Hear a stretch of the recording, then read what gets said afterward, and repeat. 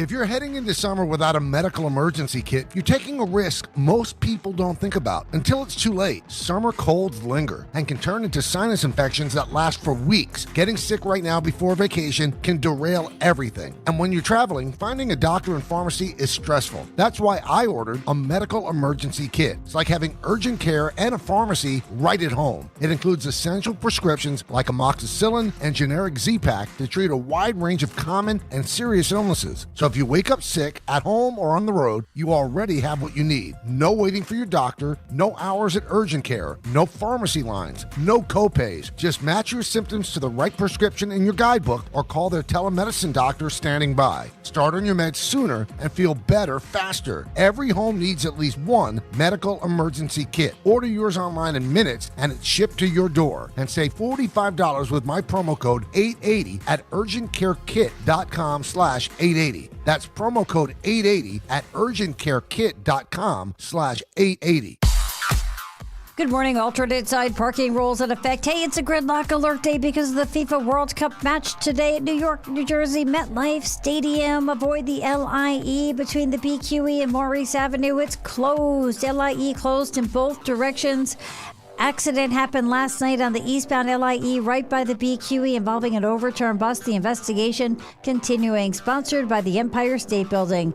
The country's #1 attraction is right in your backyard. Find out why TripAdvisor travelers named the reimagined Empire State Building observation deck as the #1 attraction in the world. Get your ticket at empirestatebuilding.com/radio. Open daily. Reservations required. I'm Debbie Duhame, 880 ESPN New York.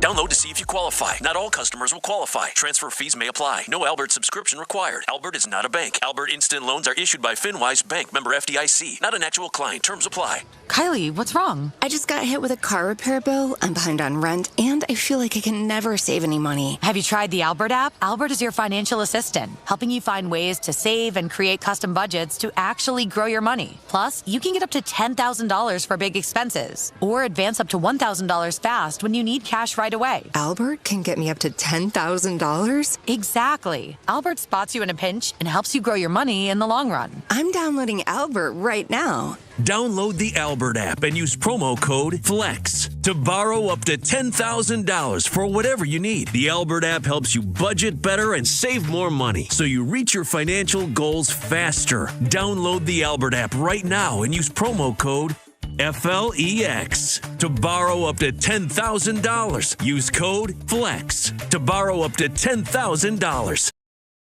ESPN New York is your home for the world champion New York Knicks. WHSQ and WCBS FM HD2, New York. Got the #1 pick in the NHL draft, but the men that can't seem to stump. Do something dumb, that's an observation. CLT make them need to run. That's Lawrence Taylor! Cut 'em every trash, CMT for short. Wonder if we best once you peep the score. Up at the crack of dawn, top stories of the morning. While you're yawning, grab your coffee, rise and shine with 8:80 a.m. This is Drop Time. We provide highlights from your favorite teams. Got Dave and Rick making plenty of picks. It's Rule 76. Alrighty, we made it to Tuesday. Final day of the month of June, 2026. It is DNR. Dan and Rick hanging out with you here on ESPN New York at 800-919-3776. That is the telephone number. Ray Santiago is bright-eyed and bushy-tailed this morning. Julian Kushnick, our good buddy, is here for RJ as well. Rico, how are things, pal? Things are good, Daniel. I mean, baseball not great. No, but I did enjoy the World Cup quite a bit. Oh, wait a second. Now, did we not tell you on this program yesterday that the Monday slate of games in the World Cup would be of epic proportions or not? Yeah, I mean, you almost, without saying it, said that yesterday's slate was going to be, I don't know, dragon novel pornish. I don't even think the Dragons had anything on those games yesterday. I bet the Dragons were watching this as a precursor to the actual Dragon smut that was going to pursue. You know what I mean? Like that's what those games would do for you. The Dragons were watching the soccer yesterday. Yes. And then as a result of the exuberance from the soccer, they went in and wrote a whole few more chapters on their, proclivities in Dragonland. Probably a fourth book. There's Maybe a new book. A fourth book surrounding the whole World Cup experience. Like, hey, relationship's not as good as it used to be. You know what brought it back? Penalty kicks in the World Cup. That's what brings it back. I got to tell you, yesterday was cool as hell because, I was in the city and I came home. I took the train and I got home, I don't know, like a little after 7 o'clock. But I'm on the train and the Germany-Paraguay game is going into extra time, of course, and then penalty kicks. Yeah, right. And they're just starting penalty kicks when I get off the train. So at the train station in my town, they have this, kind of cafe, coffee shop, whatever you want to call it. And it was still open. And they have 2 giant televisions in there. I was about one of 20 people. Then when we got off the train, we were all standing outside this place, peering through the window, looking up at the TVs like homeless people. I love that. But it was this great communal experience that, I don't care what game or what sport was being played on that TV. If it was just your regular baseball game, we're not all standing there delaying our route home just to watch the ending of how this thing would finish. It was awesome. And you know what? This World Cup, as we've talked about, has not disappointed at all. No, it hasn't, and it's amazing, man. I had that same experience during the tournament. Just walking down the street, games on, all of a sudden, big moment. People start crowding around a television. It's just, and then having experienced the whole Knicks run, it really just it really makes you understand why sports is so important and what it can do. I mean, watching the game last night when they went to the penalties, and they're talking about they go to the studio and they're talking to Lawless and Henri and Zlatan and just about what it's like in those moments and everything else. And you could practice those kicks 1,000,000 times, right? 1,000,000 times, and until you're in that moment and you recognize the pressure that's involved, what this means to your teammates, to your country, and you watch the Moroccan fan when the guy hits the post. It is unbelievable. He's going crazy. The place is going nuts. I mean, you have posts and missed nets. I mean, it really is. It's a cool experience, but I can't imagine what those guys that missed those penalty kicks last night feel like right now. And sometimes it's you said, and you could attest to this because you were on the other end of it, during shootouts and this and that with that as the goaltender. But, if you are the shooter, you probably have so many different things going through your mind. And at times you tend to overthink it. There were a couple of guys yesterday, as they were beginning their progression towards the ball, you could see them almost stop dead in their tracks. And one guy on the Netherlands, it was almost like he gave it a second thought at the last minute, and then he hooked the damn thing wide left completely. Well, yeah, he comes in. I mean, he came in with this little stutter, and then goalie dives to the left, and he's like, oh, my God, I got the whole other side of the net wide open, and he ends up screwing it up. But I mean, that's the thing. The goalie obviously trying to save it, but at the same time, they showed over during, during the break before they got into the kicks, and they're doing the multiple coin tosses and everything else. It's just the coach going over with the goalie. I mean, the net's so big, you're trying to guess which side he's going to. I mean, to his credit, the Moroccan goalie stands up on the last shot, right? I mean, he ends up going to his right, stands up, and makes a big save, but there's not nearly as much pressure on the goalies in that spot than it is the guys taking the kicks because the expectation is that net's humongous. You should score on these kicks. Right. But there's just enough, the goalies are humongous too. There's just enough pressure, right, mixed into this whole thing where, some guys just in that moment have a hard time. But it was a good, you weren't wrong. Yesterday was a fun watch. It really was. Brazil wins in stoppage time. They get the deciding goal against Japan to knock them out. The Germany-Paraguay epic goes into penalty kicks, and the Germans are sent packing. And I'll tell you this, that United States win over Paraguay in the opener 4-1, that win is aging a heck of a lot better now, don't you think? Yeah, well, Germany couldn't do anything, right? I mean, it's just Paraguay plays great defense, and good guys are fast, man. And they just look to go in transition. The play the guy made on Paraguay's goal, as he was coming up and he kicks the ball back was a great play. And then last night the Netherlands didn't really play. I mean, they changed their shape and everything else. They didn't play well. So you're right. I mean, the fact that the U.S. made Paraguay look the way that Paraguay looked, And then watching them yesterday, it should give you more confidence here moving on. And I think it was Zlatan at the end of regulation last night in the Netherlands-Morocco game. Like, he even said, he was like, you know what? He's like, bad job by this was before even the kicks. He was disgusted by them. He was like, what? They weren't playing aggressive. They didn't play to win the game. It's almost like they were just content to sit back or whatever. And guess what? They ended up getting burned because then they lose in kicks. And the Dutch, who were obviously, I think, one of the favorites. This was a team that could easily go to a semifinal. They were that good. And now they're out here in the round of 32. It's crazy. Yeah, well, that's what happens, though, man. I mean, it's in the biggest games, you pick a bad day to have a bad day, right? Like in the biggest games, you have to, play at your best. I think what would piss me off, and I'm sure, the Netherlands fans feel the same way that Zlatan feels, is that you didn't play your game. Like, if you're going to lose, lose the way you play. Right. Don't go down like that. And, it's funny how that ends up working out, right? He gets done saying what he says, and then they get to the kicks, and it's Morocco who ends up, because they probably deserved it, ends up getting the win and moves on. It was incredible. And, our buddies Ray and RJ, they had the watch party yesterday during the Germany-Paraguay game. And because that one was an epic and it went long, and when Ray came in this morning, I said, "Did you guys stay for the entire game?" The kid's like, "Hell yeah, of course we did." You can't be and I'm glad for that, Ray, because there's no way that you could have walked out of there early the way that game was going. No, absolutely not. That game was absolutely a thriller, by the way, man. I had a lot of fun watching it, and like you said, that game makes Paraguay. Makes the U.S. win against Paraguay look a lot better. Dude, we got to win tomorrow night. If we don't go out there and take care of business tomorrow night, that's just going to be brutal. Yeah, it's going to be awful. You built this whole thing up. To have them play as well as they played and then go into this game where they'll be favored and then lose, you'd be devastated. So how was the turnout yesterday? Pretty nice turnout over there at Ainsley and Bowery. And like I said, we had a lot of fun. Thank you to the folks over at Rataburger. Thank you to Ainsley for having us. Mike Navarro was there. Nice. Showing out the two promotions guys, Tyler and Joe Betts. Okay. So it was a good time. It was a good time. And at least you guys, we're in the city for the first time doing one of these, which is cool. Rico, you missed a good time, by the way. My cousin showed up. Oh, my no. My cousin. Cowboys cousin. No, not that cousin. The cousin with the coffee beans. Oh, I love the coffee beans cousin. So...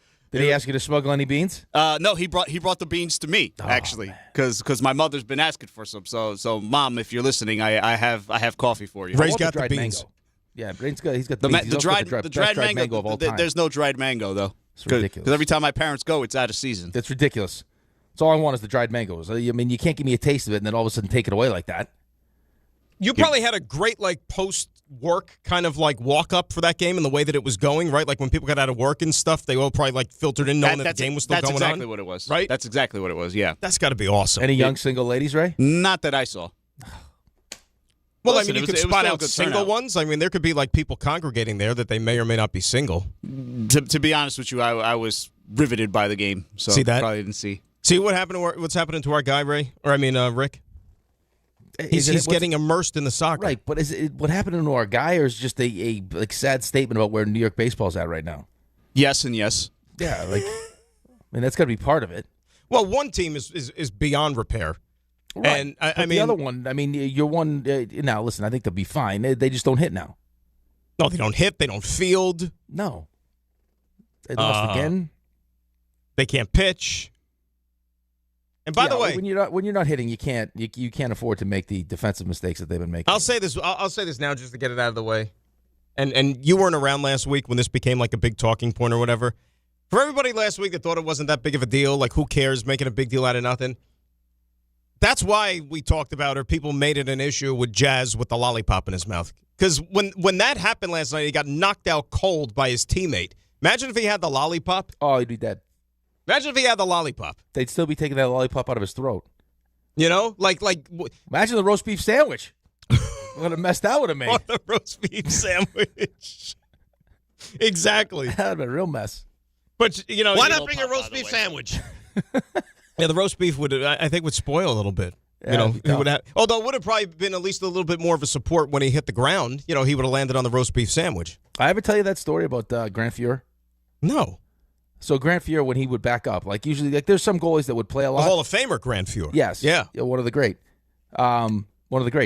So when you would back up, if you saw Marty Brodeur back up because he'd play over 70 games, his day backing up was a day off. It didn't even you get lit for 10. Marty had no chest protector on. Marty's not coming into the game. Like Francisco Lindor with the Mets on Sunday. Correct. Yeah. So, like, you'd have goalies like that knew, like, going into that game, I'm backing up. So there's a 99% chance I'm not seeing any action, right? So what he would do is, to keep himself busy during the game, he would hide candy in his equipment so he could have little snacks during the game. So goalie gets hurt. Now, like, Furzy was, like, infamous for having new equipment, like, fresh out of the box. Like, he could wear brand new pads, like, weren't even broken in. He would just take them out of the box, put them on. So he has a combination of brand new pads, and he's got candy stuffed in his equipment. Goalie gets hurt. He gets thrown in. He goes in, first shot goes down, and feels this sharp pain, and hears like a pop, right, or like a crack. So he goes down. He's writhing in pain. He's like, "Oh my God, I heard something pop." He thinks he blew his knee out. Trainer goes, "Where's it hurt?" And he's pointing like, "It's my knee." So the trainer goes in with his hand, like into like where his like knee would meet his pad, and he's feeling it around, and he comes out with a jawbreaker. He went down on his knee, and one of the jawbreakers he had hidden his equipment was lodged. He went right down on the jawbreaker and thought he popped his knee. Oh, that is great. Because he was hiding candy in there. Yeah, sometimes you get pressed into duty. You never know. One of the great stories, yeah. And then you lose track of that stuff there. So, yeah, look, we'll get into the Yankees in a little bit more detail. Hey, we got Buster Olney today because it's Tuesday. Oh, no. A lot of pressure on us. There is a lot of pressure. And I was thinking about this yesterday because, you're thinking about next day, okay, we got Buster. And you and I have had our moments when it comes to asking the questions and all that stuff with Buster. Ray, here's what I'm thinking we should do. And, Rick, you tell me if you're on board with this. Ray, if you could almost have like a little bit of an alarm or a buzzer, right, and time out each one of our questions, what do you want to set the minimum threshold at? Usually my reaction to having one of those long questions is I try to keep it under like 10 seconds, 15 seconds max. I'm usually real quick. Do you want to do... Like, Buster, why did the Mets stink? Right. Like, real fast. Why Bregman not back? Yeah, but like in English, though. In English. Yeah, right. I mean, do you want him to do 15 seconds, 20 seconds? I mean, like, Ray, what do you think? We could be generous a little bit. Let's do 25. Let's just 25. Let's start you have slow. No faith in us. Let's start slow, and then if you guys meet a certain threshold, I'll take that extra 5 seconds off the clock. 25. Wow. I mean, look, I'm going to speak boldly now on behalf of the both of us. I don't think there's any way we're exceeding 25 seconds. No way. No. I mean, there's we're chance. pros. Yeah, but you say that. I know. I think there is a chance. There is a chance, because we talked about this yesterday, that you're used to doing shows by yourself, that if Buster says something interesting, you go down that rabbit hole again. I think there's a chance. All right, so you want to do 25? I think we start 25, and All I think we take it upon ourselves to keep it real tight. How about this? Start at 25, and if we're doing really, really well, which we will, how about like midway through the interview, we drop the 25 down to like 20 or 15 or something like that? And yeah, really, that's where my line of thinking is. I don't even think we'll need it. Oh, wow. Yeah, I think we're that good. We're doing it then. All Could on I board. also say this? Could I also say this quickly? Yeah. Because I'm not sure how much more World Cup we'll be talking today. Maybe some, maybe none. And by the way, we have a game at the Meadowlands today. 5 o'clock. Yeah, gridlock. PM rush. What does bother me about soccer? Yeah. Football in general. Mm-hmm. And I know it bothers people with the diving and stuff, it's part of the game. I understand that. It doesn't bother me as much as some people. What bothers me was what happened last night in the Netherlands-Morocco game, where it's like it's as late as it could possibly get in that game, and one of the Netherlands guys gets barely, I guess maybe his shin got hit, and he lays in the field and they're playing one down. Right. It's like, buddy, if you're coming back, get up, man. Like, if you're coming back in the game, like, you can't say, like, we're not doing that. Like, this is it. This is your tournament, and you're going to make your team play down one? Well, that was kind of how we surrendered the go-ahead goal to Turkey in the game last week, because what's his name, the dude who scored the goal, he kind of got nicked up a little bit, so he was like hobbling out there. So it was almost like 10 guys essentially, and then we gave up the go-ahead goal. Right. Like, if it's over, like you lost, right? It didn't work. That you're not getting any. There's no call here. Get up, unless your leg's broken. Get up, please. Even if you're hobbling around, I need you on the field. I hear what you're saying. It's a little bit of an odd look. It's just annoying. It gets aggravating.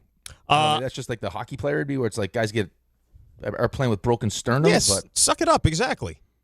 Suck it up. It's the World Cup, man. And it's the knockout stage. There's no tomorrow. Yeah, right. You're on a plane going home if you lose. Norway, Ivory Coast today, 1 o'clock. That is in Jerry World down in Arlington. And then the one at MetLife, France and Sweden at 5 o'clock. Mexico, Ecuador. That'll be a doozy at 9 o'clock tonight in Mexico. So that'll be a heck of a good time. That's your Tuesday World Cup slate. As we said, Buster only at 7:35. So we'll do all the baseball with Buster. It's Tuesday, which means CMT. We look forward to that a little bit later on, see what Ray can cook up. We got the stuff you missed.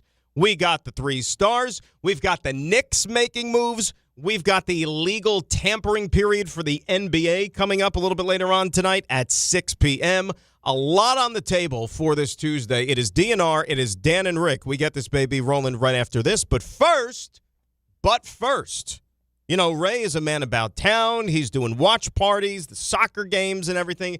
And he even managed to pick out a pretty damn cool spot in the city where if you want to load up on all your soccer merch and other things, he's going to tell you about that place right now. Yeah, check this out, New York. You really need to hear this because this summer, all the lines, they lead to Champ Sports Fan Central Station, a soccer pop-up shop open right in the heart of the city, 125 West 33rd Street. It's the soccer destination in New York. Jerseys for every national team you ride with. You ride with USA, Mexico, Argentina, Brazil. Way more, all under one roof. If you want to gear up, rep your country, and feel the energy of the city, Champ Sports Fan Central Station, 125 West 33rd Street. That's where you need to be. Oh, and by the way, if you're a Knicks fan, they've got all the championship gear to celebrate the team's first title in 53 years. But it's okay because we're going to get more.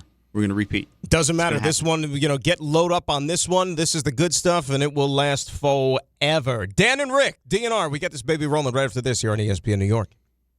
On the biggest stage in the world, FanDuel is changing the game because sometimes your player gets subbed off and your bet goes with them. Not anymore.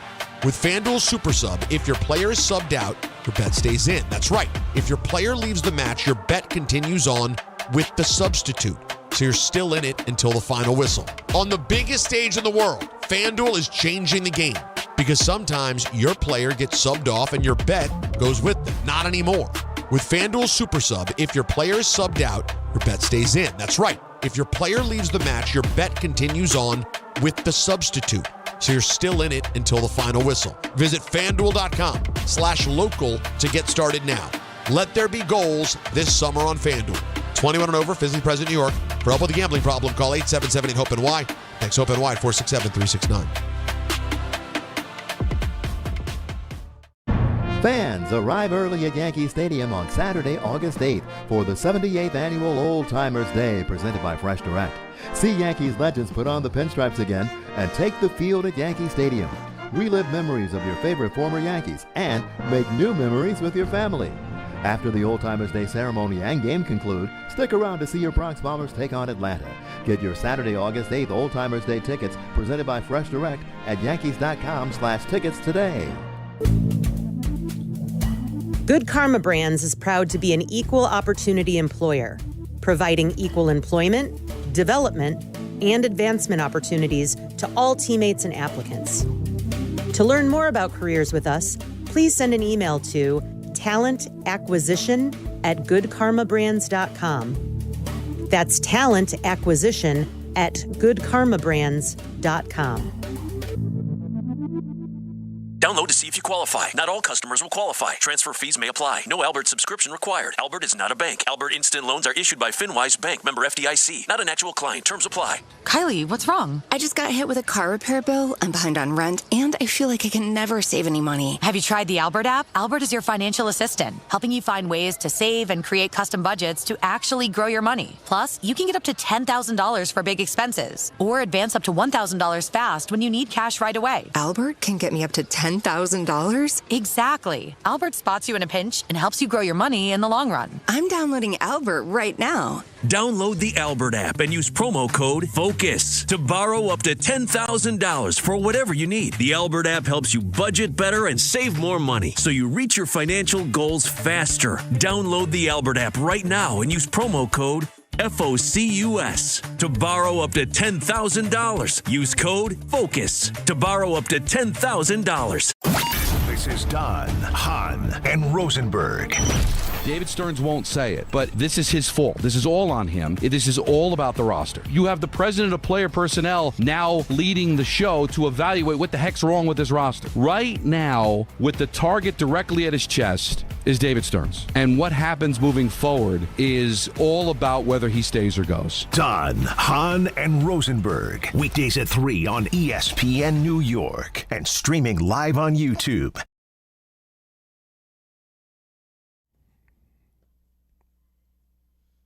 All right, Dan and Rick, DNR here on ESPN New York. On this Tuesday, final day of June at 800-919-3776. Yankees lose, Mets lose. Not a good night for the baseball. I think we're going to have to get used, Rick, to, uttering Mets lose more often than not for the remainder of the season because this thing is just sinking fast.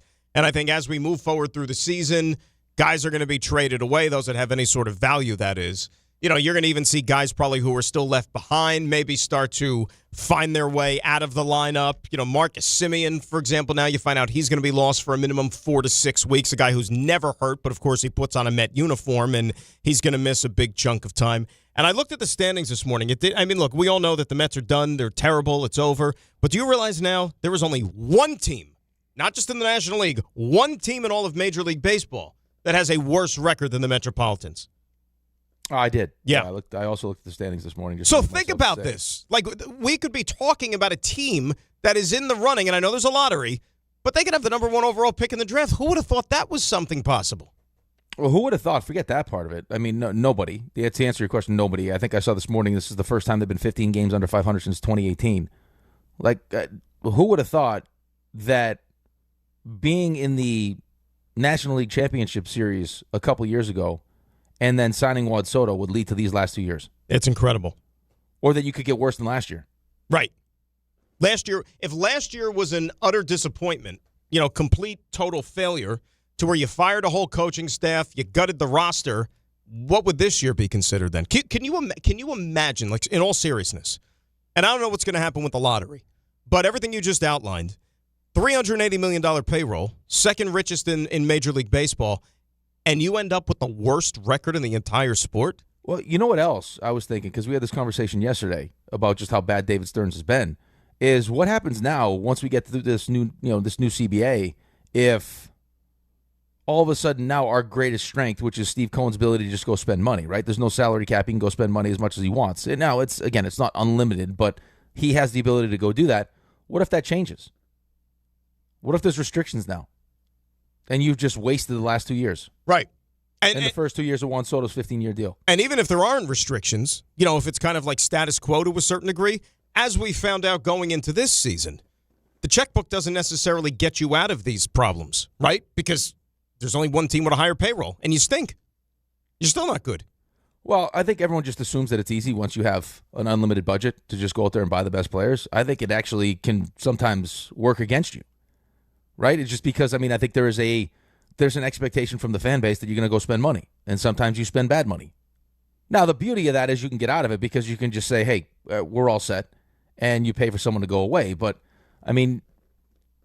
the idea that, you're going to go spend all this money on Kyle Tucker, which fortunately you didn't, but you now go out and spend $42 million on Bo Bichette. Right. Who was funny, you texted us yesterday. Tell us you didn't want to leave without telling us you didn't want to leave. I almost felt bad for the guy. And for those that didn't see it, I know Bichette, he got the nice standing ovation, tip of the cap when he came up to bat or whatever, and he spoke after the game. But before the game, he was a mess. He was in the dugout doing the media scrum there, and the guy's welling up, he's crying, he can't even get a sentence out, and you could just and you can't tell me that this doesn't play into it at all.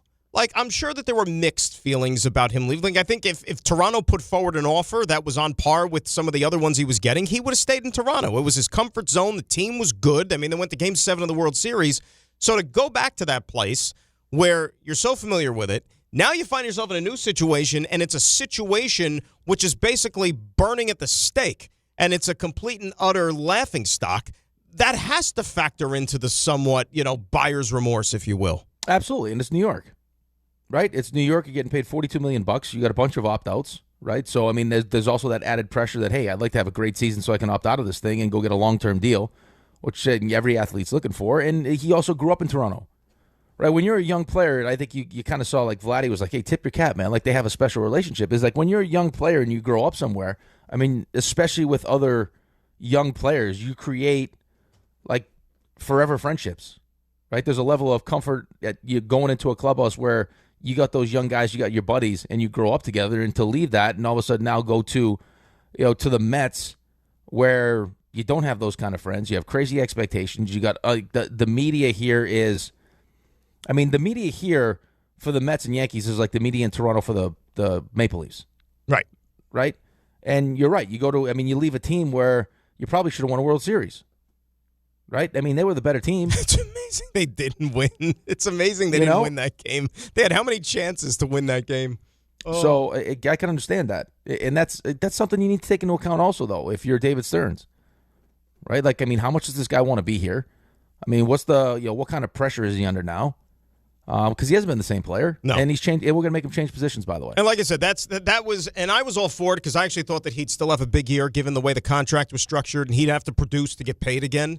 But he's also a hired gun too, though. Yeah, I know. But like you're trying to fix the clubhouse. But that was a pivot. Well, he's not a problem in the clubhouse. I mean, but I'm not saying a problem. But is he? I mean, forget being a problem. Like. You could just be doing your own thing. That's not what they need right now, though. No, but he was a guy I think also to get some production in that lineup. You know what I mean? Like which I'm fine with. Right, which I'm fine with. But if I got I got a superstar that we'll ask Buster about it. That's sitting in the batting cage while his team's in the dugout, right? And then I got this kind of like this weird chemistry between him and Lindor, and there's clearly a lack of leadership. Like, yeah, production is great, but I also have to think about can I bring some guys in here that are gonna be leaders in this team? That can help bring the locker room together. And he was a guy. Let's face it, right? When Tucker spurned them for the Dodgers, and I think that was a Steve Cohen movement more than anything else.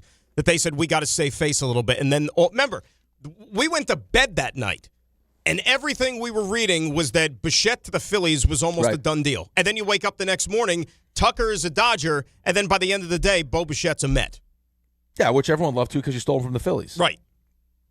But he was someone that, for him, probably in a perfect world, right? He has an unbelievable season. He opts out and gets a long-term deal either here or somewhere else. Like there's no like, hey, I'm gonna put some roots in the ground here and really I'm a Met now. It's just that's one of the biggest problems with this whole team though. Is like the lack of ownership that the players have with this team, and you also got you got young guys that are really good players, but is Carson Benj and A.J. Ewing going to step into leadership roles right now? And look, and those guys have been good. You know what I mean? Those guys have been good. They're not the problems. But you bring up Ewing. Like, could the game have started any worse for them, too? Oh, God. But the Soto misplay. And Juan, I understand that Juan's not a guy you're looking at for gold gloves in the outfield. But Juan, you're playing on turf. You have to know the difference. Even if you're not going to scoop it up, can you at least get your damn body in front of the ball? Yeah, sprint back maybe. Trap and it. Then I got Mauricio taking out Alvarez in the on-deck circle. Oh, my. Well, at least Mauricio hit something. Like, I wasn't even, it's like the Anchorman thing. It's like, I'm not even that mad. I'm actually impressed. Because, the last at-bat of the game, you ate a whole wheel of cheese? Yeah, it's like, the last at-bat of the game, too, like, he had no chance. No chance. Zero. No, and it's like, what? Turn your sets off. Even if you were still invested in the game. I don't know what scout or what talent evaluator put Ronnie Mauricio on the upper echelon of prospects. What has that guy done on the big league level to show you anything? Well, I think he just falls into one of those ones that has all the tools, right? Like you fall in love with the skill set. And I got Vientos right down the pipe. Oh, stop! Yeah, let's challenge that. That's the problem. You got all these guys you just want to kick to the curb, but it's like, who wants them? Nobody. Nobody wants them. Here was Bo Bichette before the game, and like we were talking about, tell me you didn't really want to leave without telling me you didn't really want to leave. Any expectations from the Toronto fans tonight? No, I don't know what to expect. I think that I gave it everything I had, so I just hope that's appreciated. And when we cut out all the the pauses and stuff like that because he was getting emotional and he was welling up and everything, so you could tell that it meant a lot to him. And then I thought this was a fairly innocent question that wouldn't necessarily stir the waterworks, but it did. Have you had a chance to? This was before the game. Have you had a chance to reunite yet with Vlad Jr.? I haven't. I will though. It'll be good. And like you said, they edited out the pauses and stuff like that. But Yeah, I mean, hell, Bo Bichette might stay in Toronto. Like, the Mets might leave, and he might stay in Toronto. He might beg or call his agent, guys, can I stay, please? I don't even need to play. I just want to be around. And you know what's funny? There's a bunch of, like, I think I posted the same thing I sent to you guys. It's like, tell me you didn't really want to leave. I said, can you not blame him for feeling this way? And then you have, like, the yo-yos that send messages back like, oh, yeah, look at Toronto in the standings. You think they're – well, you really anything, anybody in anything is in a better position than the Mets are right now. Toronto, by the way, was in Game 7 of the World Series last year. You wouldn't take their situation over the Mets right now? I would take a semi-pro team over the Mets. Yeah, but it's not even about that. I mean, that's part of it, but it's like when you grow up in a certain place and you create these relationships with everybody, not just the players. It's the guys that work in the clubhouse. I mean, these are real friendships that you have. And then you go to this new team where all of a sudden, I mean, you're 15 games under 500, and everyone wants to believe because you're making $42 million and you're playing a kid's game for a living that it's just always fun. No, it's not the case. It's your job. It becomes your job. And when you stink at your job and when your team doesn't win, going to your clubhouse, going to your life, it's not fun. Like you're not joking around the way that you normally would. Like it's not like everyone's putting pressure on themselves. No one wants to be 15 games under 500. Like, this is one of the most embarrassing seasons the Mets have had. And it's only getting going, too. Remember, we still have a half season. We haven't even got to the All-Star break yet. Wait till the teardowns happen. Wait till some of the other nonsense that is going to be reported that's going to happen either behind the scenes, somewhere in the minor leagues, somewhere in the front office. Like, this is only just starting now. Because when the wheels start to fall off, it gets hairy before they all fall off, and it's going to happen. The only question is, let's be real. They going to lose 100 games this year? Like, is it going to be that bad that they lose 100 baseball games? I hope not.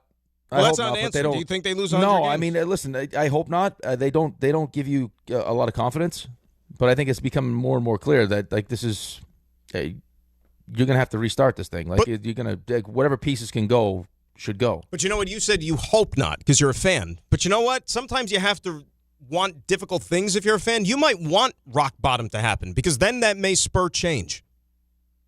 And you know what change I'm talking about. Could you imagine them losing 50 more games? Oh, absolutely I could. Like I said, what kind of lineups are they going to run out there in August and September? And, we were talking about this yesterday because I was at SNY and I did the baseball show yesterday. Who are they going to throw? But think about this. So, like, the Bichette thing, the emotions, him returning home, okay? And he got a standing ovation and was packed and all that stuff. They showed their appreciation. Pete Alonso is that guy for the Mets, like the ex-Met that's going to come home. They were chanting Pete Alonso the other day. The Orioles come to Citi Field, I think, like the second week of September on a weeknight, like weeknights. How many people are actually going to be at Citi Field to even shower him with applause? There's going to be nobody there because by that time the Mets will probably be teetering around 100 losses. You know what I'm saying? You say that, but you know how the fan base feels about Pete Alonso. What are those tickets going to cost? But again, dirt cheap, nothing. Right. So maybe you just go to see Pete. But it's like I said, school's back in, and this is a byproduct of the schedule. You can't predict this. But again, the team being as bad as they are, I think would add some fuel to this that I don't even know if he's going to get the reception that he probably warrants from the Met fan because fans are going to be checked out long before that. They're going to retire. They're going to retire Carlos Beltran's number, too. I think it's like September 19th. Who's going to be in the ballpark? Right, but I mean, maybe because the tickets will be so cheap and it'll give you the opportunity where the team is this bad to really kind of pile on. And if you hate David Stearns the way we feel like the Mets fan base hates David Stearns right now, maybe use that as the opportunity to make it extra embarrassing. I mean, that's the only thing you could say. Ray, they lose 100 games? What do you think? No, I don't think they lose 100. I'm going to say, as bad as it is, I'm going to say no also. Like, they'll be like mid-90s, somewhere around there. How many games they got left? They played 85, so that means they have 77 left. Yeah. So they'd have to go 27 and 50. It could happen, man. They could do it. That would be rough. But like I said, think about who are the names that are going to be written in the lineup card by the time you get to late August and September? It's going to be like call-ups from the minor leagues. Who's starting games for you? I mean, Peralta's got to be gone. Peralta will be gone. Holmes will be gone. You already got rid of Peterson. It's going to be Nolan McLean. You pray once every 5 days, and then pick a name out of the hat. No, you know what they'll be doing in late August and September? Senga will be taking the ball every 5 days, and he'll probably pitch lights out too. If he's healthy, then Tong will be up. Yeah, it's just I can't believe Tong with his 5+ ERA in AAA this year. Well, They've ruined him too. He's trying some stuff. I can't believe we're here, 15 games under 500 right now. It's unbelievable. Like I said, the Rockies are the only team in baseball worse than the Mets. The Colorado Rockies. Yeah, that is incredible. And I think the Royals are tied with the Mets with the same record. Royals Mets at Citi Field next week. Get your tickets now. Can't wait. Be fun stuff. Should give away like sections of tickets to should have like call in, be the 10th caller. You get a whole section or a whole row. Maybe that's what they were doing with the poster for the Kick on Rick thing. Maybe this is what Rick will look like by the end of the Mets season. He's getting there. Getting there fast. This is how much poop that the Mets are going to eat. Make Rick eat watching them. Do you have any conversations about that? By the way, like did you no, talk I was to wondering. I was going to ask Ray have we found out who was responsible for that, Ray? Did we you do have any not. Investigative work for me yesterday? We have not. You didn't talk to John about it? No, we didn't. No, but Rick didn't reach out or anything like that? No, I specifically asked for him to be on the last segment of the show, and everyone told me he would be, and then there was no one there. He was not available. He never came back into this room. I can't wait till I don't show up. I can't wait till I don't show up tomorrow. Where was Rick? He wasn't available. Wasn't available. I like that. Right, Rick was unavailable. Listen, give it a try. It'll work better for you than it would for me. Put it that way. Who's working with you today, Ray? Well, it's very quiet, so you can probably guess. Julian? There's Julian here. Yeah, Julian's Look at him all incognito in the corner. You missed the beginning of the show when I said Julian's here. I wasn't paying. You know what I got to tell you? I missed the beginning of the show when you said Julian. You missed the beginning of the show? I didn't hear you say that. You missed the beginning of the show? So he's not alone in that aspect. Ray missed the beginning of the show. But there's a lot of moving parts. We're focused on different things. Yeah, I'm trying to get things ready. I know. A lot of moving parts. All right, we put the Mets to bed. We come back and talk about a baseball team that actually has a season still to play for, but it's not going real well over the last week. What's wrong with the Yankees? We tackle that next. It's Dan and Rick here on DNR and ESPN New York.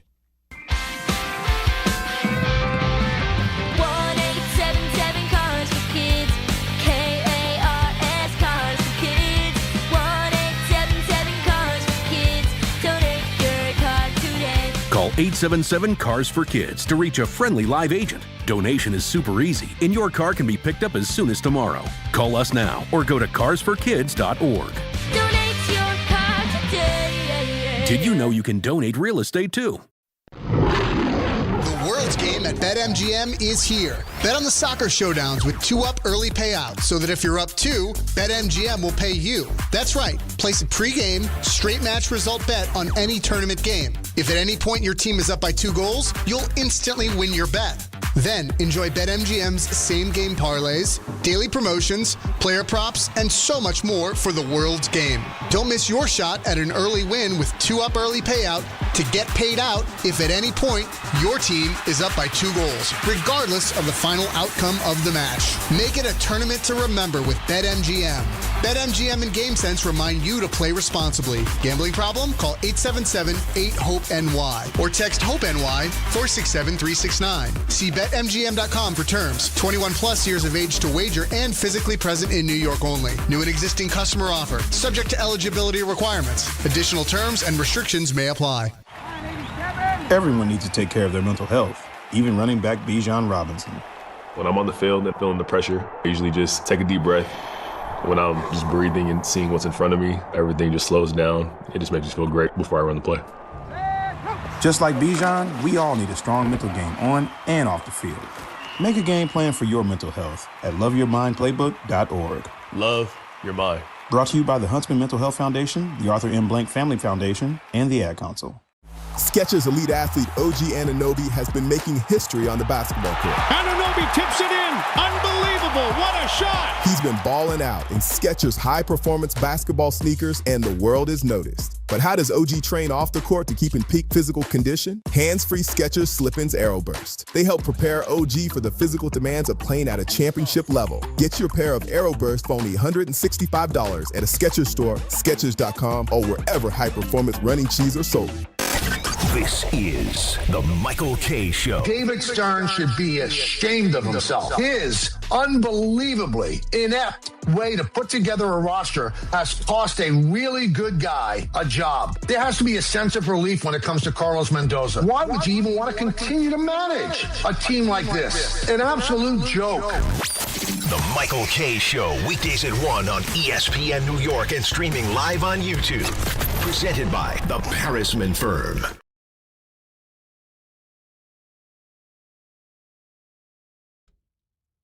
All right, Dan and Rick, DNR, ESPN New York. On this Tuesday, last day of June 2026, Mets lose, Yankees lose. And look, I think you and I were both speaking the same language yesterday, talking about the Yankees, the rough weekend up in Boston, getting swept the 4 games. But you know what? No reason to panic, right? Hope never fails. You got the Tigers coming into Yankee Stadium, followed by the Twins, the American League Central. The Yankees own those teams. Tigers, worst road team by far in Major League Baseball. They can't hit to save their lives. What happens last night? You're in an early hole. You can't dig out of it. More shoddiness in the field. Unearned runs left and right. And this Yankee losing streak is now 5. And I'm not there yet, Rick. Like, I'm not going to press the panic button, but it's not fun to watch.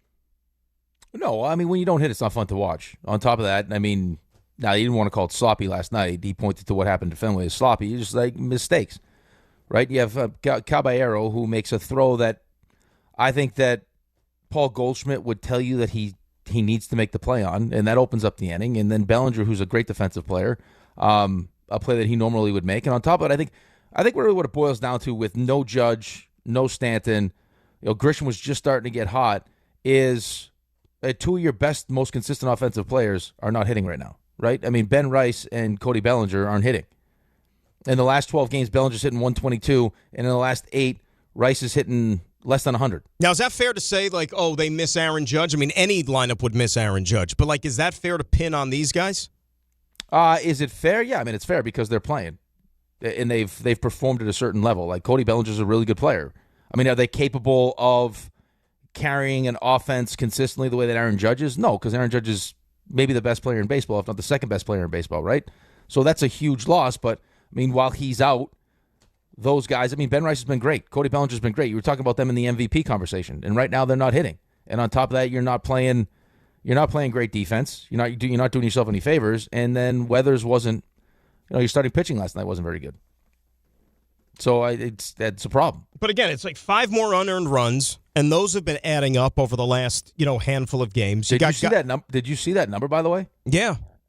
What that number is now? It's nasty. You know what it's like? It's almost Metsy. That's what it is. 20 unearned runs in the last 10 games. It's almost like and you know what else reminds me of the Mets a little bit now when you watch the Yankees, and unfortunately it's because of necessity, because of all the injuries.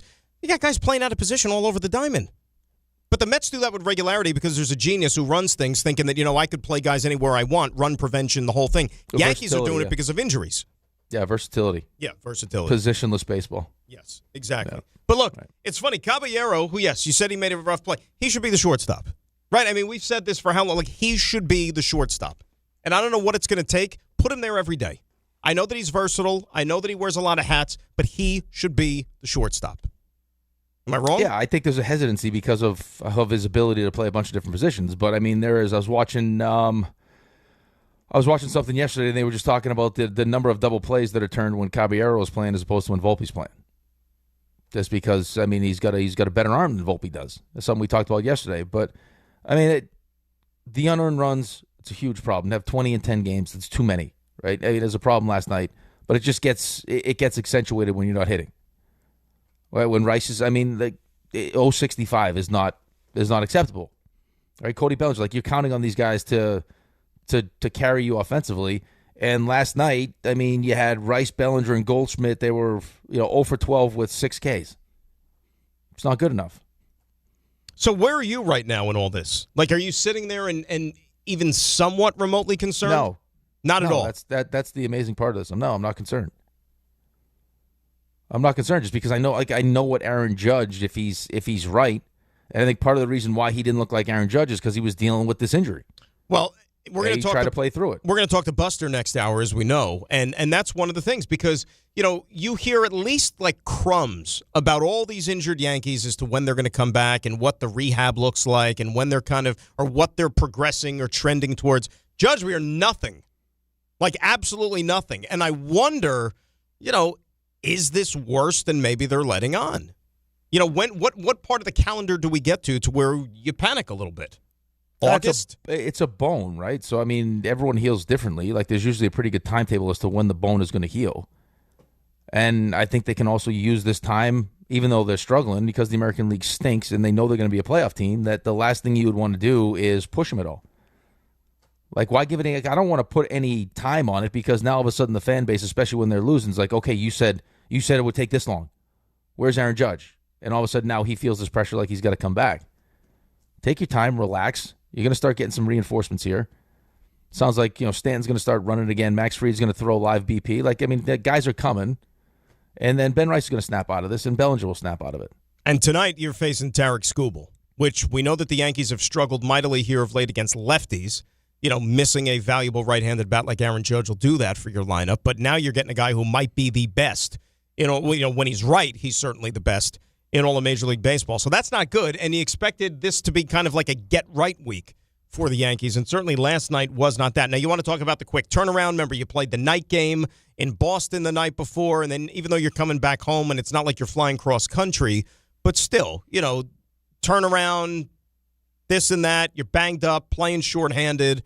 All right, and he got out of the gates a little bit slow and sloppy again last night. Here is the manager, Aaron Boone. What about the way you guys have been playing defense?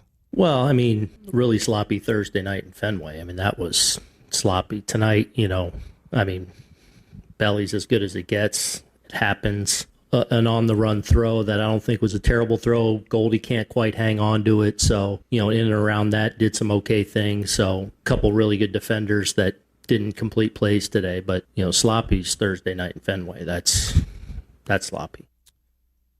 And then you get to the Jazz Chisholm situation. And so last night, I had, 3 screens. You had the Mets, you had the soccer, and the Yankees. So I saw the play where Jazz is at second. And was it a stolen base or was it just like a fielder's choice or whatever, where the guy slid in hard into second base and he kind of like nicked Jazz a little bit and Jazz was on the ground. And he was like slow to get up, but, he was kind of shaking something off. And then I didn't even look at the screen for a few minutes, like the Yankees, because I was focused on the soccer or whatever was happening last night. When I look back at the screen, I see Jazz being helped off the field by the trainers, and I'm saying to myself, damn, he never got up from that play at second base. I did not even see the collision that happened live with Jason Dominguez. And look, again, at least Dominguez finally hit something. I know it's not the guy you want to hit, but these guys, was that avoidable? Yeah, it's avoidable. I mean, just with the right communication. I mean, infield's in. It's a long. I mean, that's a much harder play for the second baseman.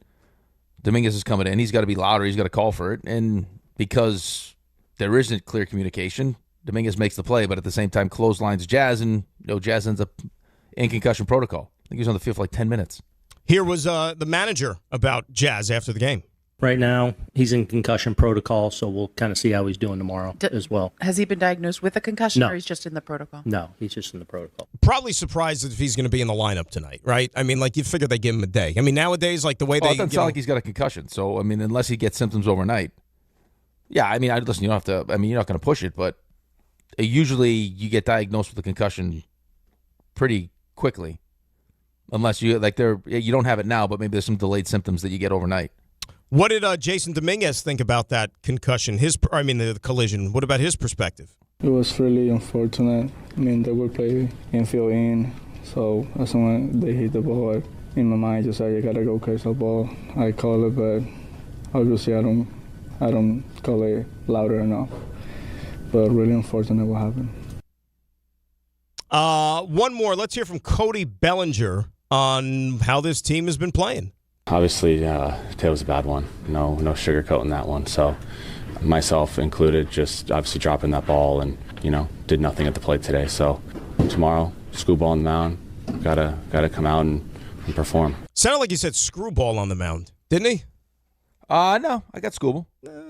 I got Scooble. I heard screwball at first, but of course you figure it out that it's Scooble. Look, I understand the American League stinks, right? American League is terrible. But that should not be the goal for the Yankees. It's not about just you know what? They'll be fine. There's no reason to panic because the league is not very good. You're a team that's trying to win a championship, right? You're a team that is trying to get to the top of the baseball mountain. So, yeah, I would expect you to find your way through the American League. So you could maybe sit there and not necessarily sweat the way this team is playing right now. It's still the bigger picture in mind. I get all those things. But at some point, as you know, and this team has ultimately learned the hard way, over the years, you get to the postseason, and there's going to be a team that people are sleeping on, all of us, and they go on one of these crazy runs, and then they're the hot team, and they're the ones that run through October. And it's only been the Yankees once in the last 15 years or whatever it is, right? So, I mean, can we really sit here and say assuredly that there's no other team that's going to be able to pick them off in October? No, yeah, I mean, you can't say anything with 100% certainty. I mean, I think goal number one should be they want to win the American League East. I mean, that has to be number one. Like you didn't last year and ended up costing you. But I think we all thought that going into the playoffs last year that Toronto was probably the best team in the American League. And they came out and they probably should have won the World Series. Right? If I'm like, I don't know how, I mean, you said this earlier, I don't know how IKF sleeps at night. Like just run, dude. Run on contact. I don't know how he sleeps at night. Like it would haunt me for the rest of my life. There's no guarantee that when Aaron Judge comes back, Aaron Judge is going to be great. But I feel pretty good about it. Like I feel like I'm pretty confident that the rest is going to do him well, and when he comes back at 100%, he's going to be awesome. Ray, go ahead. You asked me the question too. Is it fair?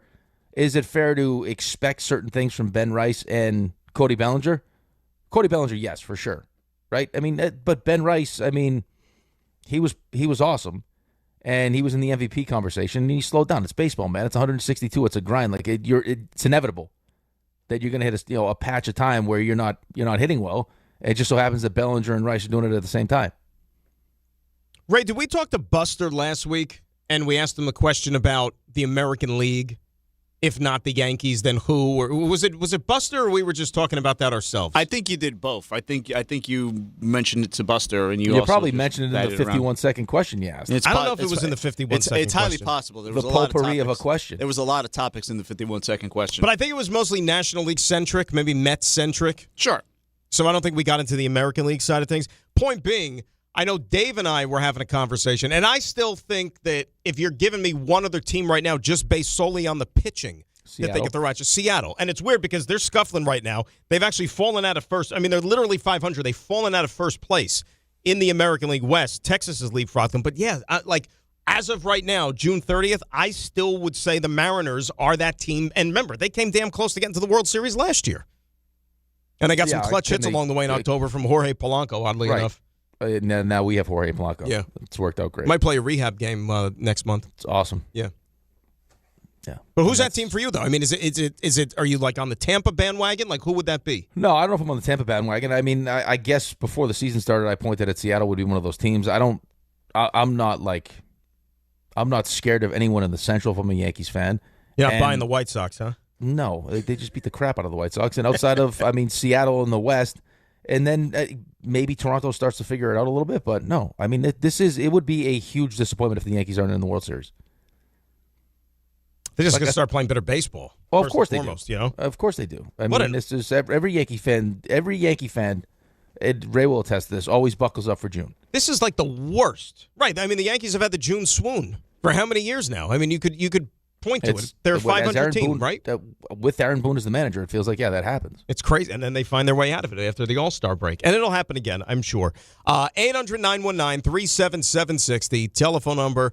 When we come back, we are going to talk a little Knick basketball as the Knickerbockers making moves, bringing the band back, at least one big piece to it for next season. We'll get into that. But before we do, my good friend Rick is going to tell you a little bit of something about FanDuel. We talked about this earlier on the show. It's the biggest stage in the world, and FanDuel is changing the game because sometimes your player gets subbed off and your bet goes with him. Well, that's not going to happen anymore because with FanDuel Super Sub, if your player is subbed out, your bet stays in. That's right. If your player leaves the match, your bet continues on with the substitute, so you're still in the hunt until the final whistle. Visit FanDuel.com/local to get started now. Let there be goals this summer on FanDuel. Must be 21 and older and physically present in New York. For help with a gambling problem, call 1-877-8-HOPE-NY or text HOPE-NY at 467-369. Knicks talk when we return. Dan and Rick, ESPN New York. From your neighborhood stop to the city and back, New Jersey Transit keeps your day moving. Reliable, convenient, and ready when you are. We're on this ride together. So keep aisles clear, use headphones, and be mindful of fellow riders. Small actions make a big difference, especially during travel times. New Jersey Transit. Ride together, ride better. Plan your trip at njtransit.com.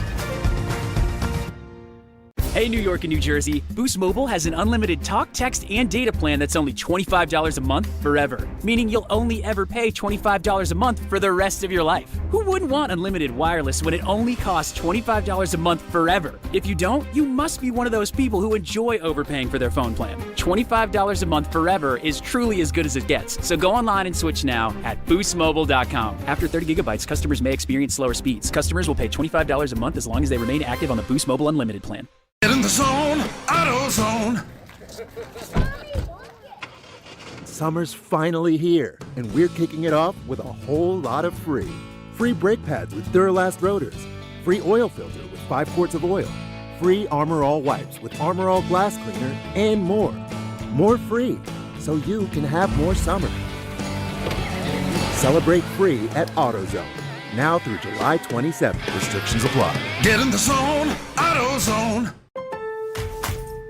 Party at your place this summer? Fix things up inside and out with July 4th deals, now at Lowe's. Get up to 45% off select major appliances and save up to an additional 25% off when you bundle select major appliances. Plus, save $80 on a select Charbroil Performance Series gas grill, now $299. Our best lineup is here at Lowe's. Valid through 7/8. While supplies last, selection varies by location. See Lowe's.com for more details. And it's 6:58 on this Tuesday morning. We have to take a look at the roads and say good morning to our good friend, Debbie Duhame. Hi, Dan. Hi, Rick. Hey, it's a struggle on the LIE this morning. All lanes closed. Eastbound LIE right by the BQE. It's an accident investigation of an overnight accident involving several fatalities. So eastbound LIE closed out by the BQE. Inbound George 45, Lincoln 30, Holland 30. Hey, it's a gridlock alert day sponsored by America 250. This July 4th, celebrate with America 250 at America's Block Party at the Los Angeles Memorial Coliseum. Hosted by Queen Latifah. See performances from major artists including Chris Stapleton and the Smashing Pumpkins. Kickoff Giving Forth.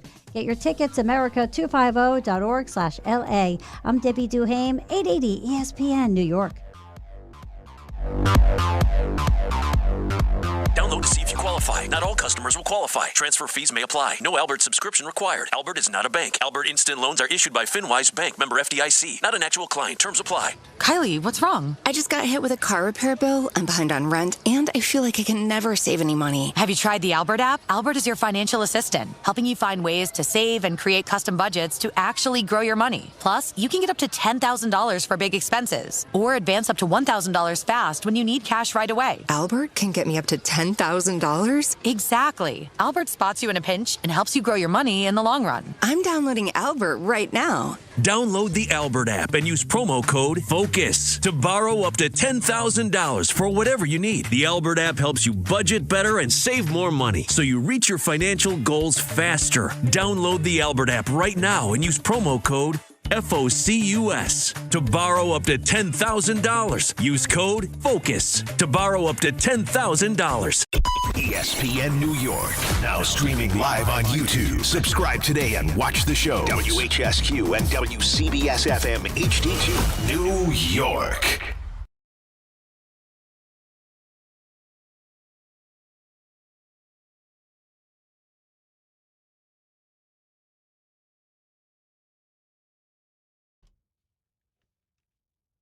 All right, hour number 2, we're rolling back here on ESPN New York. It is Dan and Rick, DNR, here on ESPN New York, 800-919-3776. That is the telephone number. Buster Olney going to join us coming up in about 35 minutes or so as we go around Major League Baseball with our pal in his weekly spot. We'll also do a little CMT later on this hour. But the Knicks, a story once again. Yes, champions of the NBA world. And we set out this offseason, even though it's only been about a couple of days old, but we wondered who would be back, how much money would they spend, Would others get better offers around the NBA, at least the ones that the Knicks hope to retain? And we know at least one important piece off of that bench, Rick, is going to be sticking around. As we get the news yesterday, Landry Shamet, 4 years, $24 million, back in the fold. So good for Landry. You got Alvarado back. You've got Landry Shamet back. Now we sit here and watch and wait and see what happens to Mitchell Robinson. But right now, the way the wind is blowing, it doesn't look like the big man's going to be making his return to MSG. Right? I mean, you get stuck where, hey, we're going to have to make a choice here because we don't want to be in the second apron, which I don't know if a lot of people really understand or why that's such a big deal or if it should be a big deal, right? I mean, you just won a championship. You have a window of time here where you have, the core group of your team in their absolute prime. Wouldn't you want to take advantage of that? And, owner comes out and says what he says. And now I guess you're kind of maybe at the mercy of what Karl Anthony Towns is going to do, right? Like, I mean, what kind of extension does he want to sign? Right. Your best player left $113 million on the table. Is that something that Karl Anthony, now I'm not saying it's got to be over $100 million, but is he going to take a team-friendly deal to keep the band together? Because there are other teams, like I mentioned yesterday. I mean, the Lakers going to meet with Jalen Duren. Now, I don't think that the Detroit Pistons can afford to move off of that. Like the idea of going Sabonis for Duren doesn't make any sense to me with Cade Cunningham, but hey, maybe that does happen. Isn't that amazing that Jalen Duren wants to go to Sacramento? Like, who wants to go to Sacramento? I think he wants the money. Well, I understand that, but you could go play overseas for crying out loud, and we're a place where you don't speak the language, you hate the food for money. But to me, Sacramento's no different. Oh, it is different because it's the NBA and it's way more money. But do you want to win? Apparently not. Sacramento's NBA Siberia. Let's face it. I don't disagree with you. That's why he's also meeting with the Lakers. I just don't know why Detroit would do that. But I mean, Mitch would be someone that would fit well with Luka in Los Angeles. I just think that the whole I understand what they're trying to do with the aprons and everything else. But I mean, it's so convoluted and it's so hard to understand. And it's like if you have a team like the Knicks that's as well put together as the Knicks are put together, like how much does going into the second apron affect this team? And I understand there are repercussions too for staying in the second apron for 3 or 5 years, and what this thing is going to look like when Jalen gets his extension and when Cat gets his extension and Josh gets his extension.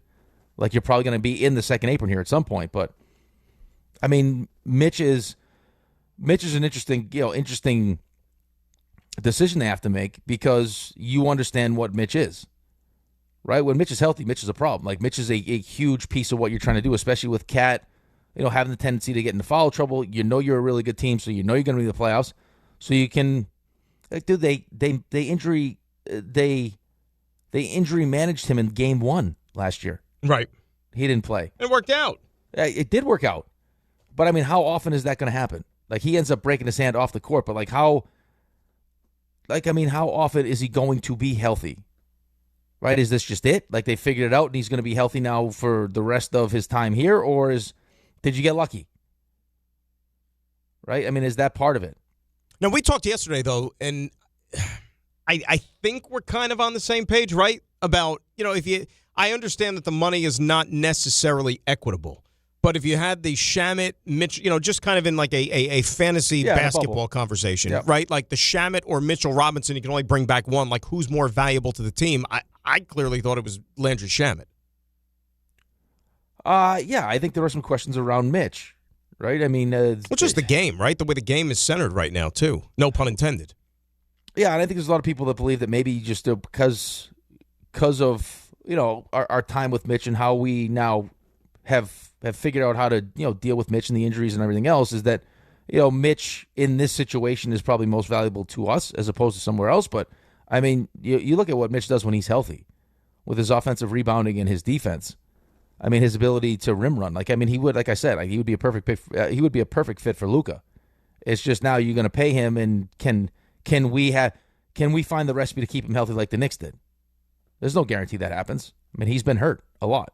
So you're mentioning, of course, like the apron, the second apron, where things stand right now after this Landry Shamet deal. Knicks are somewhere in the neighborhood of about $213 in terms of payroll for next year. Second apron is at $222. So you're looking at about $9 million in change, give or take, that you have flexibility-wise to be able to add to this roster. And you probably have, 2 to 3 open roster spots, guys that you're going to have to sign right now, you don't have a lot of proven big man depth. Like the Knicks are fine on the wing and in the backcourt like that. That's the bulk of their rotation as far as the bench is concerned. But as far as big men, the names don't exactly wow you that could be had out there on the open market. If Jock Landau, who was with the Atlanta Hawks last year in the playoffs but didn't play because he was injured, but that's a guy that could be had. Kevon Looney, for example, who spent all that time with Golden State. I think it was in New Orleans last year. Like, he's available among others.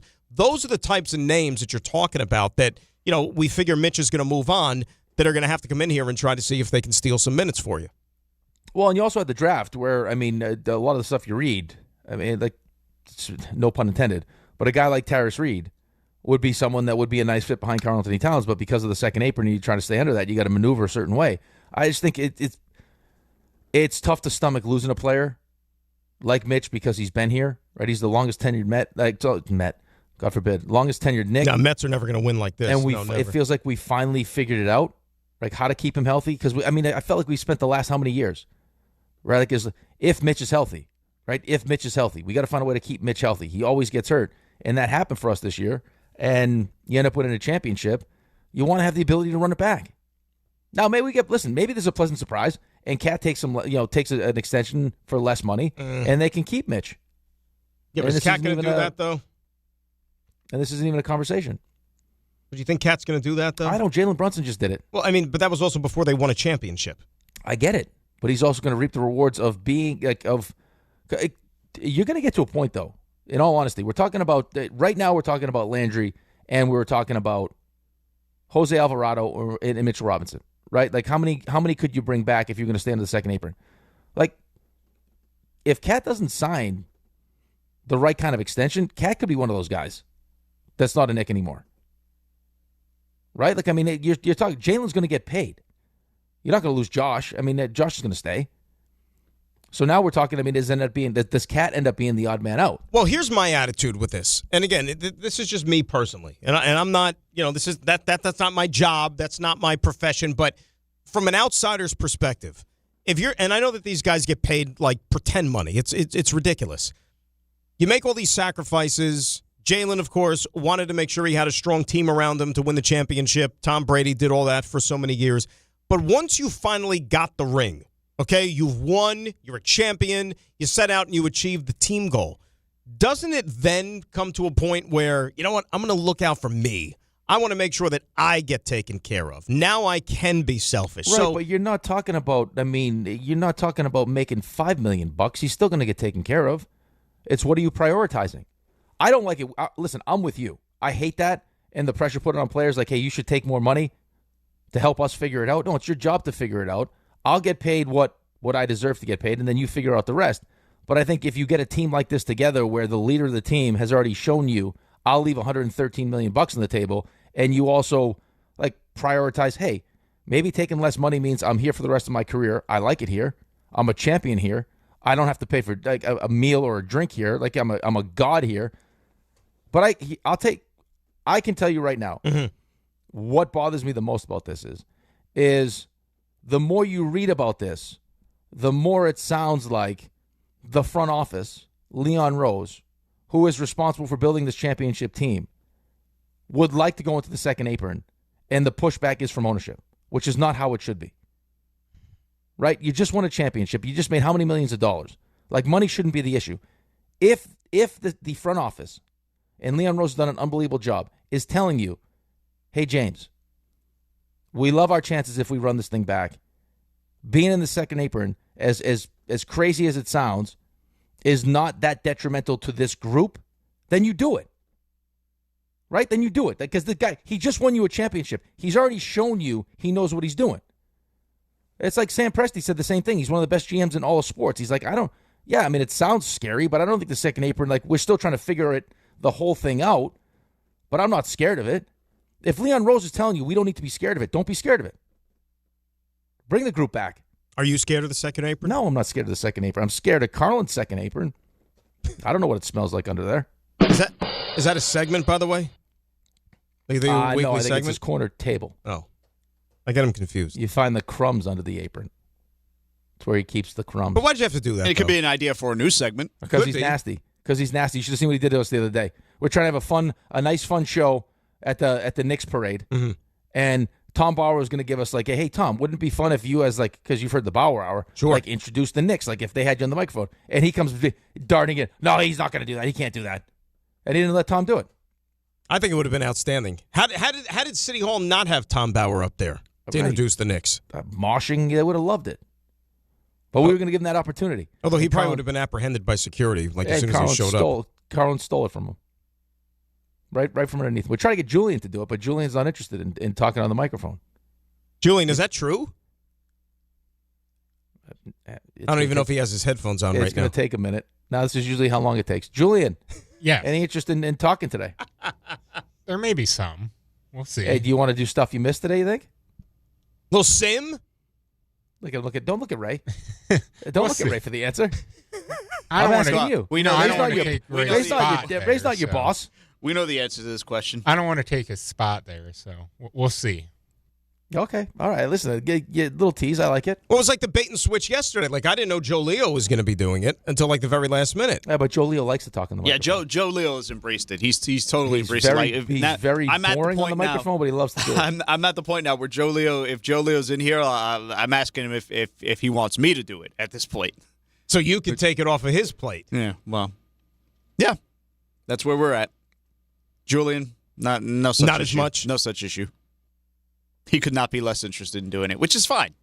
That's fine. I didn't even know Julian was going to be into that. I walked into that and I saw him here because who said? Did you say that was me? I got them. I got them flip flop. Harvey's tomorrow. Yeah, he said Harvey's tomorrow. So and I was texting with Harvey yesterday, thinking that he was going to be in tomorrow. So we're having this communication about I'm thinking he's in. He probably thinks I'm a lunatic, referring to the alarm going off early tomorrow morning because we were talking about the soccer games, and he obviously probably, like I said, thought I was nuts. Did he respond to you? Oh yeah, there was a response. Okay. But it was still just very kind of open-ended. I'm sorry, that's my bad. You steered me down a wrong path, Ray. Oh, you'll be fine. There's a lot going on. No, I mean, obviously I'm fine. I mean, we're here. We're doing the show. It's a thing. It's all good. We make it work. Of course we make it work. 800-919-3776. So here's I know that you're pointing the finger at ownership right now for having that reluctance to go into the second apron. And for those that are keeping score at home, the number right now for the starting five for the Knicks, at least is what we think the numbers are going to be like next year for the contracts. $191 million, give or take, for the starting five. That eats up about 95% of their cap. That's a lot of money allocated to five guys. But you know what? You might as well, because you look at that starting five, you could make the case, clearly, it's the best five in the NBA. Right? Yeah. So wouldn't you load up on them? Of course you would. But again, if this was Leon Rose in the front office saying, hey, guys, this is not in our best interest. Being in the second apron is not going to give us the best opportunity to get back to the NBA Finals because, if X, Y, and Z happen, we don't have the flexibility to make the team, to make the team better, to add to this team and get where we want to go. If that was them saying it, I'm good. Right? You've earned the right to make those decisions. How could we argue it? You just brought us a championship after 53 years. But that doesn't feel like it's the case. The more I read about this, the more it sounds like this is an ownership thing. And now what this is going to do is, and maybe it's a leverage play, where this is going to now put the pressure on the players. What, to take less? Yeah. Hey, Jalen did it. Yeah, but again, especially that's what they do, though. But that's what they do. I understand that. But, okay, I made the example. Why spend their money when they can spend your money? I used the example of the starters earlier. Okay, now let's turn it around. I think the example hits you home even further when it comes to role players and guys that aren't cashing in with $100+ million contracts, right? If you've won already, you're going to go out there and try to get the bag. This is your opportunity maybe for the best payday you can have in your entire career. That's why, I was surprised Landry Shamet's back, to be quite honest with you, because I thought that he would get a contract in front of him, which the Knicks didn't even want to go towards. Mitchell Robinson might be facing likely will be facing the same thing here. Why not some of these other guys? Well, I'm sure they will, but I think the bag for Mitchell Robinson is different than the bag for Karl-Anthony Towns. Clearly. Right. Karl-Anthony Towns can, I hate to, again, because I hate this part of it, is to spend a player's money because he's earned every cent he makes. It should max out whenever he gets a chance to max out, especially after winning a championship. But, he's made a lot of money. He's going to continue to make a lot of money. Now, do you want to sacrifice to keep players that you think give you a better chance to win a second championship? I mean, every player is different, man. Every player. And you could go chase the bag and be miserable, right? Mitch is also someone that's dealt with some off-court stuff, right? Do I want to run the risk of going someplace where I haven't, I'm not as comfortable as I am here, or don't have the support system where I'm miserable now and I'm dealing with the off-court stuff now because my mentals aren't right? Every player is different, man. Some guys just want the money. It sounds like Jalen Duren just wants the money. And I'm willing to go to Sacramento to get it done. I mean, that's a bold choice right there, but I get it. But that's one of the guys that's one of the guys that will get into that spot, and as great as it feels to have all this money, will be miserable. And the Knicks will be happy about that, right? That helps the Knicks. They will. Get them out of the Eastern Conference. I mean, but again, like you sit here and you worry about a team like the Detroit Pistons that was a thorn in your side in the regular season. How'd that work out come playoff time when they were nowhere to be found? Well, here's the other thing too. In a situation like Cat, I mean, Cat's going to be given, not given, he earned. Right. All these different opportunities off the court. So for whatever money he leaves on the table, I'm sure there will be other ways to make that up. And if he finds the way to do that and still keep Mitchell Robinson and give himself the best chance to get back to a finals, I mean, what does that mean on the back end for all that other stuff also? Right? I mean, I think when you, once you've won the first one, all you want to do is win the second one. And I think there is a monetary value, even though you shouldn't have to. Right? I mean, it sounds like he might have to if he wants to, if ownership's not going to bend on this. Because, James Dolan has the ultimate say. It doesn't matter what the players do. It doesn't matter what Leon Rose says. If James Dolan doesn't want to go spend the money and get into the second apron, he won't. I just don't like that dynamic. I hear what you're saying about, once you win the first one, all you want to do is win the second one. Some people, yes. Some people, no, though. Well, no, but but I'm not arguing that point. Right? I mean, Nathan McKinnon was just talking about how he doesn't want to be a pig because he knows he needs good players around him. Should that be the case? No, but when you agree to a salary cap, right? I mean, you ultimately agree to these things. I mean, there's a person that owns the team. You don't own the team. So, maybe you're going to have to take a haircut. You shouldn't have to, but you have to. If that's what you want, is another championship. It's crappy, but it's why you never want to have a salary cap. Right. I mean, and unfortunately, it's the price of doing business when you're successful and when you win, right? I mean, everybody's going to want a handout. Everybody's going to want to get taken care of. And you want everyone to get paid. That's the thing, too. As a player, you want all your buddies to get paid. I want Mitchell Robinson to make as much money as possible, but with us. Right. But the organization looks at it differently because obviously they're running a business and they have the rules that they have to adhere to. But that's what bothers me about it, though. If Leon Rose told me, hey, I don't want to do this because of these reasons, I trust them. Because how could you not trust them? But if that's not the case, in his opinion, no, we should be in the second apron because we have a good enough team to get back to the finals and potentially win it again, then that's what I would do. 800-919-3776. Wild day in the NBA as well as we steam towards 6 p.m. tonight in the legal tampering period. What other moves are going to be on the horizon over the next couple of days? Dan and Rick, DNR, ESPN New York. Prizes, flyaways, even cash money. You want it? We've got it. Find a list of all contests and official rules by visiting ESPNNewYorkContests.com. That's ESPNNewYorkContests.com. Hey, Yankees fans, come out to Yankee Stadium on Monday, July 20th, when the Yankees host the Pittsburgh Pirates, and be ready to receive a traditional Yankees giveaway. It's Yankees T-shirt night, presented by Sato. The first 15,000 guests will receive a Yankees T-shirt. For tickets, log on to Yankees.com/tickets. Again, don't miss the Yankees and Pirates for Yankees T-shirt night presented by Sato on Monday, July 20th. Visit Yankees.com/tickets today.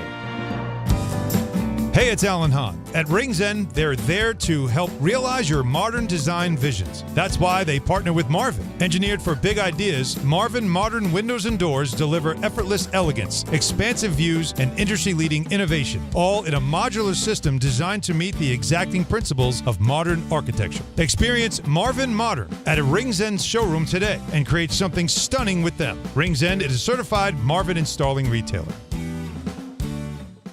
You matter, and so does your well-being. If you're facing tough moments, struggling with anxiety, depression, thoughts of suicide, or substance use, Help is here anytime you need it. Call, text, or chat 988 for free confidential support. New Jersey's 988 Suicide and Crisis Lifeline is here 24/7 for you or someone you love, with trained counselors who listen and care without judgment. You matter. Remember New Jersey's 988. A message from the New Jersey Department of Human Services. When it comes to your yard, reliability matters. Shop with confidence at the Home Depot and get 4th of July savings on Ryobi, the #1 cordless outdoor power brand. It's time to choose your power.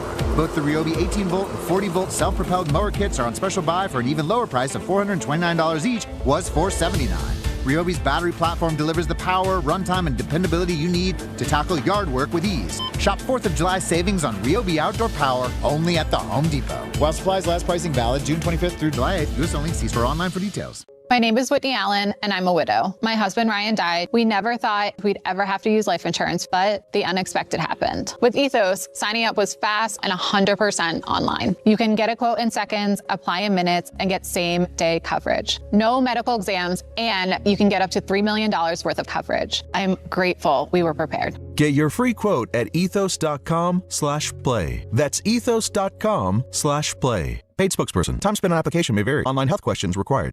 Heat up your 4th of July at the Home Depot with our wide variety of grills under $300 and make every gathering one to remember. Give your outdoor space a glow up. Whatever your budget is, with savings on seasonal plants starting at $5. With the grill fired up and your backyard set to perfection, you'll be able to invite friends and family over to kick off the party. Start celebrating with low prices guaranteed at the Home Depot. Prices may vary by store. Exclusions apply. See homedepot.com/price match for details. Back to school starts now. Get long-lasting battery life on the Dell XPS laptop powered by Series 3 Intel Core so you can work from anywhere. Now starting at $699 with exclusive student pricing starting at $599. Complete your setup with savings on select monitors and must-have electronics and accessories. Limited time deals and free shipping on PCs and more await you at Dell.com/deals. That's Dell.com/deals. This is Don, Hahn, and Rosenberg.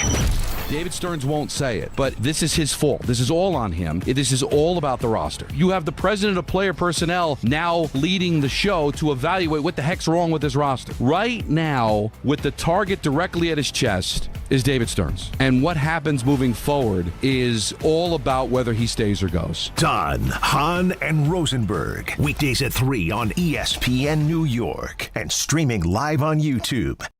If you've been injured on a construction site, then you need a lawyer who knows New York's unique labor laws. At the Parisman Firm, they have decades of experience handling construction accident cases and a proven track record of delivering huge results. Their team has already recovered nearly $1 billion for hardworking New Yorkers. From scaffold accidents to slip and falls and equipment failures, they've got your back. Call the Parisman Firm now at 718-WORKERS. That's right, 718-WORKERS, because your case is their cause. Get the justice you deserve today. Congratulations, New York. The Knicks did it. Through battle after battle, they dominated to become this year's NBA champions. Day in and day out, the hard work paid off, and you were there every step of the way. Enjoy the crown. Own it, because this year is your year. A part of your legacy that will never be forgotten. So celebrate this moment, show your pride, and shop the largest selection of official NBA gear at NBAstore.com. A Fanatics experience. All right, the ESPN New York Beach Bash is coming up. That is right. How about 2 days away? Thursday, July the 2nd, Bar A in Lake Como, New Jersey. Head down to the Jersey Shore. You can join the Michael Kay Show, Don, Hahn, and Rosenberg live starting 1 p.m. And you get an appearance by Rick and Dave, Bart Carlin, and so many more. Ray Santiago, among others, is going to be there. We'll have plenty of giveaways for fans in attendance, a soccer watch party, and the main attraction, you have a chance to test your soccer skills by trying to kick a soccer goal past the one and only Rick DiPietro. That is right. Plus, there's going to be music from Surfing for Daisy, who'll be playing an hour before and after the shows. And it's all brought to you by Spiked Aid, Boost Mobile, Miller Lite, Fanatics Fest NYC, and the New Jersey Lottery. Got to be at least 21 years of age to enter. How do you feel? Like the anticipation, I mean, like I said, we're 48 hours away from this thing. I think last night was nice. Kind of gave me a sense of some strategy. You mean like, wait a sec, the World Cup with the soccer at the highest level known to man, that's what you're using as a gauge to handicap how you're going to fare coming up on Thursday. No, you misconstrued what I'm saying. I'm not saying the handicap. No, I mean, there's a chance by the end of it I am handicapped. That's what I mean, yeah. Like really focusing on like the goalie techniques, right? Like, I mean, just the idea of, what kind of footwork I want to use, like how I'm reading the shot off the foot, all those different things. But they're not playing on a beach either. Think about it. It's way more. You're going to have it way more difficult. Way more difficult. I mean, look, even if I was an elite, world-class goaltender in soccer, going up against elite, world-class ball strikers in the World Cup, I still think I'd like my chances better there than I would given the challenges that you're going to face on sand, no less, against amateurs. Yeah, sand, 100 plus degrees. All the heavy equipment as we saw on the poster. Right. I may actually perform the way the poster looks. I mean, that may actually be, this is what Rick will probably look like in net. I don't know. I'm excited for the challenge, though. Have you narrowed it down as to what equipment you're going to be wearing for this? No, I don't think there's any equipment. I think it's probably going to be like maybe a bikini and some goalie gloves. Oh my! Did you lose a bet? No, I didn't lose a bet. I need the freedom. You know what I mean? I don't want any restrictions. Ray, you've done a lot of soccer watch parties. You've consumed a lot of soccer with the people on your own. Are you going to partake in the penalty kick shootout? Ray's a big watcher. Excuse you. No, I wasn't planning to, but listen, things can change. If I have a drink or two, that could change. Be there to support me, Ray. I need your support. I am there to support you. Well, he's going to be there, but I'm saying, what do you think? I need you to hose me down, too, also. I think Ray should take a strike. I'll be on standby. I'll be on standby for you. It would be nice to have these details already ironed out before. It's Thursday. Listen, we're very good at the planning phase of these things. Am I getting soccer? Am I getting goalie gloves? Will I have a uniform? You might want to figure that out at 7:30 on Tuesday. Is it actually a real soccer ball, or is it like a beach ball or something? No, like I think it's a real soccer ball. It's got to be a real soccer ball. Is this 1,000% going to be in sand? If this is going to be in sand, people should be doing it barefoot. Will I get to be hosed down? I need to know these things. Hydration. What? Hydration. No. Hydration's going to be a real issue here. Dude, it's going to be 103. I need Rick to be as hydrated as possible. I got to be limber, especially when you consider like what happens at the beach bash. Right, because people just keep giving you stuff. That's true. You can't say no. So when you're talking about hydration, you want to have. I want to make sure we're talking about water. I'm talking about water here. Well, no, I mean Spike Date. I mean that's good. That's Spike Date is. It's liquid. It's liquid. Yeah, sure, it's hydrating. I just want to make sure. I just want to avoid the cramping. I was reading something about a lot of the fruits that have a lot of water in them. Like, for example, I read that on the elevator this morning coming up, like the tips and the news. The little news. Orange, watermelon. Watermelon's delicious. Those are the fruits that have like some water. Watermelon's probably the best one. Those are the things that they say are good for you, especially in this crazy heat. Pineapple and celery also have nice benefits. Imagine if we're sitting there seeing and you're in goal trying to stop kicks and you're sitting there munching on celery.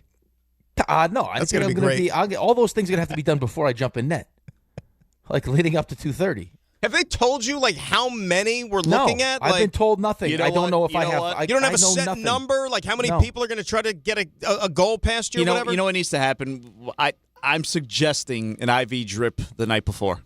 Just to make sure that you're good to go. Give it like you have like a registered nurse like swing by and administer like bananas. an RV before he goes to sleep. Well, we had watch over him while he sleeps. Everything he needs the night before. Oh my God. Ray, at Rickleball we had those people, right? As like one of the they're called medics. No, one of the partners at the event actually. That's right. That's right. It was like an IV station. Let's get one of those set up for you. Let's get that partner back. Hey, man, that'd be nice. Like a post penalty shot IV drip would be nice. But see, that's why I think like the vacation you took last week is good for you because like you were in the tropics, it was hot. That's true. You know what I'm saying? So like your body, it's like you train for this. Like you already condition your body to be used to these temperatures. Yeah. I was polluted. Yep, that's polluted. Now you're going to be down there. Bang. You're ready. Yeah, maybe we can. Maybe over the next couple of days we can kind of really hammer out these details. Be nice. Get a better idea. We need to get going on this. A grasp on what's happening. Nobody's told you anything. Like, there's not going to be like a contest element to this. Like, you have to how you get involved? I think it has to be. You're going to win a scarf if you score. That's just what I want on a 103-degree day, too, a scarf. Yeah, just wrap that right around your neck. You feel great. They couldn't give out like an ice cube? It says ESPN New York on it, though. It's in honor of the World Cup. I like it. It's nice. It's better than the poster they made. Well, you're the only one on the poster, though. I mean, it's somebody that's meant to look like you. No, I have not shown that to one person that's like, that's great. How many people have you shown it to? A handful of people. Like, why do you look like that? Why do you look dirty? Why? I mean, that's not you. Looks like an older gentleman. You could barely even see the face, though, because it looks like the caddy from. It looks like the caddy from Happy Gilmore. Is what it looks like. Happy Gilmore 1 or Happy Gilmore 2? Happy Gilmore 1. You're going to start picking up quarters. Right. Oh, the bum, like the first guy, caddy. That caddy. Not the one who looked like Beavis or whatever. Not the one he shook. Not Eminem. No, his real caddy. Yeah, that looks nothing like you, man. Nothing at all. And you got the brown... Yeah, the brown stain on my nose. Brown stain on your nose running down. Dirty. What is Pusick saying here? Alan thinks you'll be oiled up. There's a chance I get oiled up. Wow. Get a nice shine. Listen, it's a non-zero chance. Before or after the goalie competition? I'm a little concerned, though. If I grease up, that's not going to be good because it happened last night. Goalie thought he saved it, and then he heeled it into his own net. How about I don't that? want to have... I don't want to have the ball. I don't want to have a save, and then because I got too much oil on me. That was wild on a penalty kick, no less. I'm all oiled up, and the ball starts sliding through me. I don't want that. You know what? I think you're going to do well. That's just me. Maybe you know what I do. Maybe I like pine tar my body, so I'm like extra sticky. No, Ray, you think you put some sticky stuff on me? Yeah, you want the sticky stuff on you when it's 103 degrees. Should I call up Dave's guys? Ray, you got any sticky stuff I could use? You want me to call up Dave's guys? They just spray it all over my body. All right, let's get serious for a second. What are we setting? Because we got Buster coming up here in a couple of minutes. What are we setting the limit at? 25 seconds. Yeah. Ray, you're good with that? 25 seconds? 25 it is. All right, 25 it is. We will keep to the number. Buster only next. All things baseball in his weekly spot at Stan and Rick, DNR, ESPN New York. If you've been injured on a construction site, then you need a lawyer who knows New York's unique labor laws. At the Parisman Firm, they have decades of experience handling construction accident cases and a proven track record of delivering huge results. Their team has already recovered nearly $1 billion for hardworking New Yorkers. From scaffold accidents to slip and falls and equipment failures, they've got your back. Call the Parisman Firm now at 718-WORKERS. That's right, 718-WORKERS, because your case is their cause. Get the justice you deserve today. At Uline, they know going the extra mile takes hard work. For companies pushing to go further, Uline will go the distance with you. 24/7, they answer the phone to get you the shipping and industrial supplies you need. Business can move fast. Unexpected large orders, adverse weather, new safety guidelines, and changing economic trends. Uline works hard keeping 41,000 items ready to ship, minimizing detours on your way to the extra mile. Visit uline.com. When I need a ride I can actually count on, I call Broadway Elite Limousine. It's who I use, and yeah, I'm not just partnering with anyone for my rides, because whether it's a night out, a trip to the airport, or a corporate event, or even getting a group where they need to go, Broadway Elite makes it easy for me, and they can do the same for you. Clean vehicles, professional drivers, and they're always buttoned up. That's why I trust Broadway Elite Limousine. Book your next ride at BroadwayElite.com. Broadway Elite Limousine, arrive like a pro. Michelle here. Look, in sports, the best teams know when to make their move. Sherwin-Williams is making theirs with their 4th of July sale. We're talking 30% off paints and stains June 26th through July 6th. You know, I'm looking at these studio walls. They're a bit gray. I'm thinking I wouldn't mind a little more red in here. Get that Cardinal spirit going. Yeah, I like that. Order online and get everything delivered right to your door or swing by your neighborhood Sherwin-Williams store. Retail sales only. Some exclusions apply. See source for details. Delivery available on qualifying orders. Do you read more about your team in the off-season than in the season? Does your game day outfit include a brown bag with eye holes? Then you may be a fan of a BST or bad sports team. Luckily, when you bundle your home and auto insurance with Progressive, you're protected, because seeing your painted face in the rearview mirror after a loss isn't just depressing. It's distracting. Visit Progressive.com today. Progressive Casualty Insurance Company, affiliates, and other insurers. Covered subject to policy terms. Not available in all states or situations. Rich Eisen here with some advice. If high-interest credit card debt is grinding you down, it might be time to call an audible with a SoFi personal loan. It consolidates your debt into one low monthly payment with no fees required. And with as soon as the same day funding, you can make the right play fast. Call an audible on your debt today at SoFi.com/debtplay. Loans originated by SoFi Bank N.A., member FDIC. Terms and conditions apply. NMLS 696891. Fast funds terms apply at SoFi.com/debtplay. Pros, save more on what you need to get the job done right. Right now at Lowe's. Get 15% off select custom entry and interior doors. Plus, save $80 on the DeWalt 20-volt Max 2-tool combo kit. Now just $169. And at the Lowe's Pro Desk, bring us your materials list and get a quote in minutes. Handwritten, a photo, or even a sticky note is all you need. Keep your jobs moving faster and on budget at Lowe's. Valid through 7/8 while supplies last. Selection varies by location. Congratulations, New York. The Knicks did it. Through battle after battle, they dominated to become this year's NBA champions. Day in and day out, the hard work paid off. And you were there every step of the way. Enjoy the crown. Own it, because this year is your year. A part of your legacy that will never be forgotten. So celebrate this moment, show your pride, and shop the largest selection of official NBA gear at NBAstore.com. A Fanatics experience.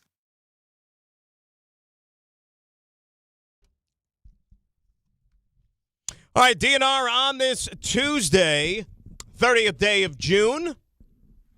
Talking baseball now with our good pal, the great Buster Olney. It's time now for the Buster Olney Report, and it's brought to you by the Parisman firm. A lot going on in the world of Major League Baseball, so we talk to Buster once again. Buster, it is Dan and Rick. Dave is off this week. How are you, pal? I'm doing great, but man, New York baseball last week, ugly. It's a thing, Buster. I would say that, and we could sit here and choose, who's going worse right now. But let's start with the team that fired their manager. I guess the question is, what do you hope to accomplish if you're the Mets right now in pulling the plug on Carlos Mendoza?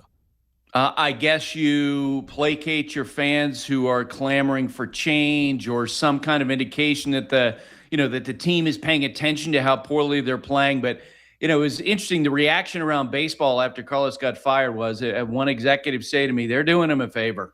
Like, there was no hope that they were going to turn this around. There's no indication that they're going to get better during the year. There would be no expectation they would get better. There's no one who thinks that Carlos Mendoza is responsible for what's happening. So this really, truly is one of those examples of change for change's sake. His contract was set to expire at the end of the year. He was not going to get an extension after the collapse at the end of last year, how badly this year's gone. So he moves on. And I think from Carlos's perspective, I don't know if he actually feels this way, but it certainly puts him in a good position to talk to other teams about different jobs moving forward. And so for that reason, it's good for him. But does it change anything for what the Mets are and the trajectory they're on right now? Absolutely not. It does feel like right now, if you're the Mets, and I was talking to Alan Hahn about this the other day, you are just looking for a foundation. You're looking for bedrock. Like, how deep does this go and what exactly you're going to build on as you go forward? Buster, what's interesting to me is you have a complete rebuild of the team, right? Alonso's gone, Nimmo's gone, McNeil's gone, Diaz. And on top of that, you fire his whole staff. Like, the people that you talk to, is there the expectation that would actually work, firing his whole staff and bringing him back on a lame duck year? I mean, that doesn't make much sense either, does it? Well, I didn't think so. First off, Jeremy Hefner he is highly regarded in the industry. I mean, I remember once talking to Jeremy, and I was like, man, you survived like 4 GMs and 4 managers with the Mets, and you keep staying. And why is that? Because you're pretty good at what you do. Anton Richardson is the first base coach who went to the Braves. He's considered to be one of the best first base coaches in baseball. Walt Weiss, in the first day of spring training this year, when I saw him Braves camp, he was like, man, this guy is great. He has changed the vibes. The players respond to him, et cetera, et cetera, et cetera. So I didn't understand the wholesale, get rid of everybody approach to it as opposed to picking and choosing. But maybe, and we'll never know the answer to this, but maybe that was the case where David Stearns needed to placate an owner who was unhappy about what happened. And much in the same way that maybe Carlos Mendoza was fired to indicate to the fans that you're paying attention, maybe that's what happened with the coaching staff last fall from David Stearns' perspective. Buster Olney joining us here on ESPN New York. So the trade deadline is the next line of demarcation for the Mets, and they don't have a lot of tradable assets. I mean, it's a couple of starting pitchers, Peralta, maybe if Holmes gets healthy. I guess the question is, Buster, where is this thing going the rest of the year? I mean, they're 2 games ahead of the Rockies for the worst record in the sport. Could this bottom out with a $400 million payroll to where they're the worst team in Major League Baseball when it's all said and done? Yeah, I don't know where rock bottom is right now. And you're 100% right. Like, as we move forward now and we assess the Mets season, a lot of what we're going to talk about is the trade deadline and what value you're going to get. But first and foremost, and Rick, I wanted your perspective on this because you played, right, at a high level. I've talked with folks with other teams who are watching the Mets play, and they're wondering about how much this losing is infecting the roster. Like, I get the feeling sometimes when I watch the games, like guys are just sort of floating through. And I've covered teams in that situation where you got the feeling that, you know what, the year stinks, we're terrible, and we're not showing up every day. We're not putting full attention into it. And this goes beyond just the sort of the normal ups and downs you go through a 162-game season. You know, that play last night in the first inning, just sort of this haphazard, guy gets an inside the park home run, and the way that played out, that to me is probably what's most important for Andy Green to address, to keep these guys focused through the year and not let them drift. Because, and I'm not going to mention the names of players because it's not fair to them to suggest out loud by name that they're being infected by this. But I've talked with folks with other teams who are like, man, you're looking at so-and-so and you're wondering how much are they getting dragged down emotionally by this. So that's first and foremost. Then you get into the trade deadline. And yes, they have assets to trade, but here's the problem that's beginning to develop for the Mets. Their most tradable assets theoretically are their starting pitchers, Freddie Peralta, maybe Clay Holmes.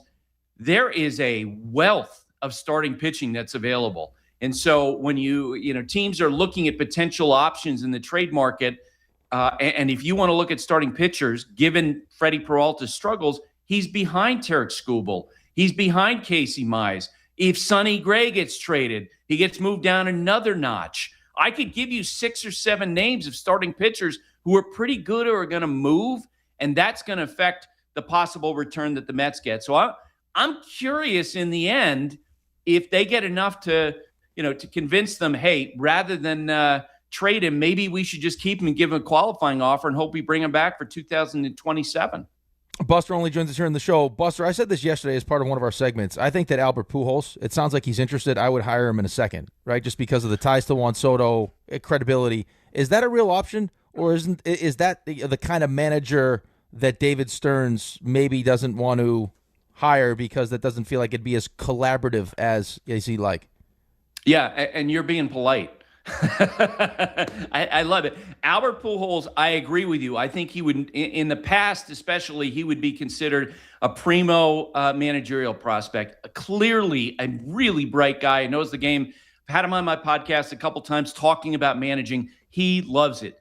Being around the DR team during the World Baseball Classic, to see Albert's and the way he's responding with players, Junior Caminero, connecting with him. He reaches out to him every day. He talks about his approach to the plate. Albert absolutely loves it. But the key question before we talk about who the next manager is going to be is who's making the call? Right. Is it going to be David Stearns or is it going to be Steve Cohen? Because if it's David Stearns, I agree with you 100%. He's looking for someone who is either more collaborative or, if you want to put it in a less polite way, maybe compliant. Right. And basically go along with what David wants. Now, if the owner is making a call after, a collapse at the end of last year, a frustrating 2026, if Steve Cohen is fed up, then maybe he'd be more inclined to say, you know what, we need a name. We need Albert Pujols. We need Alex Cora. We need, who has not, openly put his name into it, but let's face it, I mean, he'd be someone you'd consider if you're Steve Cohen. David Ross, who the other day talked about how he'd be willing to do it. It all depends on who is making that call. And we don't have that indication yet. Steve hasn't come out and said, David Stearns is my guy. I believe in him going forward. and we haven't heard exactly what the status of that relationship and what David's working status is to this point. I think last week, Buster, we got into the likelihood of David Stearns keeping his job the rest of the year into next season. Okay, and we know how bad this has gone. But we just mentioned it a few minutes ago. This team is not far away from having the worst record in baseball with close to a $400 million payroll. Could you envision a scenario now that if, let's say, they finish with the worst record, that maybe Steve Cohen says enough is enough, despite how drastic it would have to be, that Stearns is not my guy going into the offseason? And I want to make this clear. This is pure speculation, right? I have heard nothing that Steve Cohen is ready to fire David Stearns or he's ready to move on past him. But it's New York, and they're high expectations, and it's an owner who came in saying we're going to win a championship within my first 5 years, and the absolute abomination of the end of last season and what's gone on this year. And I was saying to someone the other day, if you were a general manager and you flipped a coin over and over and over again, it's as if the coin came up tails every time when David Stearns called heads. When you're talking about adding Marcus Semien and Bo Bichette and bet on Luis Robert and Jorge Polanco. So would it shock anybody if Steve would change? No, because of what's gone on. But at the same time, we don't know, which is why I've been saying to you guys, I think it's really important for Steve to come out and declare if, in fact, David's his guy, just come out and say it. Agree. Or say something, say anything. Right, but he's busy fighting on Twitter about how much parking costs. Hey, right. It's 50. Well, if you prepay, it's only 40. Like those are the fights he's fighting right now. Buster, last one on the Mets. Eric Chavez came out. Now I don't know how much to take as true and how much he was fired, so he doesn't feel great about David Stearns. Had you heard any of the stuff that Chavez was talking about with Soto not sitting in the dugout and stuff like that? No, I didn't hear. I didn't hear specifically that anecdote. I will tell you, and I don't cover the team on a daily basis. Right. But in the times that I was around the team at the beginning of last year when he was clearly struggling emotionally, and Rick, I remember talking to you about this. Like he was struggling emotionally with this transition from the Yankees to Mets. He was grieving for his time with the Yankees. And I can remember being in the clubhouse and seeing at one point he's in the middle of a press conference after a tough night, and he's surrounded by a bunch of dopes like me. And there was actually a front office person in the back nodding his head or shaking his head about whether or not he would answer questions. And I was like, wow, that is some serious handholding for a player with a $765 million deal. To hear Xavi, and I've known him for so long, a lot of what he says, he could be speaking for his generation of players and their feelings about modern day front offices, right? Where it's like they feel like that there are too many people coming into the clubhouse who didn't play the game, who are telling players what to do based on numbers and no experience. And that's clearly sort of the flashpoint in this thing. And that's where, and I've had former players come up to me and say, hey, I'm trying to get in the game, and what do you think? And what should I do? And I'd say, you better get fluent in these numbers because this is the direction you're going. So even if, and I saw Jorge Posada said something similar, he was like, the game is unwatchable to me. I don't like this. Well, guess what? This is what baseball is in 2026. Right, but Buster, have we gone too far, though? Is the pendulum swung too far now in that direction? I do. I agree with it because I think there's a happy medium. I think there's, to me, the biggest thing has been lost in baseball in the last 5 or 6 years is leadership and the value of leadership and having someone who owns a room and can come in and help. Look at the impact, and I know the Yankees haven't gone well of late, Paul Goldschmidt. But look at the impact of Paul Goldschmidt. Yep. Right? You paid him $10 million. He's coming in. He's helping Ben Rice. He's having an impact that way. I could cite you many other examples where you feel like, man, you're telling me that guy who has that ability to connect with players and to pull them through doesn't have – right now, we just talked about the Mets. Are they just going to drift through the rest of the season and the players are going to be – the younger players are going to be infected by the losing? You need guys in the clubhouse who are going to pull you through and let's go. I know that there were fans – who were laughing the other day at Aaron Boone and what he said after the game, where he was like, you know what, lean into it, baby. This is what we do. We go for the grind. Well, that was leadership. It was like you have to start turning the page as opposed to not saying a word, packing up your stuff and walking out and sulking about what happened. And that's what I see less of in the sport than I used to. Buster Olney, our guest in his weekly spot. All right, let's talk about the Yankees here for a bit. They're scuffling right now. Defensively, they're not getting it done. They're not pitching. They're not hitting. Nothing is going right. Do you just chalk it up, Buster, to this is a byproduct of all the injuries finally taking their toll? Yeah, I mean, largely that's it. I thought for the first couple weeks they were doing a really good job withstanding the absence of Aaron Judge. But you know what? Now we're seeing Ben Rice as a younger player, right? And he's struggling. And Cody Bellinger, I think he's an excellent player. But the one thing we've seen in his game in recent years is he goes through streaks. He goes through ups and downs. Jazz Chisholm, it's hard to know exactly, where he is on a daily basis. Getting ejected from the game the other day. I was really glad that Anthony Rizzo called him out on the broadcast and said, look, that was an immature decision. The coaches step in and they back him off the umpire, and they're trying to keep him in the game at a time when the team is really struggling, and then he throws his helmet, which was going to get him ejected. It was kind of ridiculous. But I do think that without Judge, without Stanton, a very left-handed heavy lineup. They're clearly struggling against left-handed pitching. You saw that in the series against the Red Sox. This is a lull. Now, all of that said, and we got indication, Max Fried starting to come back. Aaron Judge starting to come back. Stanton starting to come back. They'll make additions before the deadline. We've talked about Ryan Jeffers, the right-handed hitting catcher from the Twins. They'll be in a better position on August 4th, I think, in what is a really mediocre American League. Buster, what do you do with Jazz?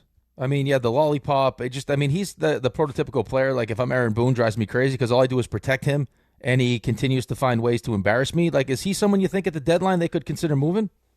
I would be surprised if they would do that, but the fact that you're asking questions says a lot, right. For a player who, when they acquired him, and you're 100% right, they worked to protect him. The other day, we were talking with Aaron Boone about the whole lollipop thing, blow pop thing, and Aaron, he talked about how he didn't have an awareness that he had a blow pop in his mouth, and then after the game, the media relations people come in and say, hey, this has got a lot of run on social media as you get ready. He calls Jazz in and he says, Jazz, what are we doing? And Jazz, as he often does, goes, okay, I get it, right?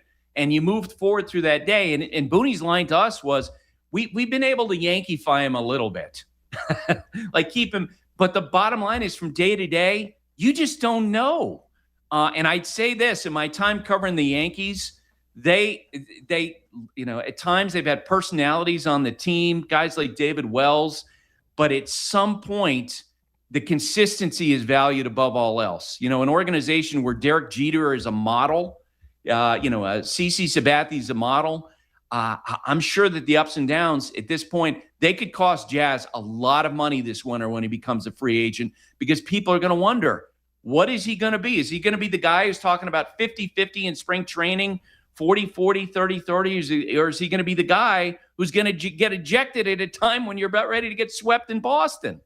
I'm trying to think, Buster, the last guy the Yankees had who, if you want to call him an acquired taste, that eventually wore out his welcome was probably somebody along the lines of Josh Donaldson, right? Mm. Yeah, that's a good call. There, you hear stories about other guys as well. And let's face it, with players like that, it really does come down to, Dan, it comes down to what the production is. Like, you're willing to live with Jazz Chisholm, right? And all those ups and downs more if he's actually performing on the field, and it's been a struggle at times. Right. It feels like, you can live with it if there's like a healthy respect for your teammates in the game and the coach. Like, you start doing like the blow pop and stuff like that, it feels almost disrespectful because better. And it's day to day. Yeah. Right. You're an adult. It feels like you're fighting the same fight every day. Where you're wondering, what's. You wouldn't do that in Little League, Buster. Like, I got one of my kids on my 12U travel team is out there with the blow pop. Like, what are we doing here? Like, seeds right. Maybe, but still. Garrett Cole, it started off first two really good, now kind of struggling a little bit. Is that expected coming back from the surgery that he had? Yeah, I think so. I had a long talk with Garrett the other day about what he's going through. And you guys remember in his first start against Kansas City off the injured list, 6 2/3 innings, no runs, 10 strikeouts. And you're like, okay, here we go. And his stuff is good.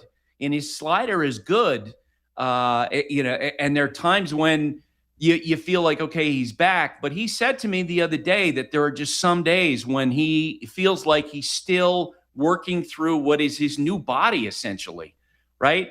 And he said, some days my command is just a little bit off. And some days my pitch sequencing feels a little bit off. And he said to me, I need to give myself a little bit of grace. Now, that all said, in that start the other night, he struggled and it felt like that he kind of got to that moment where he's like, the hell with it. I'm going to go back to being who I was when he came into the dugout and he does that motion with his hands like, that's it. I'm done with that. I suspect that was a turning point for him where he's trying to figure it out. Now he's like, okay, I'm ready to go back to being Garrett Cole. Here's the most important thing. He's throwing hard. And here's an X factor that I think everyone's got to remember. Man, Garrett Cole's 96 miles per hour now in Major League Baseball, and what we're seeing looks so different than, say, 2 years ago or 5 years ago. Everybody is throwing hard. Everybody sees a Garrett Cole. Booney made reference to this. Garrett made reference to this too, how much the sport has changed. And it could be that just his stuff, his pure stuff and his arm angle, it doesn't play the way that it used to also.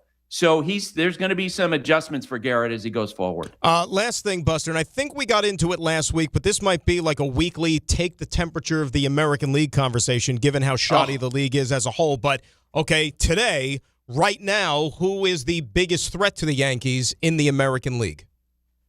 So a week ago, I would have said the Seattle Mariners. To me, there's a sleeping giant. I was talking to folks with the Mariners yesterday about, they can't figure out exactly why they can't put it together. They have a great rotation. They have a deeper bullpen than a year ago. You've got Cal Raleigh and Julio Rodriguez and Josh Naylor, and let's go, right? But they're just kind of slogging along. Tampa Bay, I think in the end, is probably the biggest threat because, and this is what always happens with division rivals, they are not afraid of the Yankees. When the Rays face the Yankees, they're like, we got this. We played them. It was the Red Sox and Yankees were like this in the aughts, where the Yankees may have been the dynasty, but the Red Sox come in having played them at that time 19 times a year.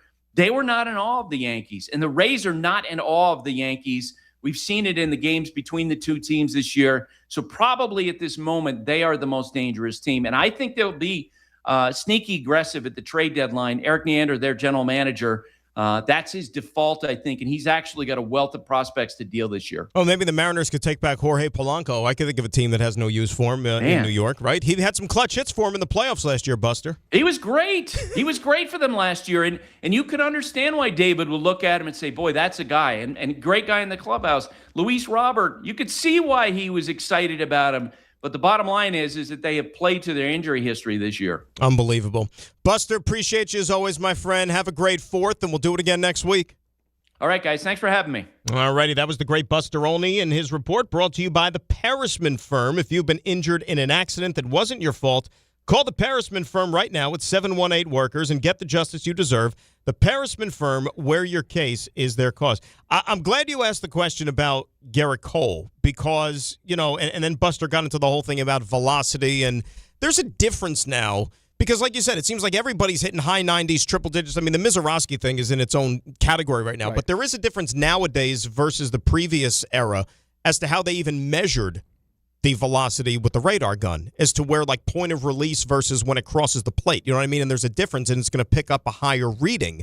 But, every time Mizorowski starts every 5 days or whatever, and I'm seeing that he's throwing every pitch 103, 104, 105, everything that we've been led to believe now with this stuff is that it's not good. So it's okay, we celebrate it now for the short term, but what is this doing to the betterment of his entire career and all these guys that are flamethrowers? We've seen it in New York that they eventually break. Right, but it's the quickest way to get to the major leagues is the harder you throw, right? The quicker you'll get there, and then you go 100% for as long as you can go 100%, and then you probably no, that's not the word I'm looking for. Inevitability, right? Yeah, but that's not what I wanted to use there. That was kind of. Maybe I'll just change how I'm going to say it. The inevitability is you get Tommy John, and you miss time when you throw as hard as they're throwing, especially 106. Which seems like he thinks you could throw 108. It's crazy to even talk about those numbers, especially from a starting pitcher. Isn't it crappy too that we sit here as baseball fans that normally this is something that most people would marvel at, but now you sit here and eventually he's going to go in the operating room, right? It's almost like fait accompli. Yeah, listen, you're talking about. I had this conversation yesterday at a a Little League game about some high school kids and how hard they're throwing and how one of them just had to get Tommy John. Like it's a real problem. But I think that you can still watch Jacob Misiorowski pitch and be in awe every time he throws the ball. Every time he throws the baseball, I mean, it's incredible that he can throw the ball. I say this all the time. The biggest problem with baseball is they make it look too easy. Like hitting a baseball is probably the hardest thing to do in all professional sports. Like the ball is moving all over the place. It's high 90s to 100, and to hit that you can't even see it. And these guys make it look too easy. And now it seems like everybody's throwing that hard. And Buster's probably not wrong. I mean, between coming back from, at his age, the injury that he had, getting used to his new body and everything else, and also recognizing that his velocity is not a big deal anymore. Now, luckily for Garrett Cole, he's got great stuff, and he's also like a great pitcher. He's not just someone that throws hard, so he'll figure it out. But I think it's probably an adjustment for a lot of guys that were used to being like the select few that could throw high 90s to now it's like, no, these guys see it every guy they bring out of the bullpen's throwing high 90s. And I think with Garrett Cole, too, like metaphorically speaking, I think he's just working through some scar tissue still. 100%. You know what I'm saying? Coming back from the injury. And look, Garrett Cole's also a guy now who's gone under the knife.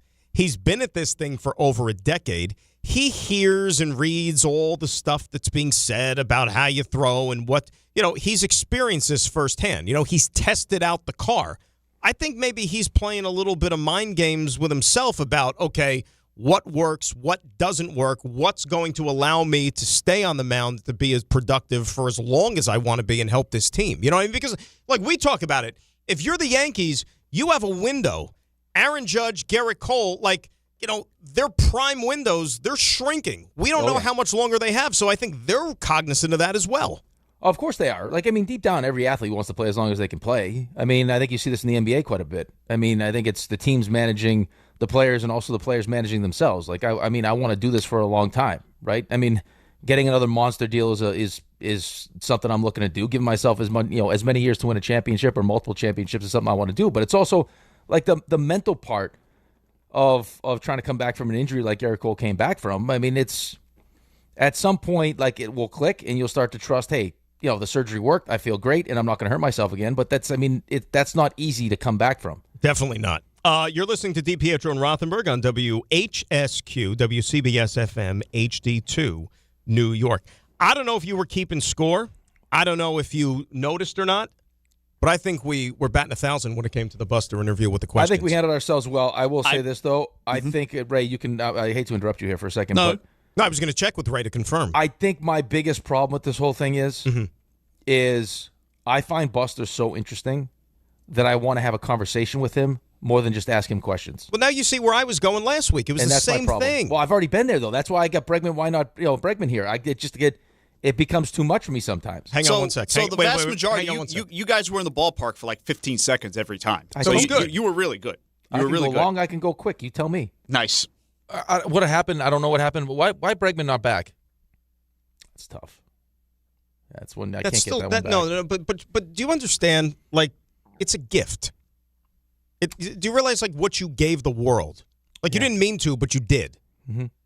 I'm serious. No, listen, I'm happy that I can make people happy. It's just I have some concern, right? I mean, there's things that I'll say on the radio or forget on the radio, and I'm like, maybe I had too many concussions. Maybe CTE is creeping in. There should be T-shirts distributed at the Beach Bash that say "Why Bregman not back?" No, they can't because they already printed out the homeless Rick T-shirt. Well, that's the poster. No, they could give out. Would you be shocked if they passed out T-shirts that look like that? No. Wet T-shirts. Why Bregman not back? What happened? I don't know what happened. I love how I answered the question first. I put myself in a pretzel. Is what happened. I was in the blender. It's just a lack of sleep. It's so good. I can't stress it. It's so good. I know you loved it. Here's the problem, though. I have real concerns about my health, Raymond's health, Dave, and RJ, because you can slowly feel your brain evaporating as the days go on. I felt great yesterday. Reads, no problem. Words came to me naturally. Today, not so much. I can feel you can feel the gas tank go to zero by the end of the week. This is not good for you in the long term. It's really not. Matter of fact, it's only Tuesday. Right. You should. I feel like garbage, too. Right. I'm already 3 coffees deep, and it's doing nothing for me right now. You shouldn't feel a drop like that. No. And I didn't nap yesterday either. So, I mean, I'm feeling it a little bit more. The World Cup soccer, these penalty kicks going until midnight. I had a great time yesterday. Regrettably. Yeah, you paid for it. I woke up, I was like, oh, no. I've got to do the show today. He's on coffee number 2. It's a large coffee. Very large coffee. Well, we nailed it today, right? I think we did great. Oh, so good. Yeah, you did really well. But we hyped it up enough to where, like, if we slipped up this week and this time, like, that would have been bad. No, I think there's a chance that Dave has listened to none of the show yesterday, and the only reason he would tune in today was to hear us soil ourselves. Right, he couldn't wait to pounce if that was the case. That's it, yeah. But he doesn't have to. No, he doesn't have to. Because we killed it.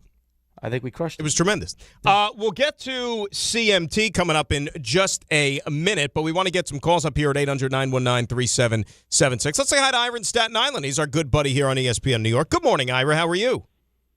Hey, good morning, guys. And sorry I can't be there Thursday, but I just called. Not that Rick needs my advice, but I just give him a little tip. You know about the hydrating. You're a professional athlete, all of that. Get yourself 2 sets of frog togs and wrap it around your neck and wrap it around your head like a do-rag. Okay. And that's what we use at the pool, and it's going to keep your body cool. It stays hot. It stays cool for about 3-4 hours, and it definitely helps you cool down. So I expect a peak performance from you. I want to hear it the next day on the radio. Yeah, I don't know what the expectation should be because I just don't know. I don't know how big the net's going to be. I don't know how deep the sand. Like I could be in thick sand and not be able to dive around. I don't know. Like, you haven't even found out like the size of is it going to be like a Fisher Price net, like baby's first soccer goal or something like that? I initially said I'm not doing it unless it's a regulation size net, and then there was. It's not going to be regulation size. Ray, is that not what they told us? Originally, it was going to be a regulation size net.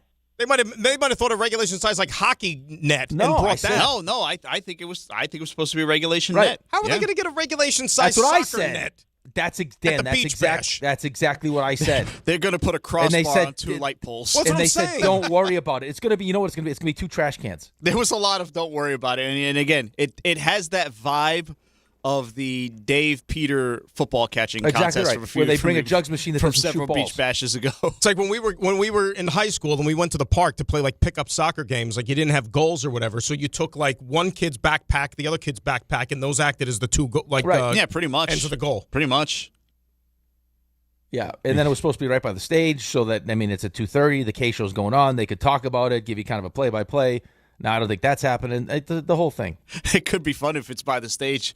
I don't think it's going to be, though. Somebody misses high and it ends up on the show. Am I being out of touch if I maybe throw the word out there shoddy in referencing like the whole planning for this? Well, listen, that's if you want to use that word, go ahead. Dan said that. Go right ahead. No, because based on what you're telling me, because you're not telling me anything of substance. Well, because I don't know anything. Everything is up in the air. Yeah, I have no idea. I'm going to show up. It's going to be a surprise. Unless John has answers for me today. Show up and it's going to be a surprise. Yeah, that's it. I'm going to show up with a great attitude. That's all I can control. Control the controllables. Great attitude. John usually texts by now when this Tequila, stuff has been brought up. Check.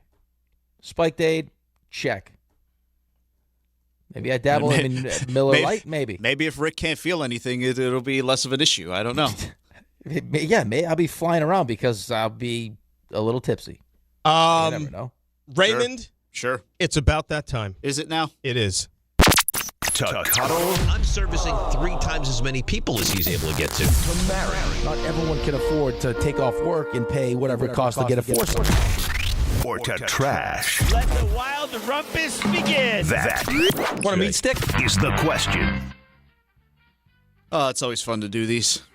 RJ's way better at them than I am. Do you see the stat by Katie Sharp? No, go ahead. Is this the real Katie Sharp? I hope it's the real Katie Sharp. No, it's the fake Katie Sharp. No, listen, well, there I are don't know, because you don't have the check marks and everything else. Nobody has check marks used to mean something. Yankees last 4 games: 38 strikeouts, 12 hits, 8 walks. Yankees are the first Major League Baseball team since at least 1898 to have a 4-game span with those numbers. Oh, wonderful! You know what? Then I'm gonna start right there because. But they're moving in the right direction, is what you're saying. For goodness sakes! Before I lose the plot on this, Rick, the check mark used to mean something. Nowadays, I see a check mark and I'm inclined to believe that it's a fake more than anything else. Engagement, get the engagement up.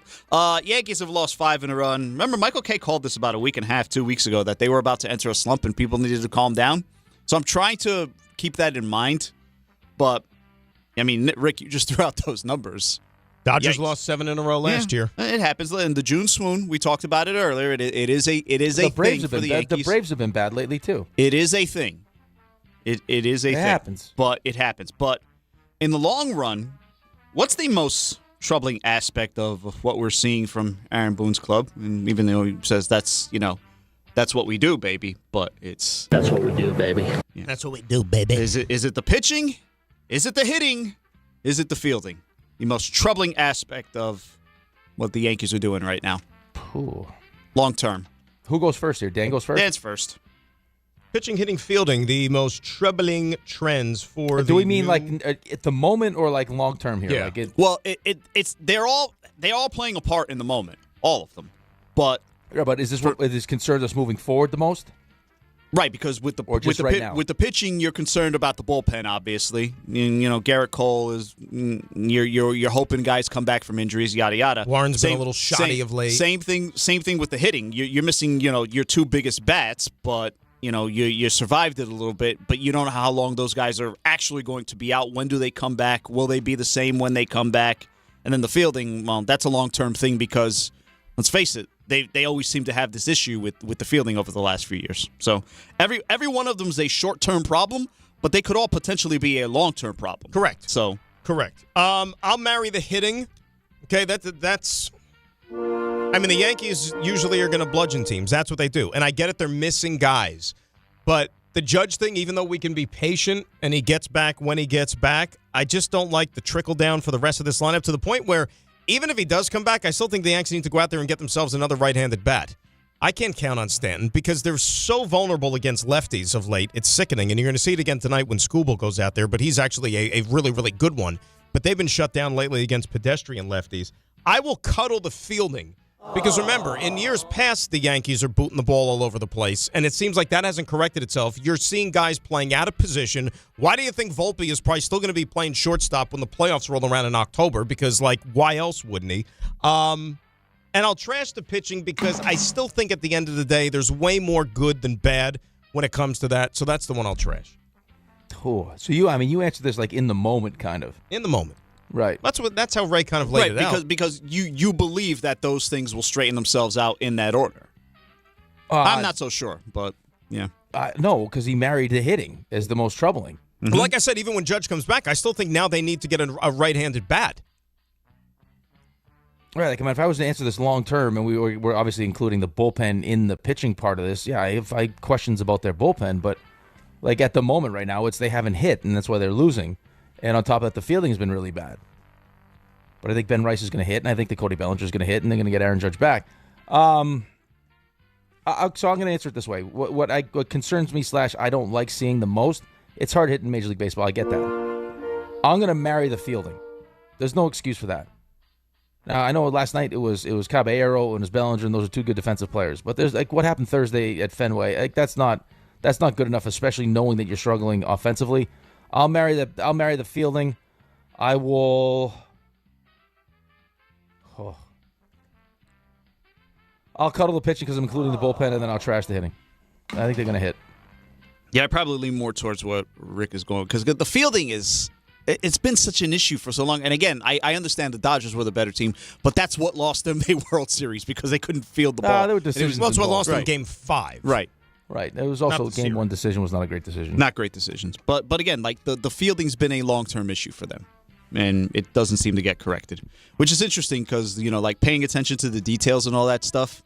You guys were mentioning off the air earlier about that Jorge Posada stuff, and it's all in Spanish, so I can't really I said to Ray, I was like, can we play it? And he's like, well, you mean, is there some not in Spanish? And I listened to him like, oh. He's like, listen, I could translate stuff for you if you like, but yeah, it's. I mean, in theory, though, now, depending on what happens with Stanton and his health and what he looks like when he comes back, I mean, at full strength, you could put a great defensive team on the field, though.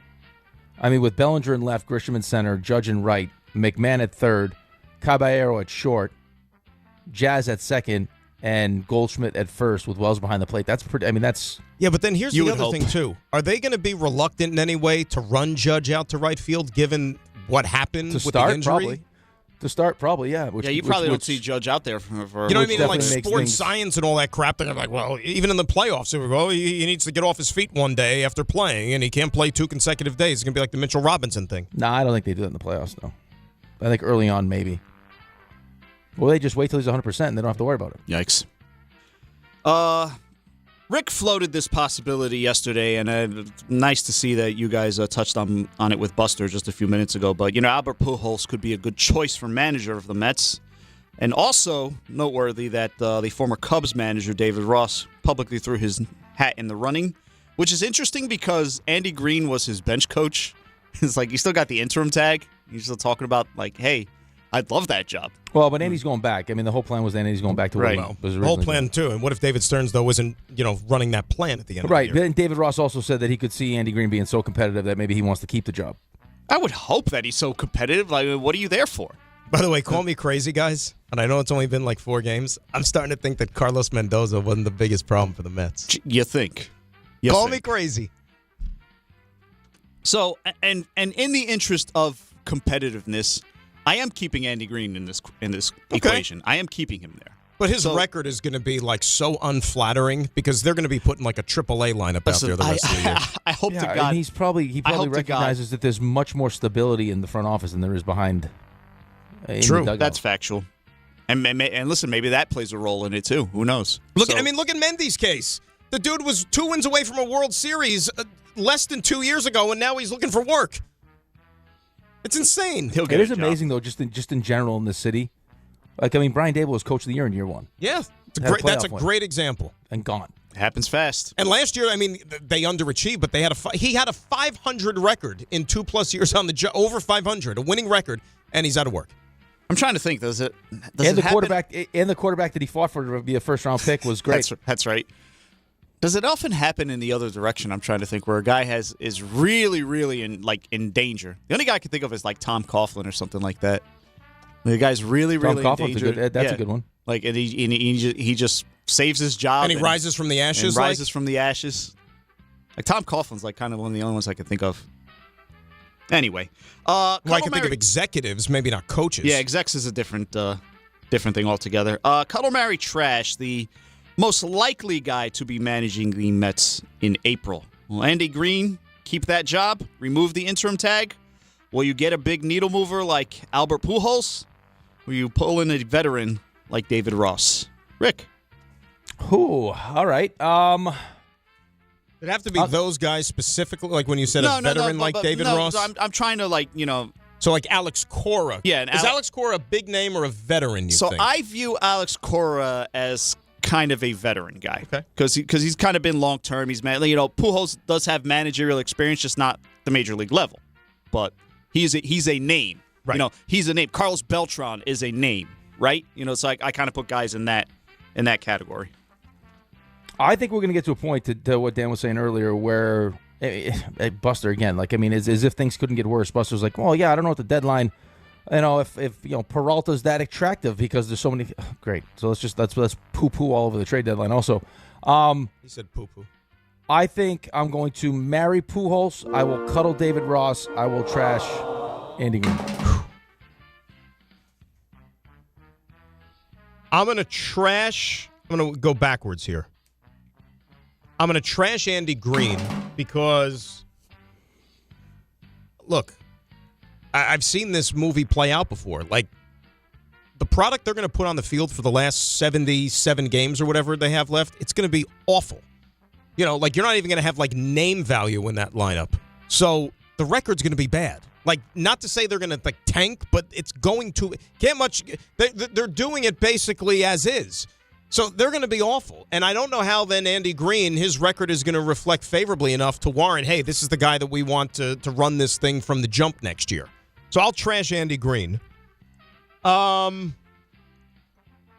other questions, and we talked about this, Buster alluded to, if David Stearns is not the guy running the show, who is? Because I can't see David Stearns with his ego, which we know that he has one, okay?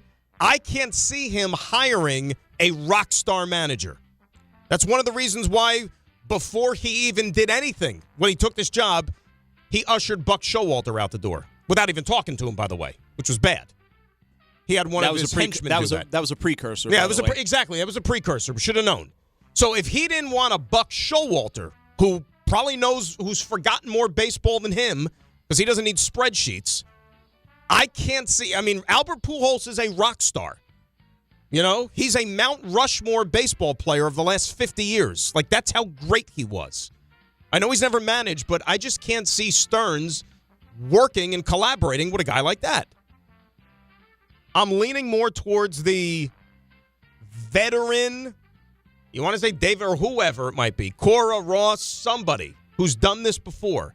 That's what I'll marry. And I guess I'll cuddle the so-called rock star, but I just don't think the chances of that are very good. And isn't it almost dangerous? Because like Buster alluded to it, Rick, he said if who's making the call for manager? Is it David Stearns or is it Steve Cohen? Isn't that even a worse alternative if it's Steve Cohen? Because then he's proven that he don't know what the hell he's doing when it comes to baseball because he hired Stearns. He's going to go out on a limb or listen to supposedly people who know what they're talking about, and then on that recommendation, he's going to go rogue and hire a manager? None of it's good. I mean, none of it's good. No, I mean, David Stearns hasn't been good, and then the alternative to, I mean, David Stearns, if you want to keep your job, hey, I'm going to make the decision on the manager, is probably not good either. But, I mean, I just think you're going to get to a point now with how much this fan base hates this team and hates David Stearns that you're going to have to, give them something to get them, like, reinvigorated. And, Pujols is a big name who's had, I mean, tons of credibility in the sport. I think he solves some of your leadership problem the second he steps in that clubhouse. I mean, but you know what reinvigorates fans? Thing. Winning. I know, but I think that part of the winning is getting that clubhouse right. Like they hired Carlos Mendoza in 2024, and people were like, who? I mean, I get it. They knew he was the Yankee Ben. I get that. But I'm just saying, that wasn't exactly like a rock star hire. But by the end of that first year, when the Mets were the toast of the town and OMG and Grimace, people, and there were credible people that I respect, at the end of that season, the Mets have their next manager or their manager for the next decade, and he didn't even last 2 more full seasons. Right, and a lot of that had to do with the adversity in that season, though, right? I mean, that was that got off to the 0-5, and then it was 5 games in, and Gary was already talking about this is rock bottom, right? I mean, that was little did he know. And then all of a sudden, we hit every kind of Grimace, Haku, all the things that you talked about. And this team, they became a team and went on this crazy run. But remember, we did the Cuddle Mary Trash that summer for.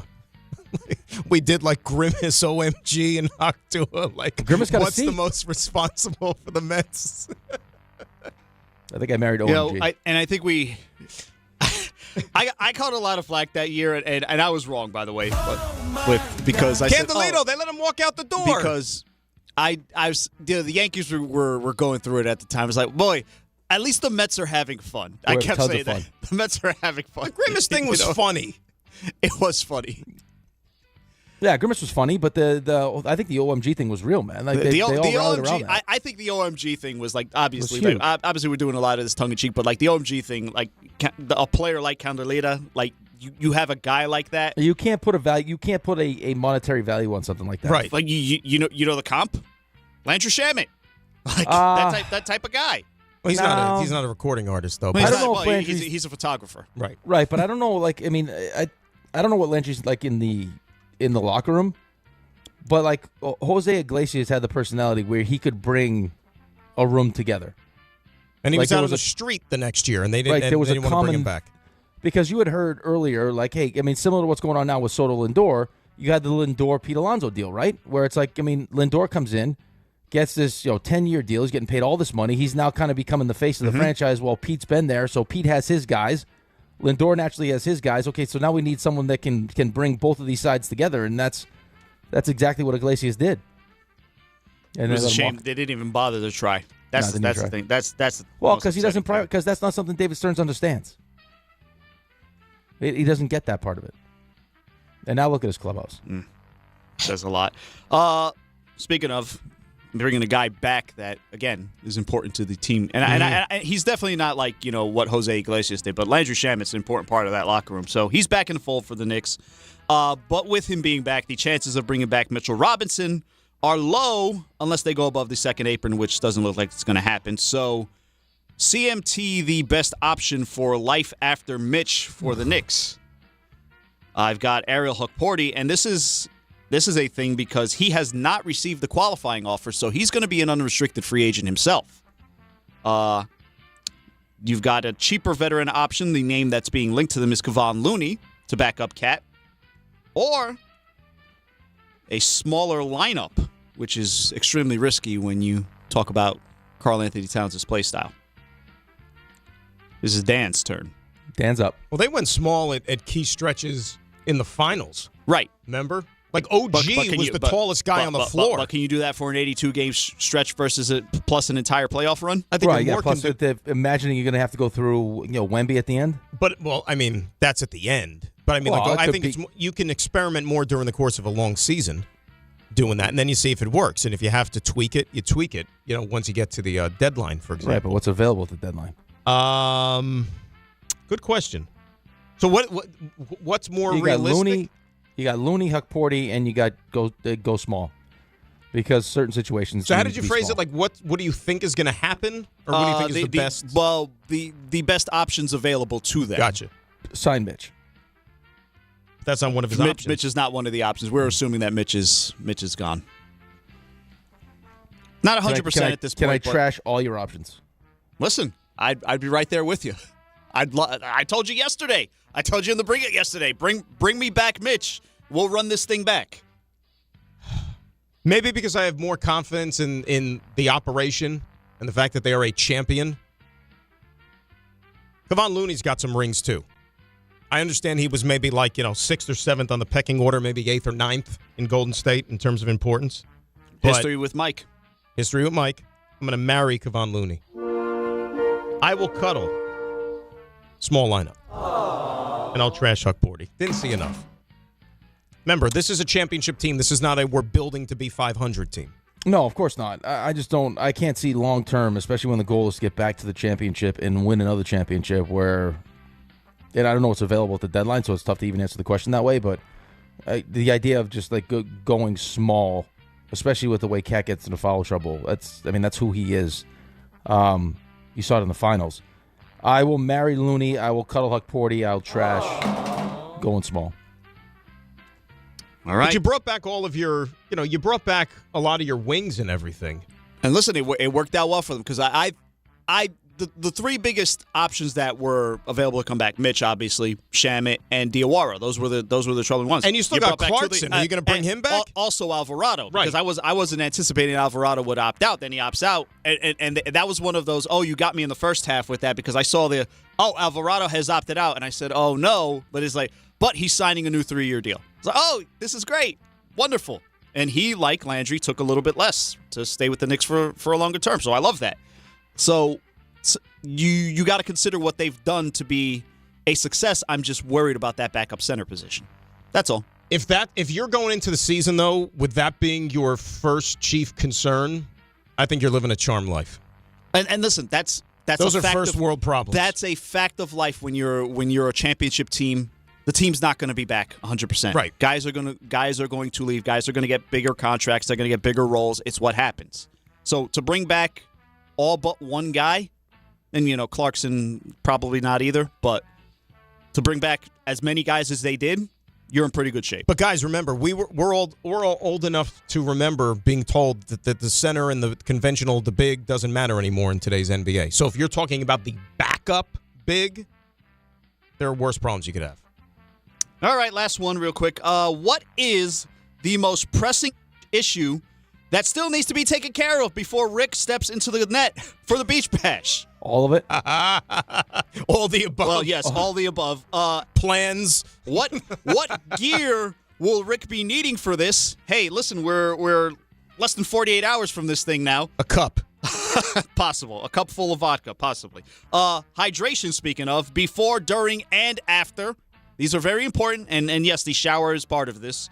Or is it the fact that the poster that we're using for this thing is really not great? Heinous. The reviews are not great. No. So gear, hydration / cooling down, or the poster. Oh. Rick's up. I'm up. That's you, buddy. I think. I'd marry them all. I would marry them all. I'm going to marry the hydration one because it also includes, like, well, how is Rick cleaning himself up after this?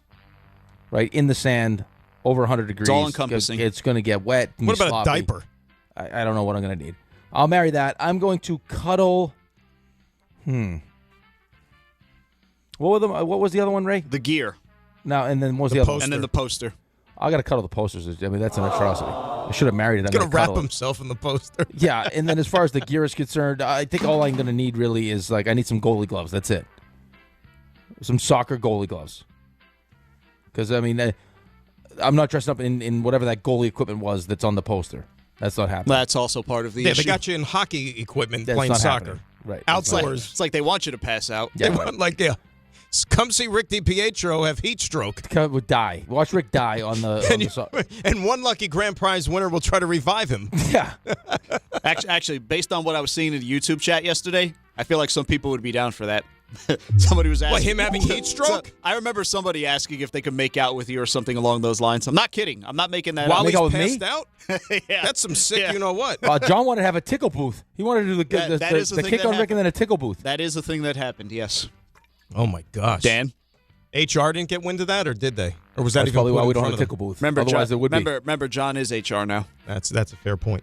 I'm going to marry the hydration as well.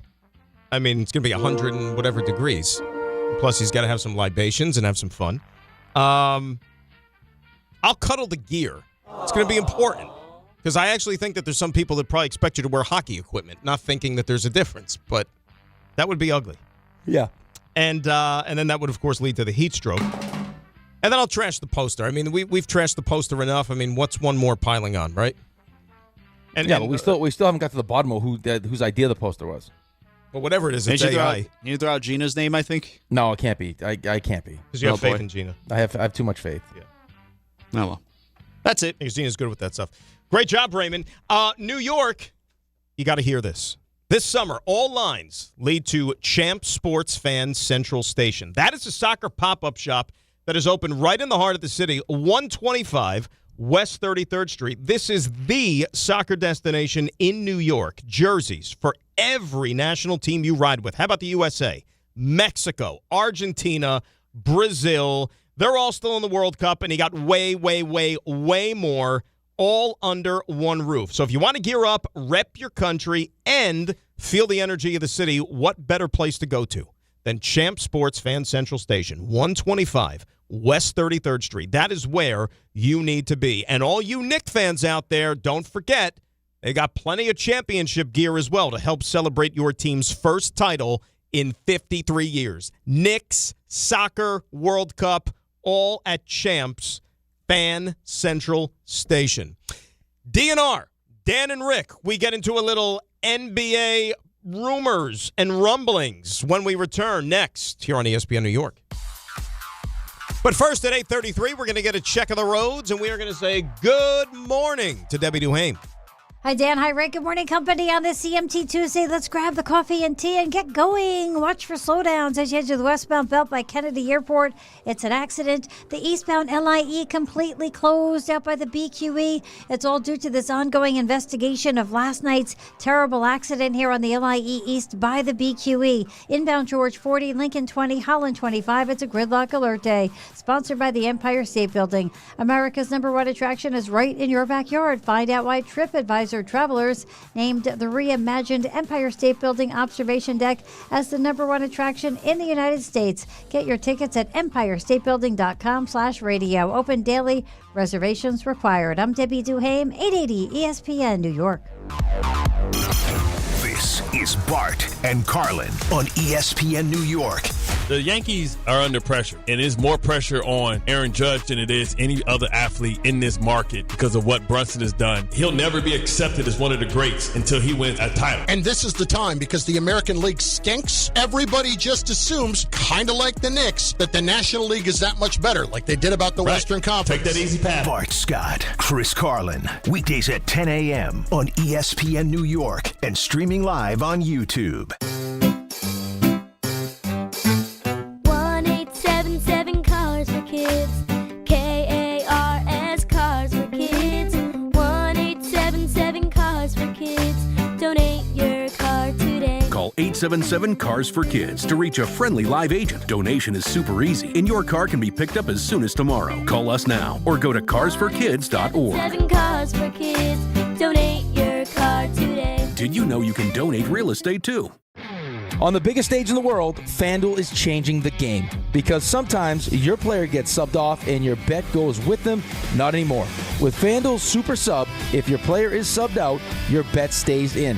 If your player leaves the match, your bet continues on with a substitute, so you're still in on it until the final whistle. So if you're looking to get in on the biggest tournament in the world, now is your time. Visit FanDuel.com/local to get started. Let there be goals this summer on FanDuel. With FanDuel's Super Sub, if your player is subbed out, your bet stays in. That's right, if your player leaves the match, your bet continues on with a substitute, so you're still in on it until the final whistle. On the biggest stage in the world, FanDuel is changing the game. Must be 21 and older and physically present in New York. For help with a gambling problem, call 1-877-8-HOPE-NY or text HOPE-NY at 467-369.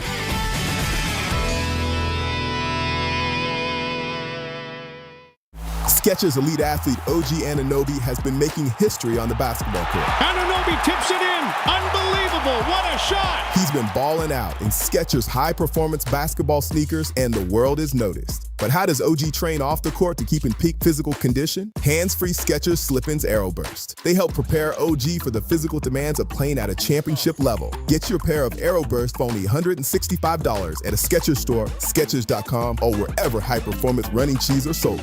Download to see if you qualify. Not all customers will qualify. Transfer fees may apply. No Albert subscription required. Albert is not a bank. Albert Instant Loans are issued by FinWise Bank, member FDIC. Not an actual client. Terms apply. Kylie, what's wrong? I just got hit with a car repair bill. I'm behind on rent, and I feel like I can never save any money. Have you tried the Albert app? Albert is your financial assistant, helping you find ways to save and create custom budgets to actually grow your money. Plus, you can get up to $10,000 for big expenses, or advance up to $1,000 fast when you need cash right away. Albert can get me up to $10,000?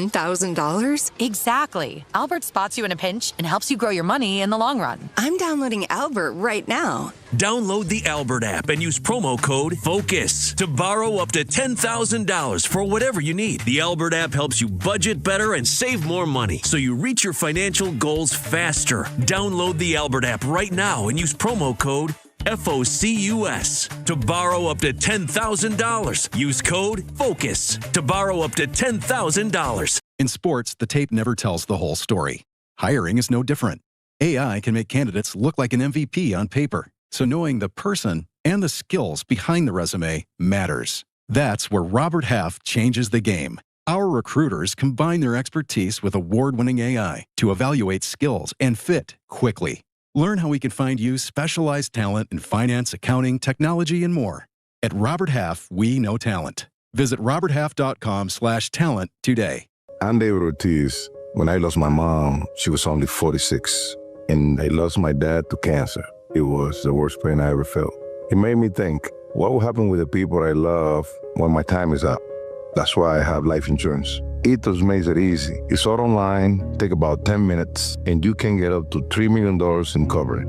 Get your free quote at ethos.com/game. That's ethos.com/game. Paid testimonial. Time spent on application may vary. Online health questions required. Clear some space in the rafters at MSG. A new banner is coming to the Garden. Tonight, we play like we wanted to go home champions. To finish the game. Not to start the game, to finish the game. It means the world to me to go in that court with those guys. Whatever environment we're in, home or away, doesn't matter for us. To have the fans that we have in New York City and be able to bring home a championship after all these years is absolutely amazing. ESPN New York is your home for the world champion New York Knicks.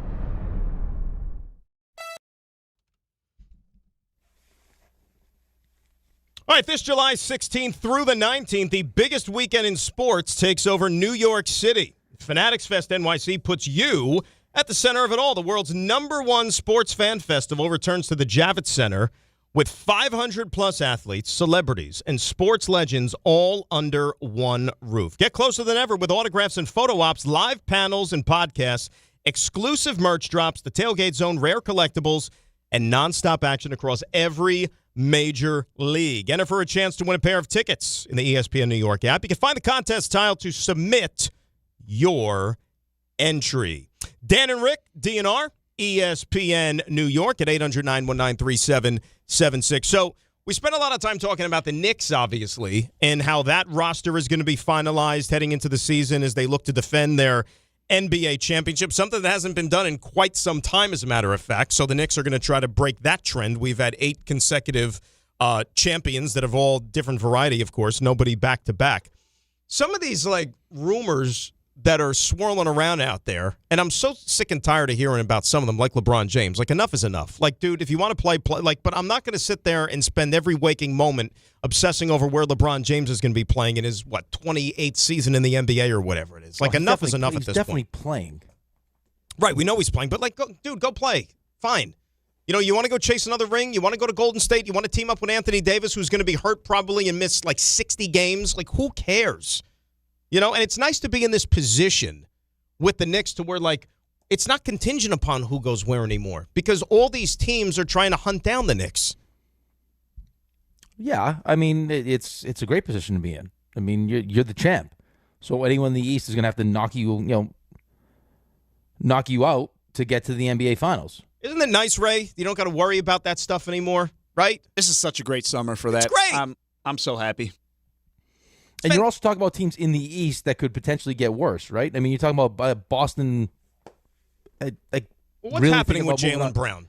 What's happening with Jaylen Brown? Now, he's too smart for the NBA. That's what's happening. He is he went to Cal for crying out loud. He's a smart guy. Sounds like. Yeah. So here's the thing, and you're kind of hearing different rumblings where there's smoke, there's fire. You're in Portland now. Right, yeah, because Memphis traded John Morant to Portland yesterday. And isn't it funny, too? Memphis did not get back a single first-round pick for John Morant. And they got back how many ones for Desmond Bane? Yeah. Think about if I would have told you that how many years ago, you would have thought I was off my rocker. Of course. I mean, of course you would have. I mean, you would have, who would have thought, too, in the course of the disappointment that you felt because you didn't get, as a Knicks fan, you didn't get Ja and you didn't get Zion, that the most consistent player would be R.J. Barrett out of those three. Right? I mean, Ja was it felt like he was the best, but he's dealt with stuff, and all the, the antics on the court that he just can't get away from, right? If it's not guns, it's throwing grenades now and everything else. But, yeah, I mean, the idea that he was just moved for what he was moved for, and it sounds like Jaylen Brown could be, I guess, maybe headed to Portland also. Well, because it's like that move is like a precursor to something. Right. You got so many guards there. And I'm not just talking about depth, guys that command playing time. So you've got too many cooks in the kitchen. Something's got to give. And as you said, now people are speculating that maybe they're setting up for a trade. Maybe Drew Holiday goes back to Boston. They won a championship with Drew Holiday. Scoot Henderson. Yeah, I mean, there's a potential package that could go back to Boston. Right. I'm not insinuating one-on-one. Salary-wise, yeah. Exactly. I mean, of course, it's very complicated when it comes to those things. I mean, that's how it works. The whole, the Draymond Green turning down his option, just further put gasoline on the LeBron James and Anthony Davis going to Golden State fire, because now that's possible. But I mean, does that okay? Let's pretend for a second. Okay, let's just in fantasy land, LeBron James, Anthony Davis, Steph Curry, 3 geriatrics at this stage of their career. Is that really going to scare? I mean, seriously, should that keep anybody up late at night thinking that team is going to somehow win a championship? What years did Karl Malone go and Gary Payton on the Lakers or Steve Nash on the Lakers? I heard that same thing yesterday. That's my point. Come on, man. What if this was 2012? It's okay. It'd be fun to watch, though. I mean, it'd be fun to watch. How many games are they going to play? Well, but that's the thing, though. I mean, you just get there and then see what can happen. And therein lies the problem with the regular season in the NBA, is that it's a useless exercise. Well, I mean, for us, I wouldn't say it was useless. I think for us, it was to our benefit. No, but I'm talking about as a whole, like the NBA. Oh yeah, as a whole. But I think if you use it, if you have the ability to know that you're going to be a playoff team, you can use the regular season as a weapon. Like Ray knows this because Ray goes to the NBA scheduling workshops and the media workshops. Like they consult with Ray about the schedule. Like you could see if Golden State, puts together like that trio among others. Like the Warriors are going to be on national TV prime time. 55 games this year, and how many of them? Trio, Dan. It would be a big four. That's right, a big four. A big four. So okay, so have some respect. There you go. So out of those, let's say 55 national TV games, how many of them are like LeBron, AD, Curry, like, even just going to sit the out NBA because they're would either love injured or load management. The NBA would love that, man. They would love to have that happen. Because you already got Luka, right? I mean, he's the face of the Lakers now, and they just re-upped Reeves to a huge deal, Which is insane, by the way. right? So that's their team. Yeah. And now, I mean, Steph has been dying to find someone else to play with him. Golden State's been trying to make a big move; they just haven't been able to do it. And now you get Anthony Davis, LeBron James, Steph, and Draymond with Steve Kerr as the coach. I mean, that's people would be interested to see what that looks like. Unbelievable. Now there's a potential Kawhi could be going to Toronto. That's a good one. That one I like a lot. We'll talk more about that. We want to get your calls, too. As a Knicks fan, all these rumors and rumblings, does that ruffle your feathers in any way heading into what promises to be a very, very special defend the championship type season? 800-919-3776. It is Dan and Rick, DNR, ESPN New York. Hey, Yankees fans. Join us at Yankee Stadium on Friday, July 3rd for a very special night. Fireworks Night, presented by Baby Ruth. Bring your family and friends as the Yankees take on the Twins, and stay after the game for a spectacular post-game fireworks show celebrating the 250th birthday of America. Get your tickets now at Yankees.com/tickets. Don't miss the Yankees and Twins Fireworks Night, Friday, July 3rd, presented by Baby Ruth. Visit Yankees.com/tickets today. Hey, New York and New Jersey, Boost Mobile has an unlimited talk, text, and data plan that's only $25 a month forever, meaning you'll only ever pay $25 a month for the rest of your life. Who wouldn't want unlimited wireless when it only costs $25 a month forever? If you don't, you must be one of those people who enjoy overpaying for their phone plan. $25 a month forever is truly as good as it gets, so go online and switch now at boostmobile.com. After 30 gigabytes, customers may experience slower speeds. Customers will pay $25 a month as long as they remain active on the Boost Mobile Unlimited plan. Monkey Sports, built by players for players, is your one-stop shop for hockey, baseball, lacrosse, and more. Find top-name equipment and expert in-store services like sharpening, break-ins, and relacing. Shop in-store at Monkey Sports in Farmingdale or Woodbridge, or online for all the top brands. Whatever your sports, Monkey Sports gets you game ready fast. Monkey Sports, where athletes shop. Progressive presents ways to save money that aren't bundling your home and auto insurance with Progressive. I can't believe the deal we got on these seats for the game. Wow, they must be pretty high up here. I think my ears just popped. Yeah, here, put this on. Is that an oxygen mask? An official team oxygen mask. Well, I can kind of see the field. Good, your senses are still sharp. You're going to need them for phase 2 of the ascent. Don't save money by sitting in the nosebleeds. You could save hundreds by switching to Progressive. Get a quote at Progressive.com. Progressive Casualty Insurance Company, affiliates, and other insurers. Not available in all states or situations. It's Rich Eisen for Pella Windows and Doors. Sometimes teams take a timeout to regroup and call the right play. When it comes to your home, Pella Windows and Doors always has the winning game plan. They do it every day, and that's why your neighbors trust them. Visit Pella.com/Eisen today. Right now, Pella Windows and Doors of New Jersey is offering buy one, get one 50% off and 0% APR for 24 months. Some restrictions may apply. See store for details. Offer ends June 30th, 2026.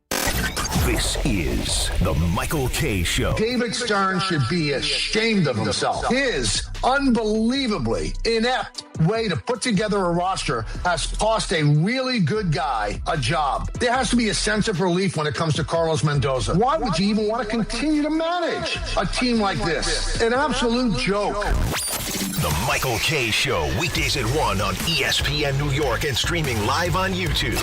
Presented by the Parisman Firm.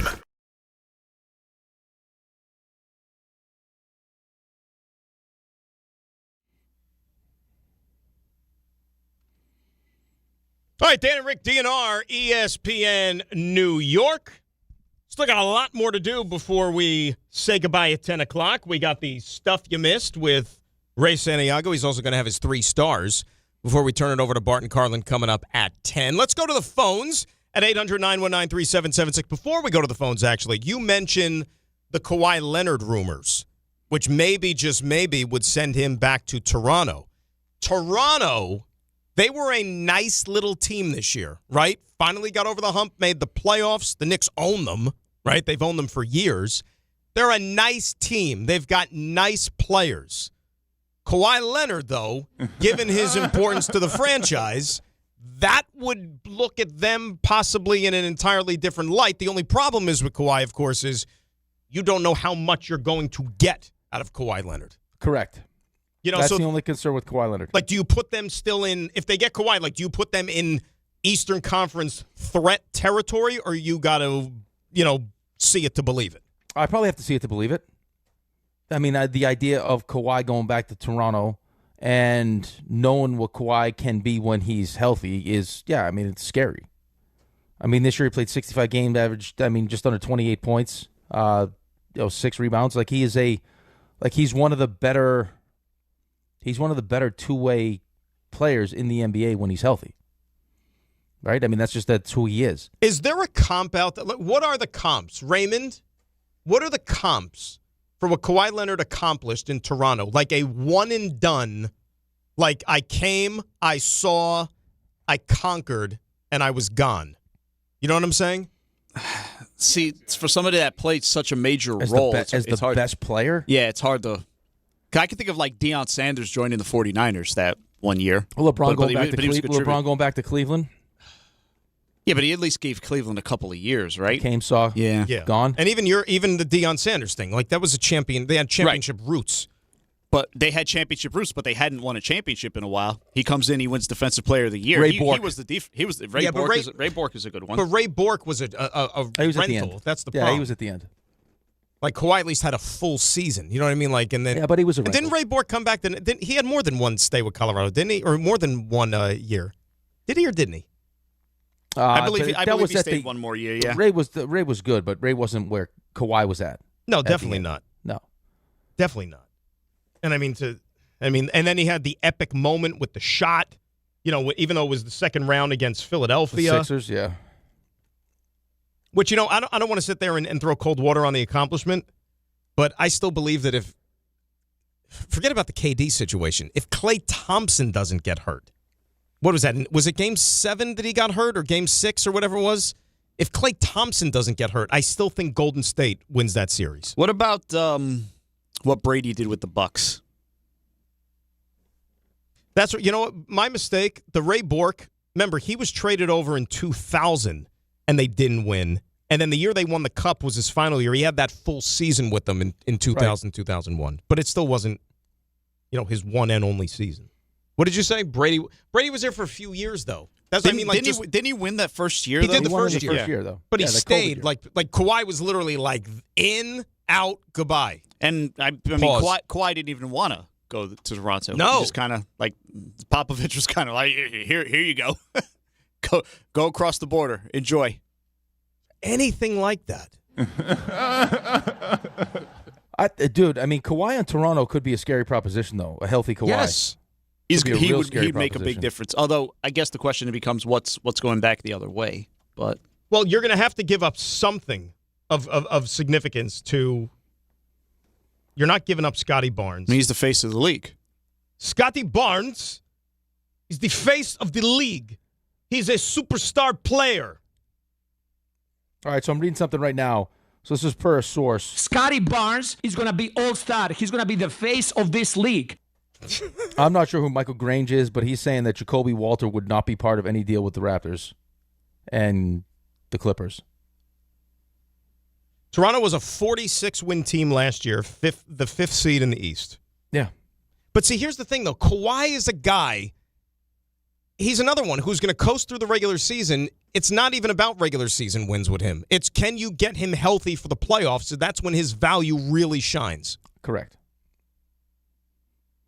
You're not trading R.J. Barrett. You're not trading Scotty Barnes.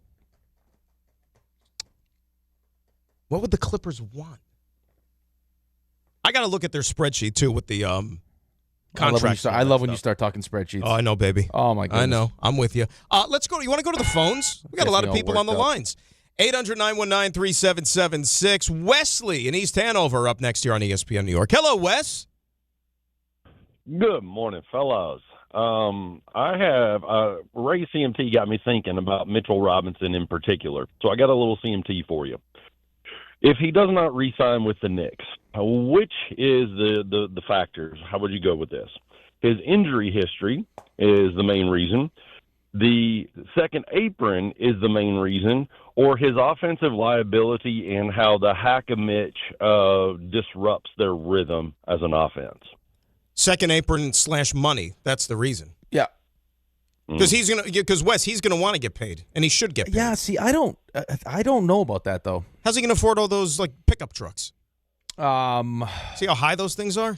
Yeah, they're great. I mean, it was in the parade. I don't. Tires aren't cheap, man. I think he's also someone that is really aware of how important the happiness is. Like, he's dealt with some stuff off the court, right? Some mental, some of the mental health stuff away from the court, and this is a place where he feels comfortable. He's happy to be here. I mean, is that again like it's what you're prioritizing? Does he love playing in this market? Because he's a country guy. You know what I'm saying? Like, if he could go someplace that is like small market. All right, but the other option feels like it could be the Lakers. Yeah, I see all that stuff too. Like, are you really like? I mean, what? Like, if the Lakers bring him, what do you think you're getting? Kareem? You know what I'm saying? No, but that's not what Luka needs. He needs a great defensive center that can run to the rim for lobs.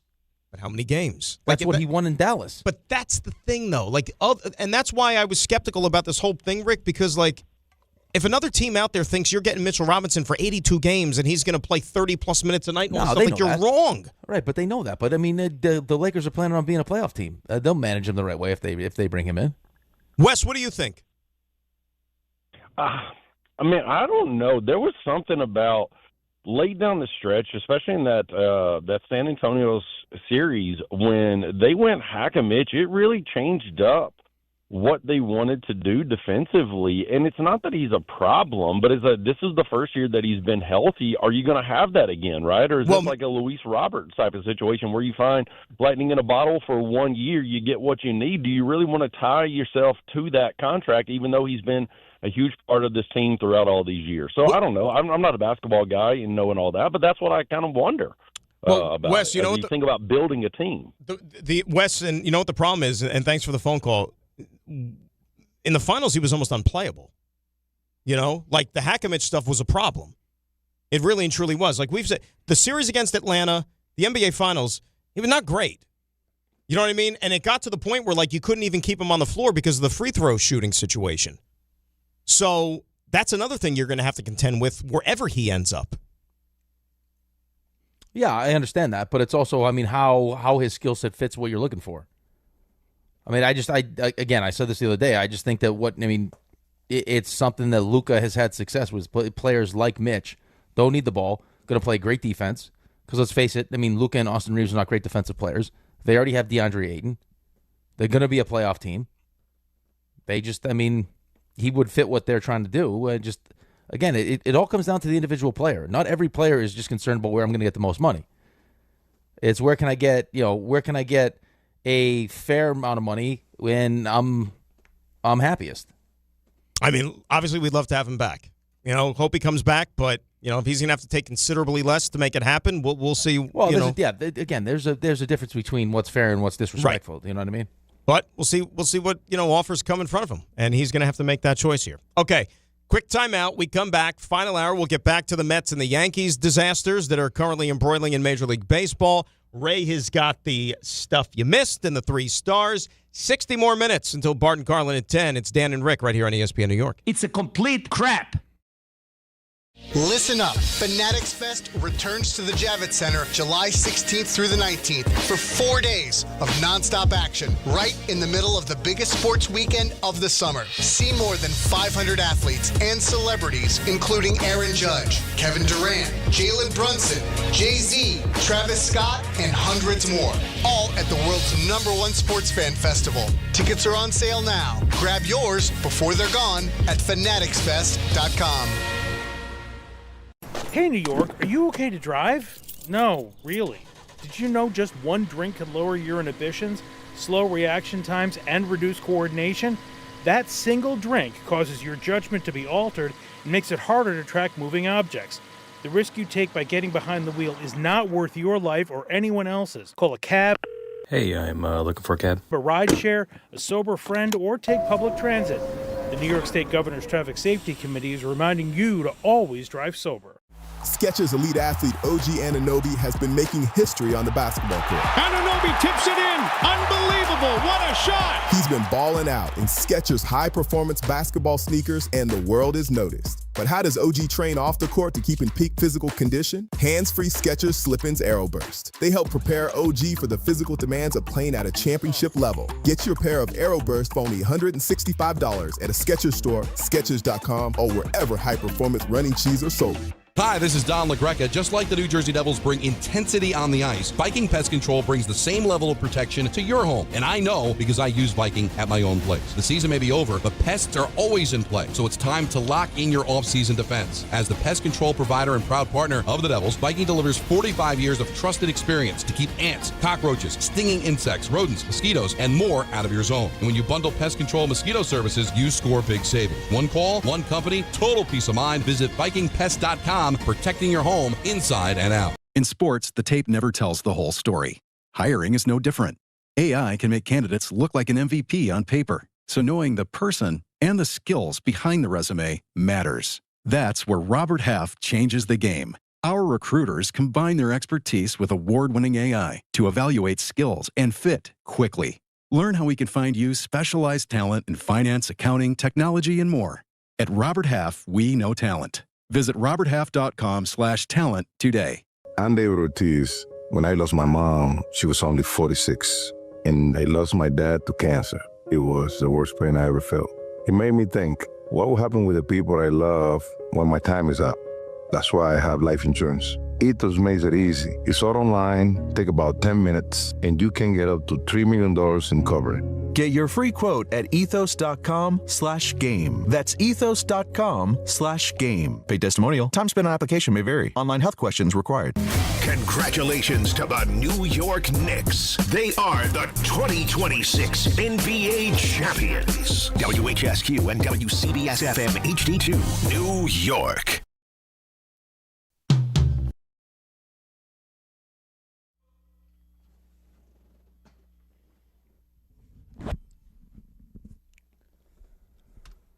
All right, 9 o'clock hour on this Tuesday, final day of June, final hour of the show. It is DNR here on ESPN New York. Dan and Rick keeping you company today at 800-919-3776. All over the map this morning, as you would expect. Little World Cup soccer after an epic Monday trio of games. We got 3 more today, including one in MetLife Stadium at 5 o'clock with France and Sweden. Yanks continuing to sputter. The Mets are an absolute lost cause. Knicks making moves, re-signing Landry Shamet. We'll see where the dominoes fall with Mitchell Robinson and others. But as we get ready to turn the page to July, I'd say there's a hell of a lot of things going on, my friend. Yeah, there is. I forgot to even say this, too. I appreciate the USA shirt you're wearing today. You like it? I love it. Let me see this bad boy. Let me see that thing. Model like it. Look real sexy. Oh, yeah. This is the homage or whatever. Very, very awesome T-shirts, sweatshirts, tremendous fabric. Look at you. They take great care of you. And, of course, all the soccer stuff you need. It's great. Wow. Very, well very played. nice. Well played by you. No, you like that? Yeah. I got some of their stuff. Like, it's very, very comfortable. Homage, they're tremendous. I don't know. You say homage or homage? I always say homage. I don't know, but if they need a spokesperson, let them. I'm the guy. I'm your guy. It sounds like it. I am your guy.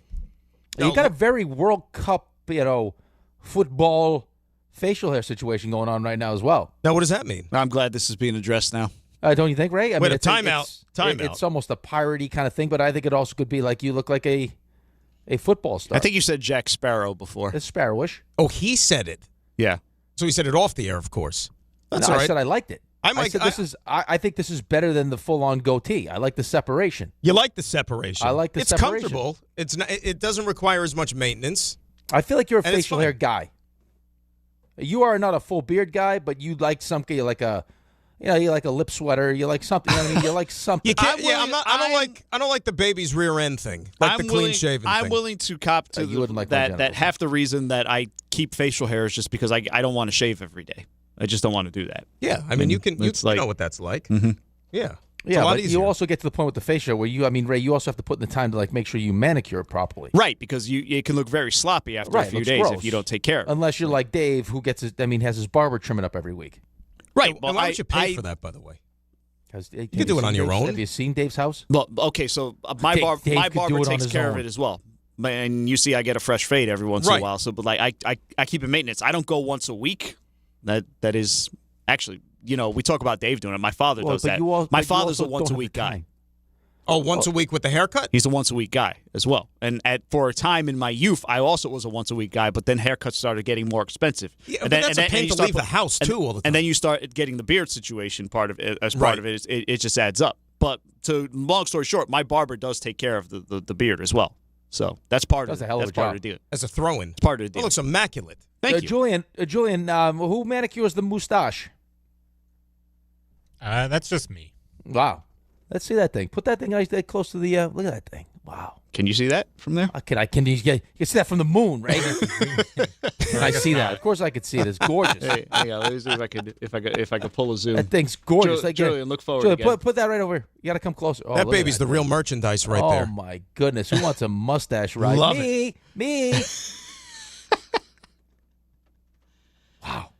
I think you need to go back to the mustache look and the beard and all that stuff from your playing. Why? No, that was because I had quit. That was because you quit. Yeah, that was life one, Rick Zero. That's what that was. I think you should go back to the Jesus of Nazareth look. I think that it's making a big comeback. No, these it was days. a fun joke. Like if anyone was going to win a championship for the Islanders, it'd have to be Jesus. So why doesn't might as well look like him?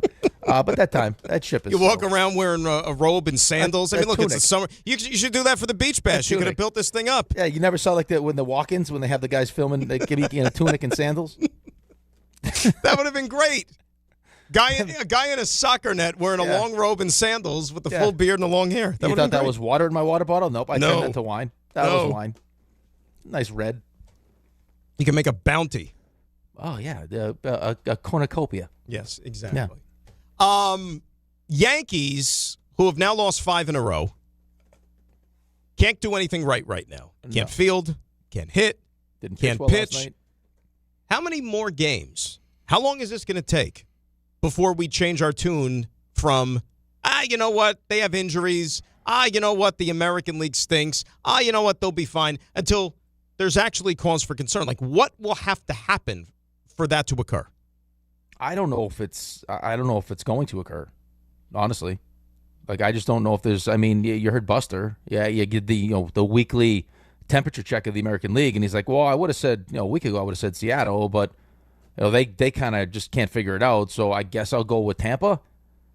I mean, I guess the further, you had the lead, you had to lead the American League East, right? It felt like, okay, once the Yankees get the lead the American League East, forget it. Like, Tampa's not going to catch them. Right. And then, blink of an eye, now Tampa's ahead of you. So, I mean, I just, the bigger that number becomes, I guess the more concern / frustrated you get. I think it's less concern and more frustration. It's like aggravating. You know what I mean? More than anything. And like you said, because you're so conditioned to the June swoon here with this team over the years, like, all right, you just kind of come to expect You know what's amazing? Okay, you know what's amazing, though? June swoon for the Yankees fan, which, again, is just further proof like why Mets fans should hate Yankees fans. It's like 500 or a game under 500. Right. You're average. Right. Meanwhile, I'm 15 games under 500. Well, we talked about it yesterday. Like, all the complaining, like the Yankee fans about your manager, your general manager, stop. Don't want to hear about it. Right? I mean, you've had continuity for in the general manager's office for 30 years, and in the manager's office, pretty much 2 guys for 20 years. And meantime, the Mets under Steve Cohen alone are changing general managers, it seems like, at the drop of a hat. Stop. Well, but I know, stop. But, I mean, I asked Buster the question, and we talked about this yesterday, and it actually, like, the more you think about it, the more frustrated and aggravated you get with it. Like, the idea that, David Stearns was going to completely revamp the roster, right? I mean, you gutted it. No Pete, all these different things that you did, and bring in new players. And now, on top of it, fire an entire coaching staff and have Mendy come back on a 1-year deal, and this was supposed to work out? Like, I mean, come on, man. Like, what exactly are we trust Mendy? No, you don't. You didn't trust Mendy because you got rid of his whole coaching staff. You didn't. Unless that was an ego trip where you wanted to flex your muscles if you're Stearns and show that I'm the guy in charge. And you basically set your manager up to fail. Right, but if that was the case, then you should have, when you were in the midst of the 12-game losing streak, you should have just moved on then. And try to save your season instead of this. But I think that from their standpoint, they would have looked at that as a panic move. At that point, all you had was panic. Well, I understand, but it was still early in the season. It's baseball, right? It's baseball. Right, but you also saw the Phillies do it, so you wouldn't have been by yourself. Well, but the Phillies are a better team than the Mets. I understand They're better that. players. Okay, but that's not the point. The point is you just saw another team just did it. So you weren't well, they panicked. Well, we'll panic also. Because that's our only choice is to panic right now because our season is falling apart. We stink. And it's only getting worse. So we said it earlier in the show, or we took a poll earlier in the show. Mets lose 100 games this year. We said in the 90s probably, right? That's what it's going to end up as. Listen, I would think that over the last 162 before they've played the last handful of games, I think they were just over 90-something losses. Right? 70-something wins and 90-something losses. So that's what they've been after the hot start last year. And then the whole thing fell apart. This is going to be, in all likelihood, this will probably end up going down as what? The worst Mets season in 30-something years? Like just from a wins and losses standpoint? Yeah. I'm trying to see. Yeah, with the expectations. They lost 92 in 2017. I think they might even lose more than that. They lost 92 in 2009.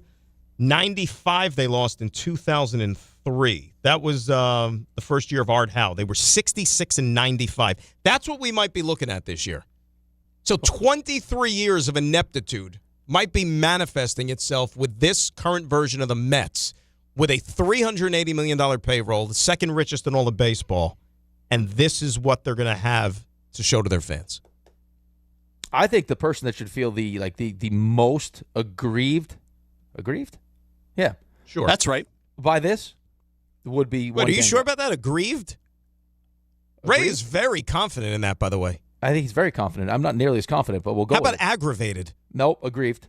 Aggrieved, adjective describing someone who is unhappy, resentful, or angry because they feel they have been treated unfairly. That's the word I was looking for. Aggrieved. I felt good about that. No, but then why wouldn't you just say aggravated? Aggrieved is a fancier way of saying it. Maybe it does mean the same thing, but I think it conveys the same emotion. He said aggrieved. He questioned if it was a word. It is a word. It applies. He's good. Julian, you're a smart guy. Aggrieved? Or would Why? you go with Because he's got a mustache? aggravated? Yeah, that's right. How do you know he's smart? It's the Mustache Club. Mustaches affect brain power? I think so. Interesting. He appears. Julian does appear smart to me. No, I think he's very smart. Not that I think. I know he's very smart. Aggrieved? Is that something you would go with? I'd say it sounds smarter, at least. It sounds smarter. Right. Aggravated, that's just anyone could use aggravated. Aggrieved is the Harvard word. I've definitely heard All right, stop used fighting before. this fight, Sparrow.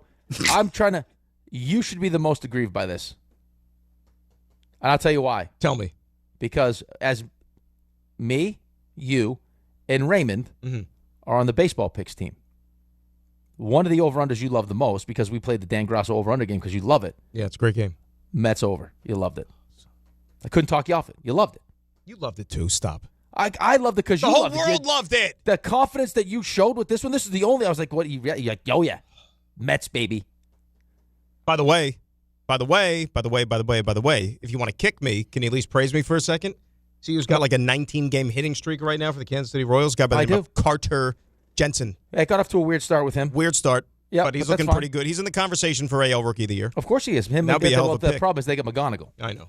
But still, it's a good pick. Good no, pick. It's We'll a see good what pick. happens. Listen, I feed off your confidence, and you were confident to say the very least about the Mets. You loved it. Yeah, but who Bichette wasn't? going to be MVP votes, you name it. But who wasn't? Like, seriously. Like, say what you want. You might think they'd have some shortcomings and some flaws where they're not going to win the World Series, but, I mean, like, did anybody expect this? Anybody? This, no. No, nobody did. To be one of the worst teams in baseball? Absolutely Yeah, not. absolutely not. 800-919-3776. That is it. Let's go to the phones. You want to go to the phones? There's a lot of people. We've talked too much. We have talked a lot today. Let's say hi to Everyday Edgar, who is up next here on ESPN New York. Edgar, que pasa, man? What's up? What's up, boys? Great day yesterday. I went to that soccer watch party. Ray and RJ are doing their thing. Did you They buy were them a real good drink people. I met them yesterday, Edgar, at the watch party? Did you get them a drink or no?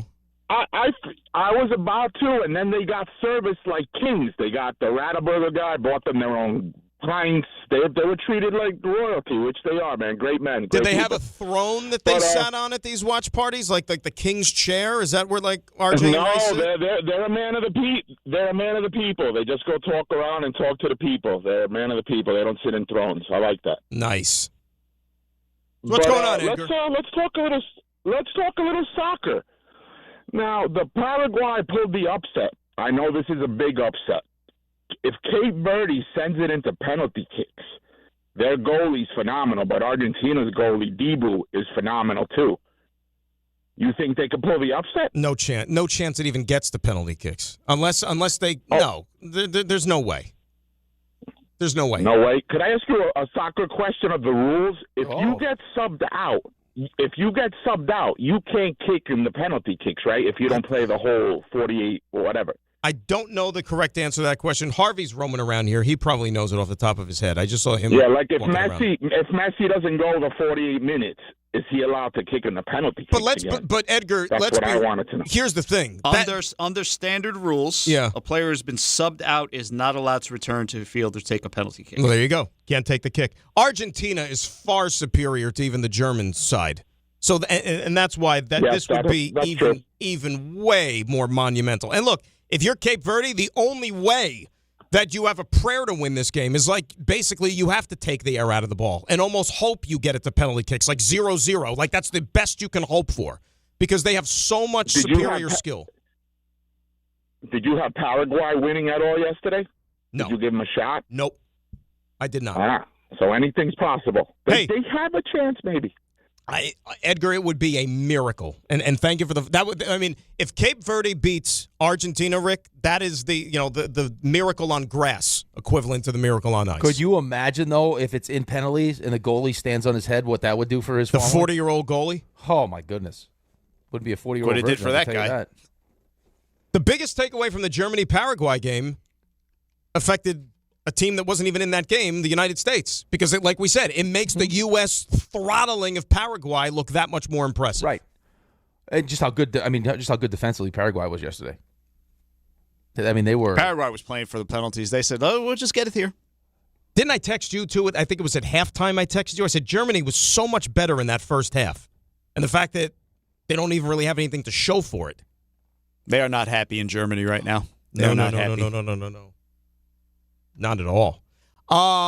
Let's say hi to Ryan the Mailman, who is up next here on ESPN New York. Hello, Ryan. How are you? How you guys doing? I wanted to chime in on your conversation about Mitchell Robinson. I had called earlier, and I was like, as a Lakers fan, I did not want any parts of Mitchell Robinson, so I was glad you said that, Graca, because, like, what do you think you're going to get? As you said, Kareem, he's not a full-time center. He's not what the Lakers need. And I like the idea of them exactly what the Lakers need. Yeah, but you have to learn. Yeah. The thing is, and this is not just the Lakers, it's all teams. And you could say, oh, they know. Well, they don't know necessarily. You have to know how to properly use a guy like Mitch. I don't have faith that they know what to do with him. And they're thinking about keeping Ayton, signing Duran, and picking out Robinson because, Ayton and Luka are like best friends, so they got to keep Ayton around. And then they're going to try to sign Duran and pick up Mitchell Robinson. Like, no. And I don't think Mitchell Robinson is a full-time, everyday run-him-out center. He's not. The Knicks know how to run him, and the Knicks know how to use him. And I don't think every team know the recipe. They saw what the Knicks did and think they can imitate it. And I think his best fit is to stay with the Knicks. Right, because it was almost like a trial and error situation, right, Ryan? Like you go through how many years? Yeah. How many years was it? And thanks a lot for the phone call, Ryan. Ray, how many years? 6-7 years with Mitch, longest tenured Nick. 2018. So, yeah, 7-8 years. Yeah. So I mean, it took that long to really maximize his effectiveness, Rick. Right, and like with not playing back to backs, bringing him along slowly, and he ended up having the healthiest, most productive season that we've seen in a Knick uniform from him, and now he's a free agent. Right, and I think you have to ask yourself the question, though. I mean, how much of that was how you handle it, and how much of that was just some luck involved? I think, but I think like the way that they mapped it all out, I think benefited them in the long run, and that's a shout out to like the at all. I think that most people would agree that he's most valuable to the Knicks. But what does that look like? I mean, again, does Cat take less money on an extension? Like, I mean, can Leon Rose talk James Dolan to go into the second apron? I mean, you got the two players that you wanted. You got Alvarado and you got Shamet. Can they figure it out with Mitch? 6 o'clock tonight, legal tampering period begins. I can't imagine, though, that Detroit's going to... I mean, they're going to lose Dern? I know he wasn't great in the playoffs, but still. It's Is that a little bit of an overreaction? Meaning, like, guy was all NBA this year, but in the playoffs he was a complete no-show. Which happens to young players, man. Right. I get that, and that's why I call it an overreaction. You know what I mean? So, like, if they're going to be like punt on a guy's future because he didn't show up when they needed him the most, well, it's like, okay, not every guy who turns into a great player is perfect in the early forays that he has into the postseason. No, right. I mean, it's different. The postseason's different. I mean, sometimes it takes certain players time. I mean, you're talking about a guy who, I don't know, man. I mean, how old is Jalen Duren? Can't be that. He's 22 years old. He won't be 20. I mean, he'll be 23 in November. It's a pup. I mean, he gave you 19 and 11 this year. Yeah, there's too much. He's almost 20, 19 and a half. Yeah, that's. Well, see, here's the thing: and what's the rumored piece coming back? Would it be Sabonis? Yeah. Is Domantas Sabonis going to be a guy that helps the Pistons win now more than Jalen Duren? No, it's not like we're talking about Sabonis having a long postseason resume either. Right. And plus, Cade will be 25 in September. I mean, I don't know. It doesn't seem like he's looking for more money. Obviously, he's restricted, so Detroit will have the opportunity to match it. But I felt like he was like a foundational piece of what Detroit was doing. You know what's funny, Ray? Like when we got into all these discussions, what was it, like a week ago or whenever it was, about Jalen and where he fits, and like in the pecking order now, NBA and all that stuff, and we were rattling off the names, like guys you'd rather have. The one name that we like conveniently left out of the conversation, like good, bad, or indifferent, was Cade. Like he's put himself in that conversation. I mean, he was first team All NBA. Your first team All NBA. Cade was an MVP candidate for most of the year. So, and we conveniently kind of left him out because he didn't have a deep playoff run, and you just kind of forget about him.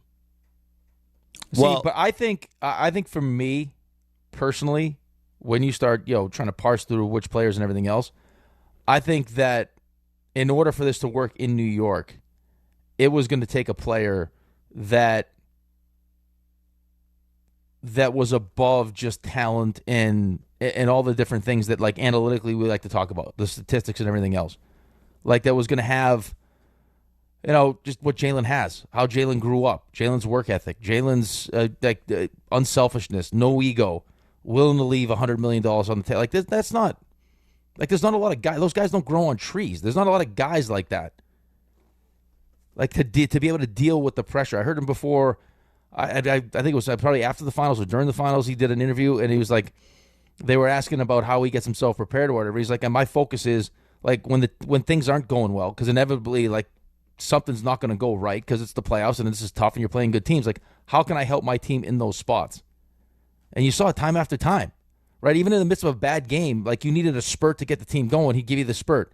Late in the game, you needed him to close it out. He'd close it out. Like, I mean, it's just, he's a special human being, which is something that, like, again, my biggest problem with the whole analytics crowd is, like, yeah, you can't put a number on that, but he just has it. Right. And I think having the relationship with Leon Rose and Leon Rose having that relationship with his godfather and knowing the dad and being, having Rick as his first client, being the one that actually called Rick up and told him that they had Jalen. Like, I mean, that you know who these people are and you know how that will fit.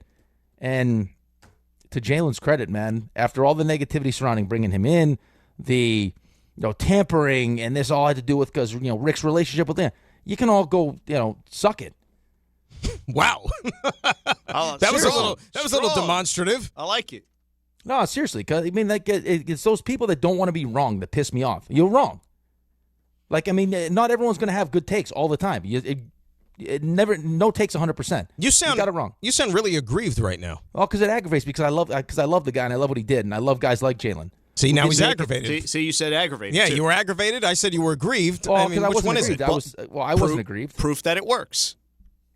I mean, because it's more than just how high you can jump and how building a winning team is way more than that. This is a message to the analytics folks. I don't know if you're picking up on this, Dan. I can't stand the analytics because they don't prioritize. I just can't believe the way he phrased it, though. This is not a basketball conversation anymore. Just to be clear, very very direct. No, it's a team building conversation. It pisses me off about David Stearns, man. I mean, you got to take this stuff into account, and they don't. It's amazing that because they can't see it on a spreadsheet. But it's amazing that we keep coming back to that aspect of the conversation. It's just like, the analytics and this and the numbers tell you this and this and this. But there's stuff that you cannot measure. And Jalen Brunson dragging the Knicks to an NBA title. Again, it's not all just him. It's the team around him. But Jalen Brunson proving so many people wrong because you can't measure leadership and heart and being cerebral. Right, or being selfless, or being be willing to take criticism. It's all those things. It's like what Brady was so great at. I love what you're saying right now. This is music to my ears right now. You mean when not to go for it on 4th and 1 or 4th and 2 and take the points and all that stuff? And it's not as simple as what the chart says. And it's not as simple as trusting your gut. Like you're basing it off stuff that can't be measured. 100%. Ray, love this. Yes. Ray got all fired up with that conversation there. I mean, you're a purist. That's why. It's not just what Rick said, but like it's tried and true, though. It is like it is maddening. You're right, because how do we keep losing sight of this? Well, you're not finding somebody who disagrees in me. It happens all the time. Oh no, I'm not saying you're disagreeing, but I'm just saying like how do we, fan bases, the people that are actually making the decisions? Because again, we're having this conversation about the Mets right now. But, like, how do you continue losing sight of this? I'm going to go back to Jose Iglesias. Why'd you let that guy who meant so much to the clubhouse, you didn't even try to bring him back? You didn't even bother. Because they looked at numbers. They didn't look at what it meant. And it wasn't David Stern's priority. Somebody on the inside told me David Stearns just hated the song and he wanted it to go away. Well. That's what I heard. Well, then. He didn't like it. He was more into the Baja Men. Baja Men wins championships, though. You're damn right they do. In my wildest dreams, thought we'd get Who Let the Dogs Out back, but we did. We did. Shout out Mike Brown. I love that Jalen is basically an embarrassed child now every time Mike does it. Right, exactly. Dad, stop. Ray? Yes. Cue the music. Now. Walk up three-pointer. He got it! See ya! Score! Put it in the box! The you missed. And boy, have we missed a lot. It's been fun, though. As we stated before, the Grizzlies are trading Ja Morant to the Trailblazers per Shams, so that means the Blazers are sending Jeremy Grant and Chris Murray to Memphis as complete the deal. Plus, Memphis has to send $1 million in cash to Portland in order to get this done. So, by comparison, you want to know what the Desmond Bane trade brought. Memphis received 4 unprotected first-rounders in that deal. 25, 26, 28, and 30. A 29 first-round pick swap, Contavious Caldwell-Pope, and Cole Anthony. Somebody was like, with a collection of those names they got on the Trailblazers, and with that cheap-ass owner, like, good luck paying for all those late checkouts with the hotels. Oh, boy. Shams also reporting the Warriors are eyeing this LeBron James, Anthony Davis reunion there in Golden State. The flexibility for that possibility opened up when Draymond Green declined his $27.6 million player option yesterday morning. Jalen Duren will meet with the Lakers and Kings, according to Dave McMenamin and Mark Spears. Kristaps Porzingis re-ups with the Warriors for 2 years and $40 million. Andrew Wiggins will sign a 3-year, $64 million deal with the Heat. Congratulations, Julian Champagnie. 3 years, $45 with the Spurs. Hawks declining Jonathan Kuminga's $24.3 million option.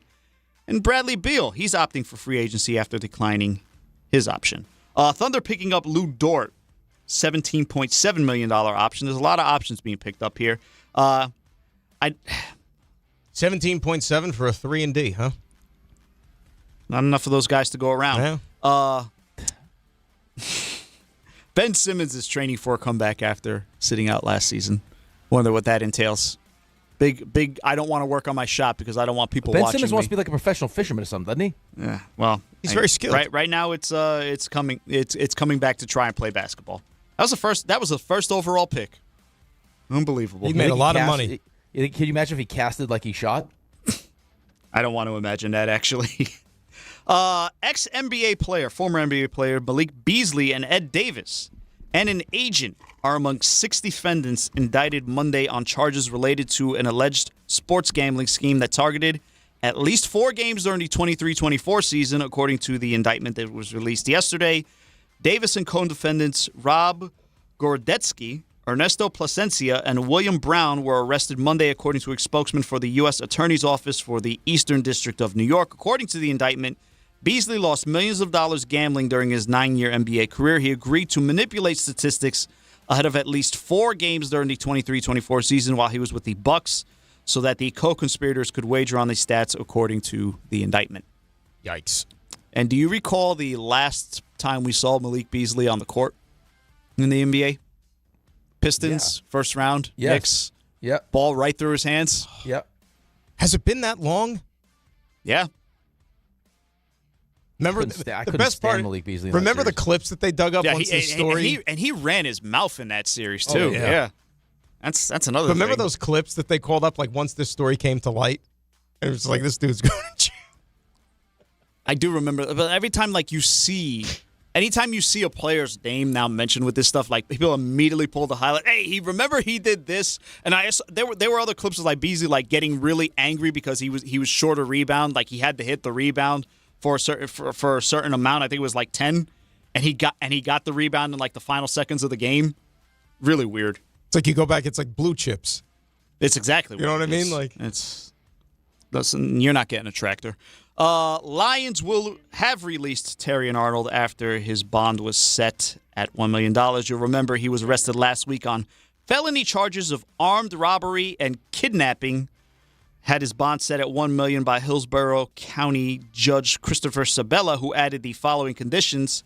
He's not allowed contact with the 6 co-defendants or the witnesses. He must surrender his passport within 48 hours.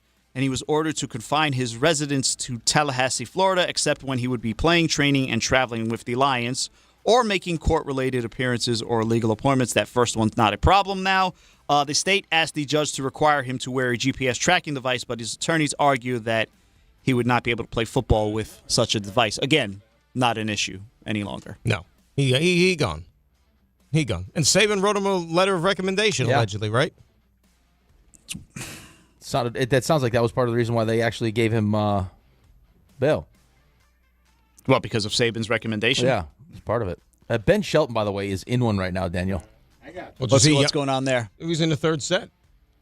He's down in the third set. Oh, 5-4 boy. here. They're on serve. They're on serve in the third set. He's not down. They're on serve. I'm saying he's in one, though. Yeah, well, Yannick Sinner got pushed. How about this yesterday? And you're an athlete. Let's go to the tennis. He's Kurt Schilling all over the place. How does that happen? He like rolled his ankle, turned his ankle real bad, and then he's bleeding through his shoe. Yeah. Like, I didn't even know that was possible. I love how they were speculating. Is that blood, or could he have dropped? It's blood. What do you mean? Because he dropped it. It's strawberries and cream from Wimbledon. They said Bart saw the blood during Bart Carlin yesterday and pointed it out. It's like he's bleeding. Is this happening? Djokovic came through in his first-round clash against Wu Yibing last night. Katie Bolter lost her first-round match 6-4, 6-2 to Tyra Katarina Grant. And Serena Williams returning to Wimbledon for the first time in 4 years tonight, taking on Maya Joint. Congratulations to her. Smoke that. Watch, we getting play-by-play? Is that allowed? I don't know. I never know. No, get it, Joint, smoke that. Oh, I see. I see what you did there. It's a drug reference. It's a drug reference. It's a drug reference. From these druggies. Julian can fill you in. I feel like, Julian, you dabble in the marijuana? He can't hear you.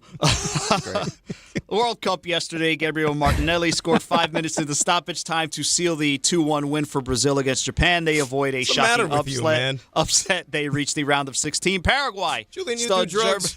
Stud Germany on penalty kicks. Morocco also wins on penalty kicks, eliminates the Netherlands from the World Cup. Today's matchups: Ivory Coast versus Norway at Jerry World, or Dallas Stadium, as FIFA wants you to call it. France-Sweden at MetLife, or New York, New Jersey Stadium.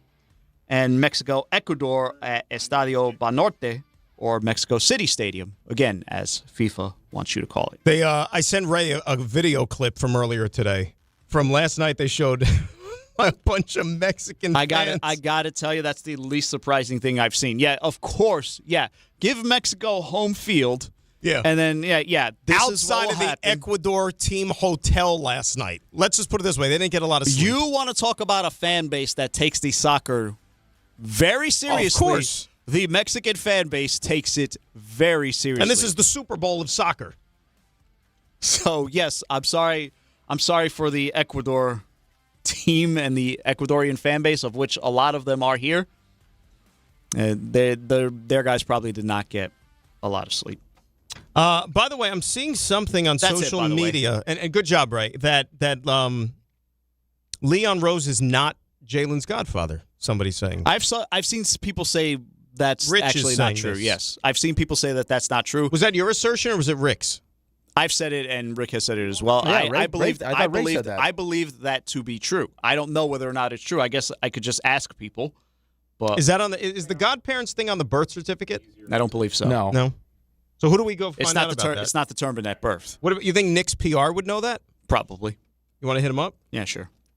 Imagine like Ray sends a serious Oh, email. AI is saying that Leon Rose publicly clarified that he is not Jalen's godfather. AI also put together a Rick DiPietro poster for the great point. soccer game, and then how'd that work out? That poster is hope. Is hope that people will not lose their jobs with AI. That poster because that is tells you all you need to know about the Godfather situation.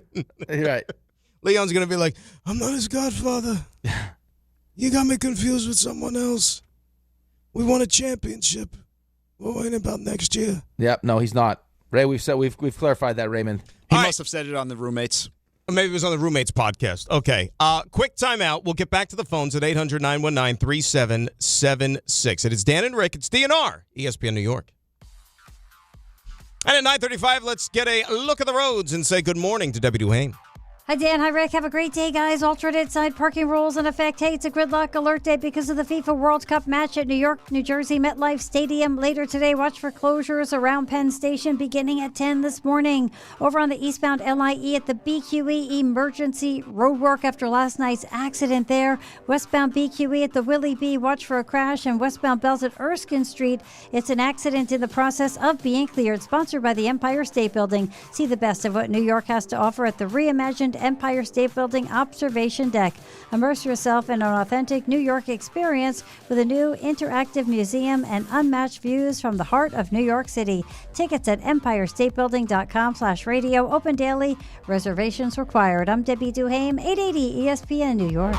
Big events are bringing more riders across the region. So if you're taking New Jersey Transit for everyday trips, plan ahead. Check schedules, allow extra time, and consider traveling outside of peak hours when you can. New Jersey Transit is running additional service to help keep everyone moving. But a little planning goes a long way. Stay aware, be courteous, and ride smart. New Jersey Transit, keeping your day on track. Plan your trip at njtransit.com. Tickets are on sale now at fanaticsfest.com as Fanatics Fest NYC returns to the Javits Center on Thursday, July 16th through the 19th. The world's #1 sports fan festival puts you where sports, collecting, culture, and entertainment collide. See stars like Tom Brady, Aaron Judge, Jalen Brunson, and hundreds more, including live panels and podcasts, exclusive merch, and Fanatics games with $2 million in prizes. Go to fanaticsfest.com to get your tickets today. 1-877 Cars for Kids. KARS Cars for Kids. 1-877 Cars for Kids. Donate your car today. Call 877 Cars for Kids to reach a friendly live agent. Donation is super easy, and your car can be picked up as soon as tomorrow. Call us now or go to carsforkids.org. 7 Cars for Kids. Donate your car today. Did you know you can donate real estate too? Skechers elite athlete OG Anunoby has been making history on the basketball court. Anunoby tips it in. Unbelievable. What a shot. He's been balling out in Skechers high-performance basketball sneakers, and the world is noticed. But how does OG train off the court to keep in peak physical condition? Hands-free Skechers Slip-ins Aeroburst. They help prepare OG for the physical demands of playing at a championship level. Get your pair of Aeroburst for only $165 at a Skechers store, Skechers.com, or wherever high-performance running shoes are sold. Hey, it's Wendy here. Are you looking to rebound from your high-interest credit card debt? A SoFi personal loan could help. Consolidate your debt with a SoFi personal loan into one low monthly payment, and you could save money on interest over time. And with as soon as the same day funding, you could hit the ground running ASAP. Apply today with no fees required at SoFi.com/debt-rebound. Loans originated by SoFi Bank. NA member FDIC. Terms and conditions apply. NMLS 696891. Fast funds terms apply at SoFi.com/debt-rebound. Skechers elite athlete OG Anunoby has been making history on the basketball court. Anunoby Kobe tips it in. Unbelievable. What a shot. He's been balling out in Skechers high-performance basketball sneakers, and the world is noticed. But how does OG train off the court to keep in peak physical condition? Hands-free Skechers Slip-ins Aeroburst. They help prepare OG for the physical demands of playing at a championship level. Get your pair of Aeroburst for only $165 at a Skechers store, Skechers.com, or wherever high-performance running shoes are sold.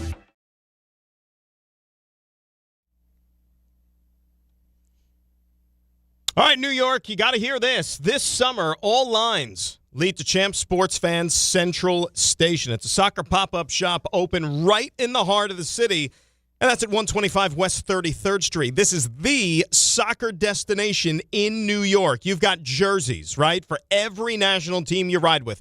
USA, Mexico, Argentina, Brazil, and way, way more, and it's all under one roof.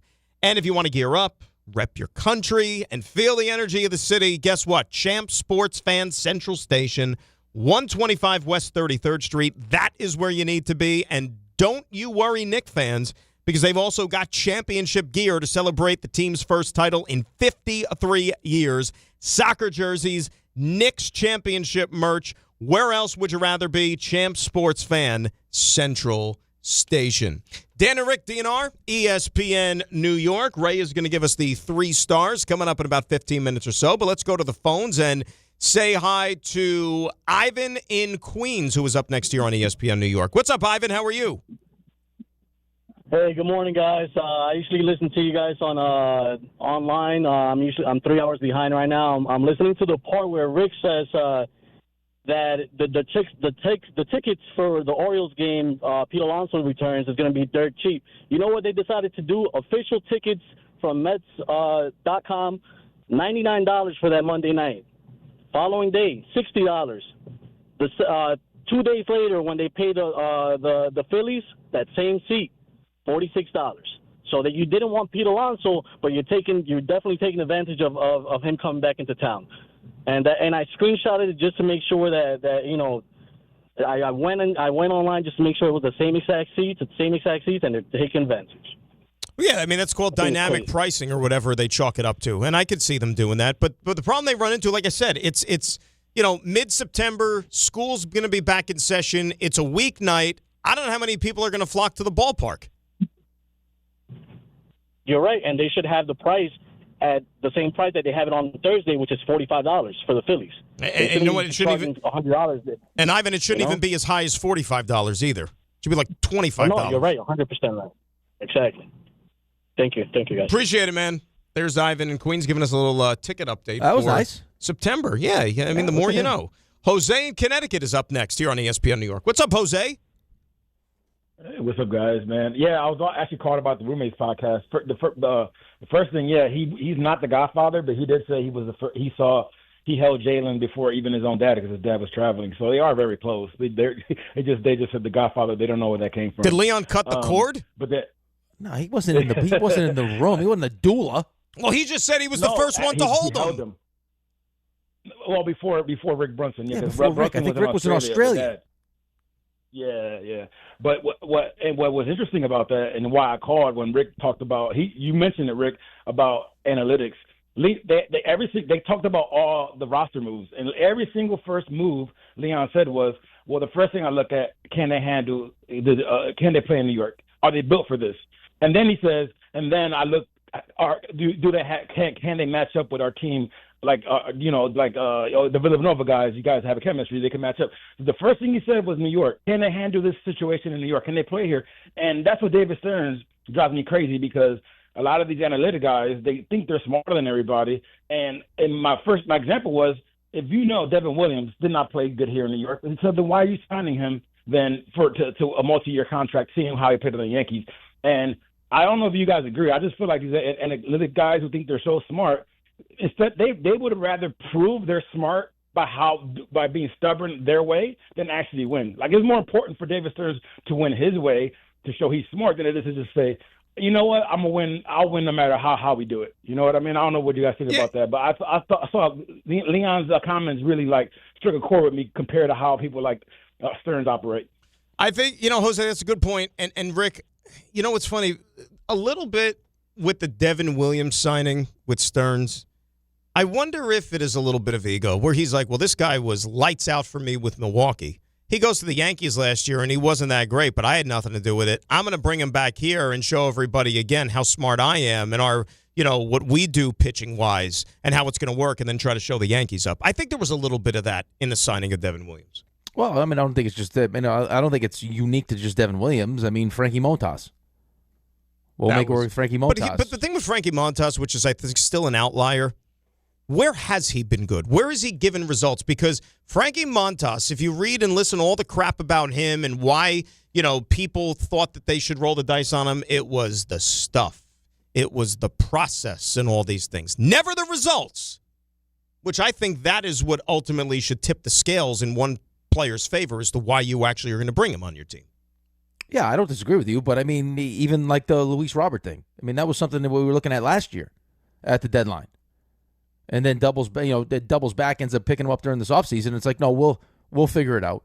You see what the White Sox were doing with him, it doesn't work. We'll make it work here. And, of course, it didn't. It didn't. No. Never did. I just, again, I mean, I hate to get like that angry about it, but it does. I mean, it rattles me because there are a lot of important things I think that people that are so focused on the analytics overlook that are important to winning that they don't necessarily understand because they haven't been in those situations. We're going to run through the phones. Ray's also going to give us our 3 stars before we turn things over to Bart and Carlin. That's next, DNR on ESPN New York. Hey, New York and New Jersey. Commitment issues? No problem. Now you can get unlimited talk, text, and data for $25 a month forever, as in for life. Switch now at boostmobile.com. After 30 gigabytes, you may experience slower speeds. Pay $25 a month as long as you stay on the Boost Mobile Unlimited plan.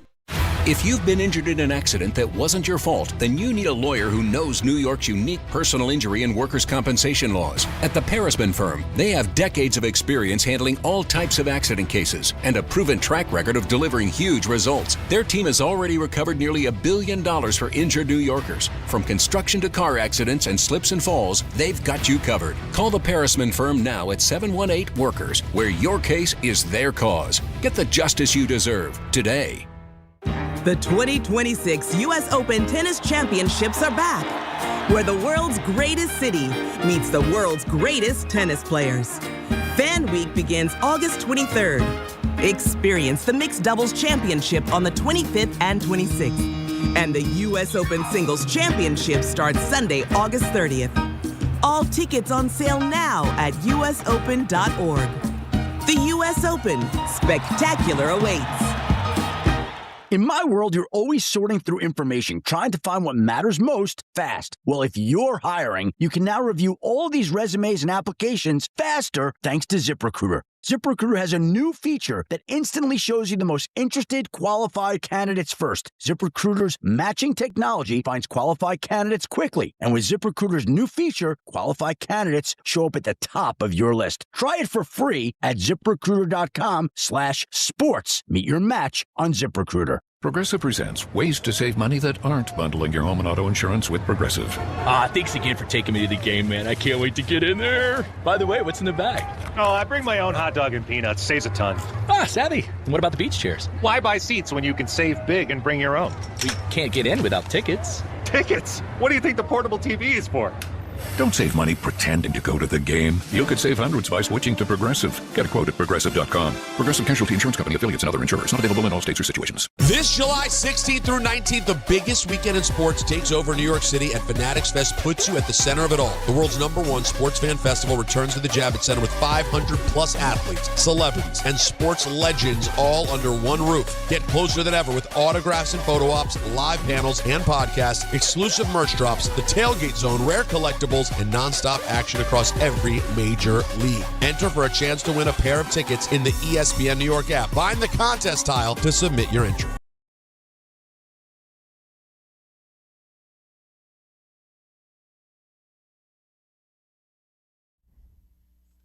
All right, it's Dan and Rick, DNR, ESPN New York on this Tuesday. Let's set the scene for you as far as what the sports that you're going to have for your pleasure for the rest of the day. 3 more World Cup games. Knockout round continues, round of 32. 1 o'clock, Ivory Coast and Norway. So all the Norwegian fans will be doing the row. That'll be at Jerry World in Arlington. MetLife Stadium, 5 o'clock, France and Sweden. Be shocked if France doesn't handle their business there.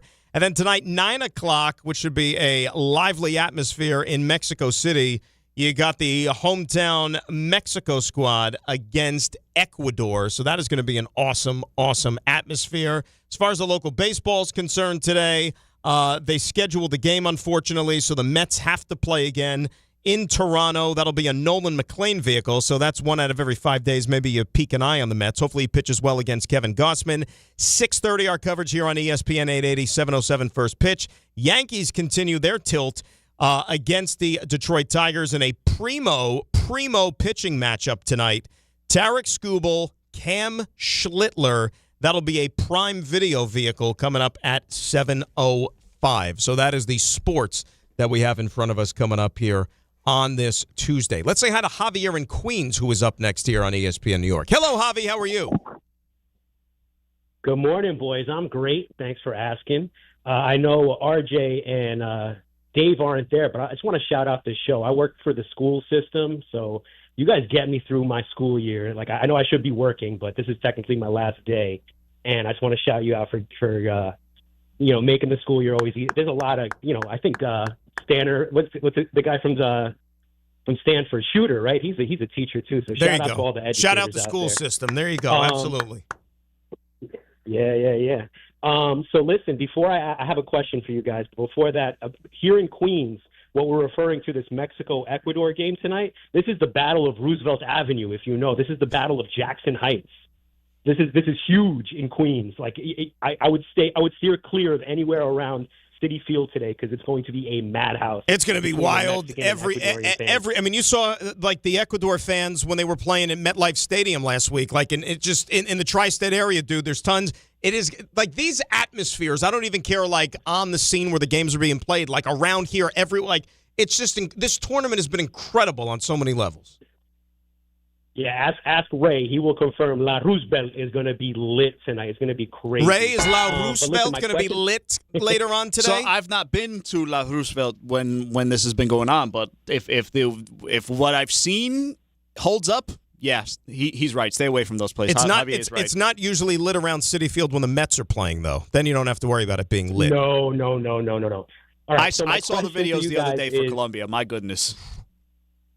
Yeah, it's crazy. So listen, my question to you guys is, I think we're at the 1-year anniversary of Dan being the supreme patriot on this particular broadcast, right? That's all Rick, crap. You're a competitor. It's all crap. Are we Can't take have a loss. Rematch, Rick? Yeah. Rick, No, it's all crap. July 4th is coming up. No. July 4th is coming up. Rick, are you gonna come for yours? The Olympian Rick, are you gonna take the title? I've already proven how much this country means to me. All right, the whole genesis of the Real American Battle was because Dan had no interest in the World Baseball Classic because he has no pride for his country. I was into the World Baseball Classic. No, you weren't. I was this year. There was no World Baseball Classic last year. Why were we even talking about it? Because you were poo-pooing it. I didn't like it last year. I'll be the first to We admit. were talking about it, and you poo-pooed it. Shirt, Dan.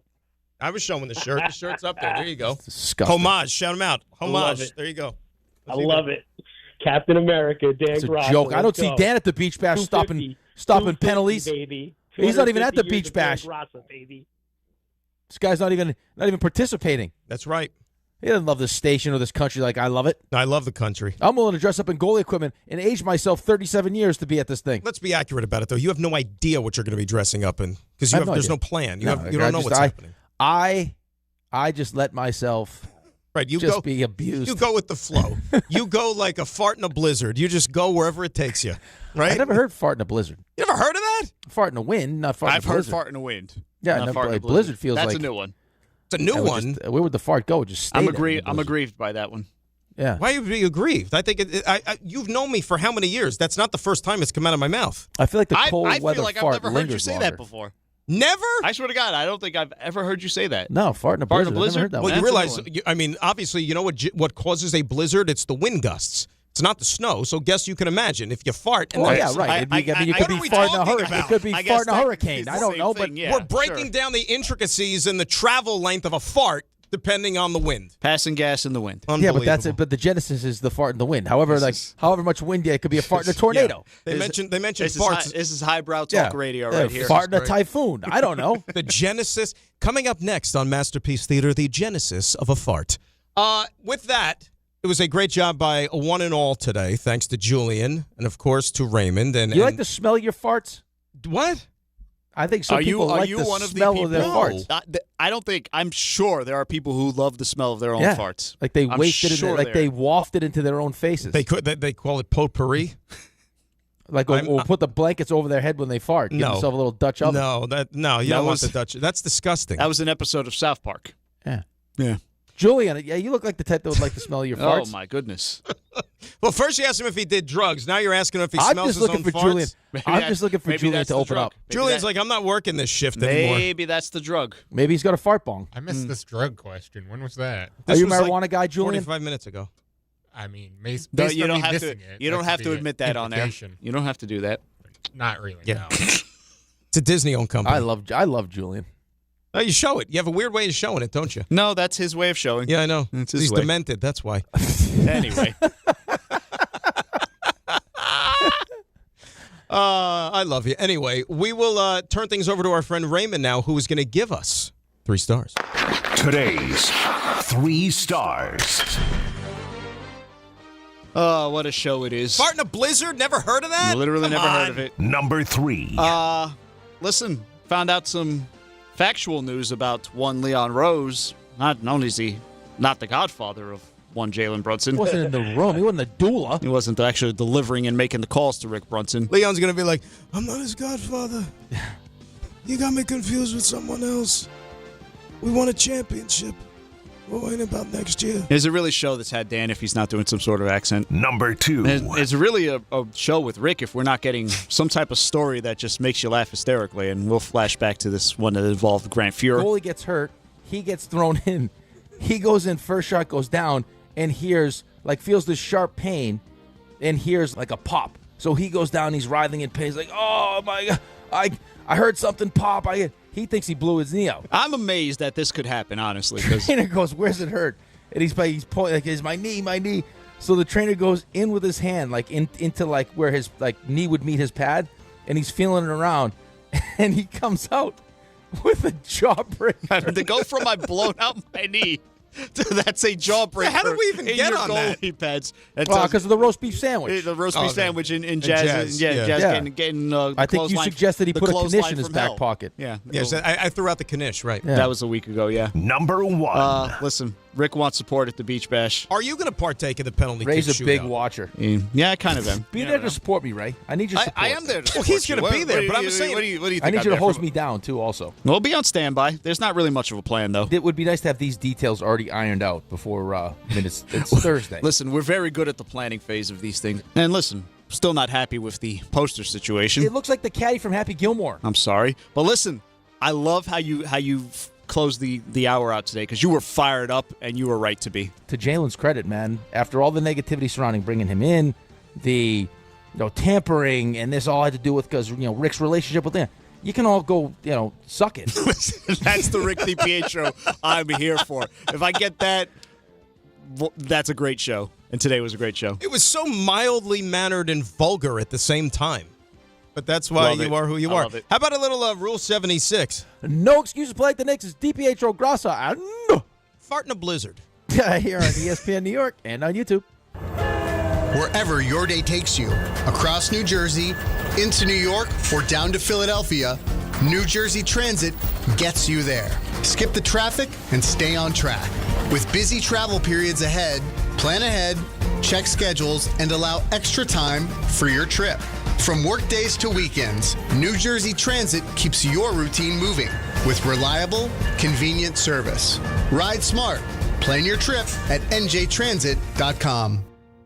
Skechers Elite Athlete OG Anunoby has been making history on the basketball court. Anunoby tips it in. Unbelievable. What a shot. He's been balling out in Skechers high-performance basketball sneakers, and the world is noticed. But how does OG train off the court to keep in peak physical condition? Hands-free Skechers Slip-ins Aeroburst. They help prepare OG for the physical demands of playing at a championship level. Get your pair of Aeroburst for only $165 at a Skechers store, Skechers.com, or wherever high-performance running shoes are sold. Michelle here. Look, in sports, the best teams know when to make their move. Sherwin-Williams is making theirs with their 4th of July sale. We're talking 30% off paints and stains June 26th through July 6th. You know, I'm looking at these studio walls. They're a bit gray. I'm thinking I wouldn't mind a little more red in here. Get that Cardinal spirit going. Yeah, I like that. Order online and get everything delivered right to your door or swing by your neighborhood Sherwin-Williams store. Retail sales only. Some exclusions apply. See source for details. Delivery available on qualifying orders. Your ambition just met its match with Robinhood. You push yourself in everything you do, scanning headlines for insights, keeping an eye on the market. Robinhood puts you in control of your money, all on one platform. You expect more from yourself. Expect more from your money. Get started today at Robinhood.com/yourmoney. Again, that's Robinhood.com/yourmoney. Your money, your move.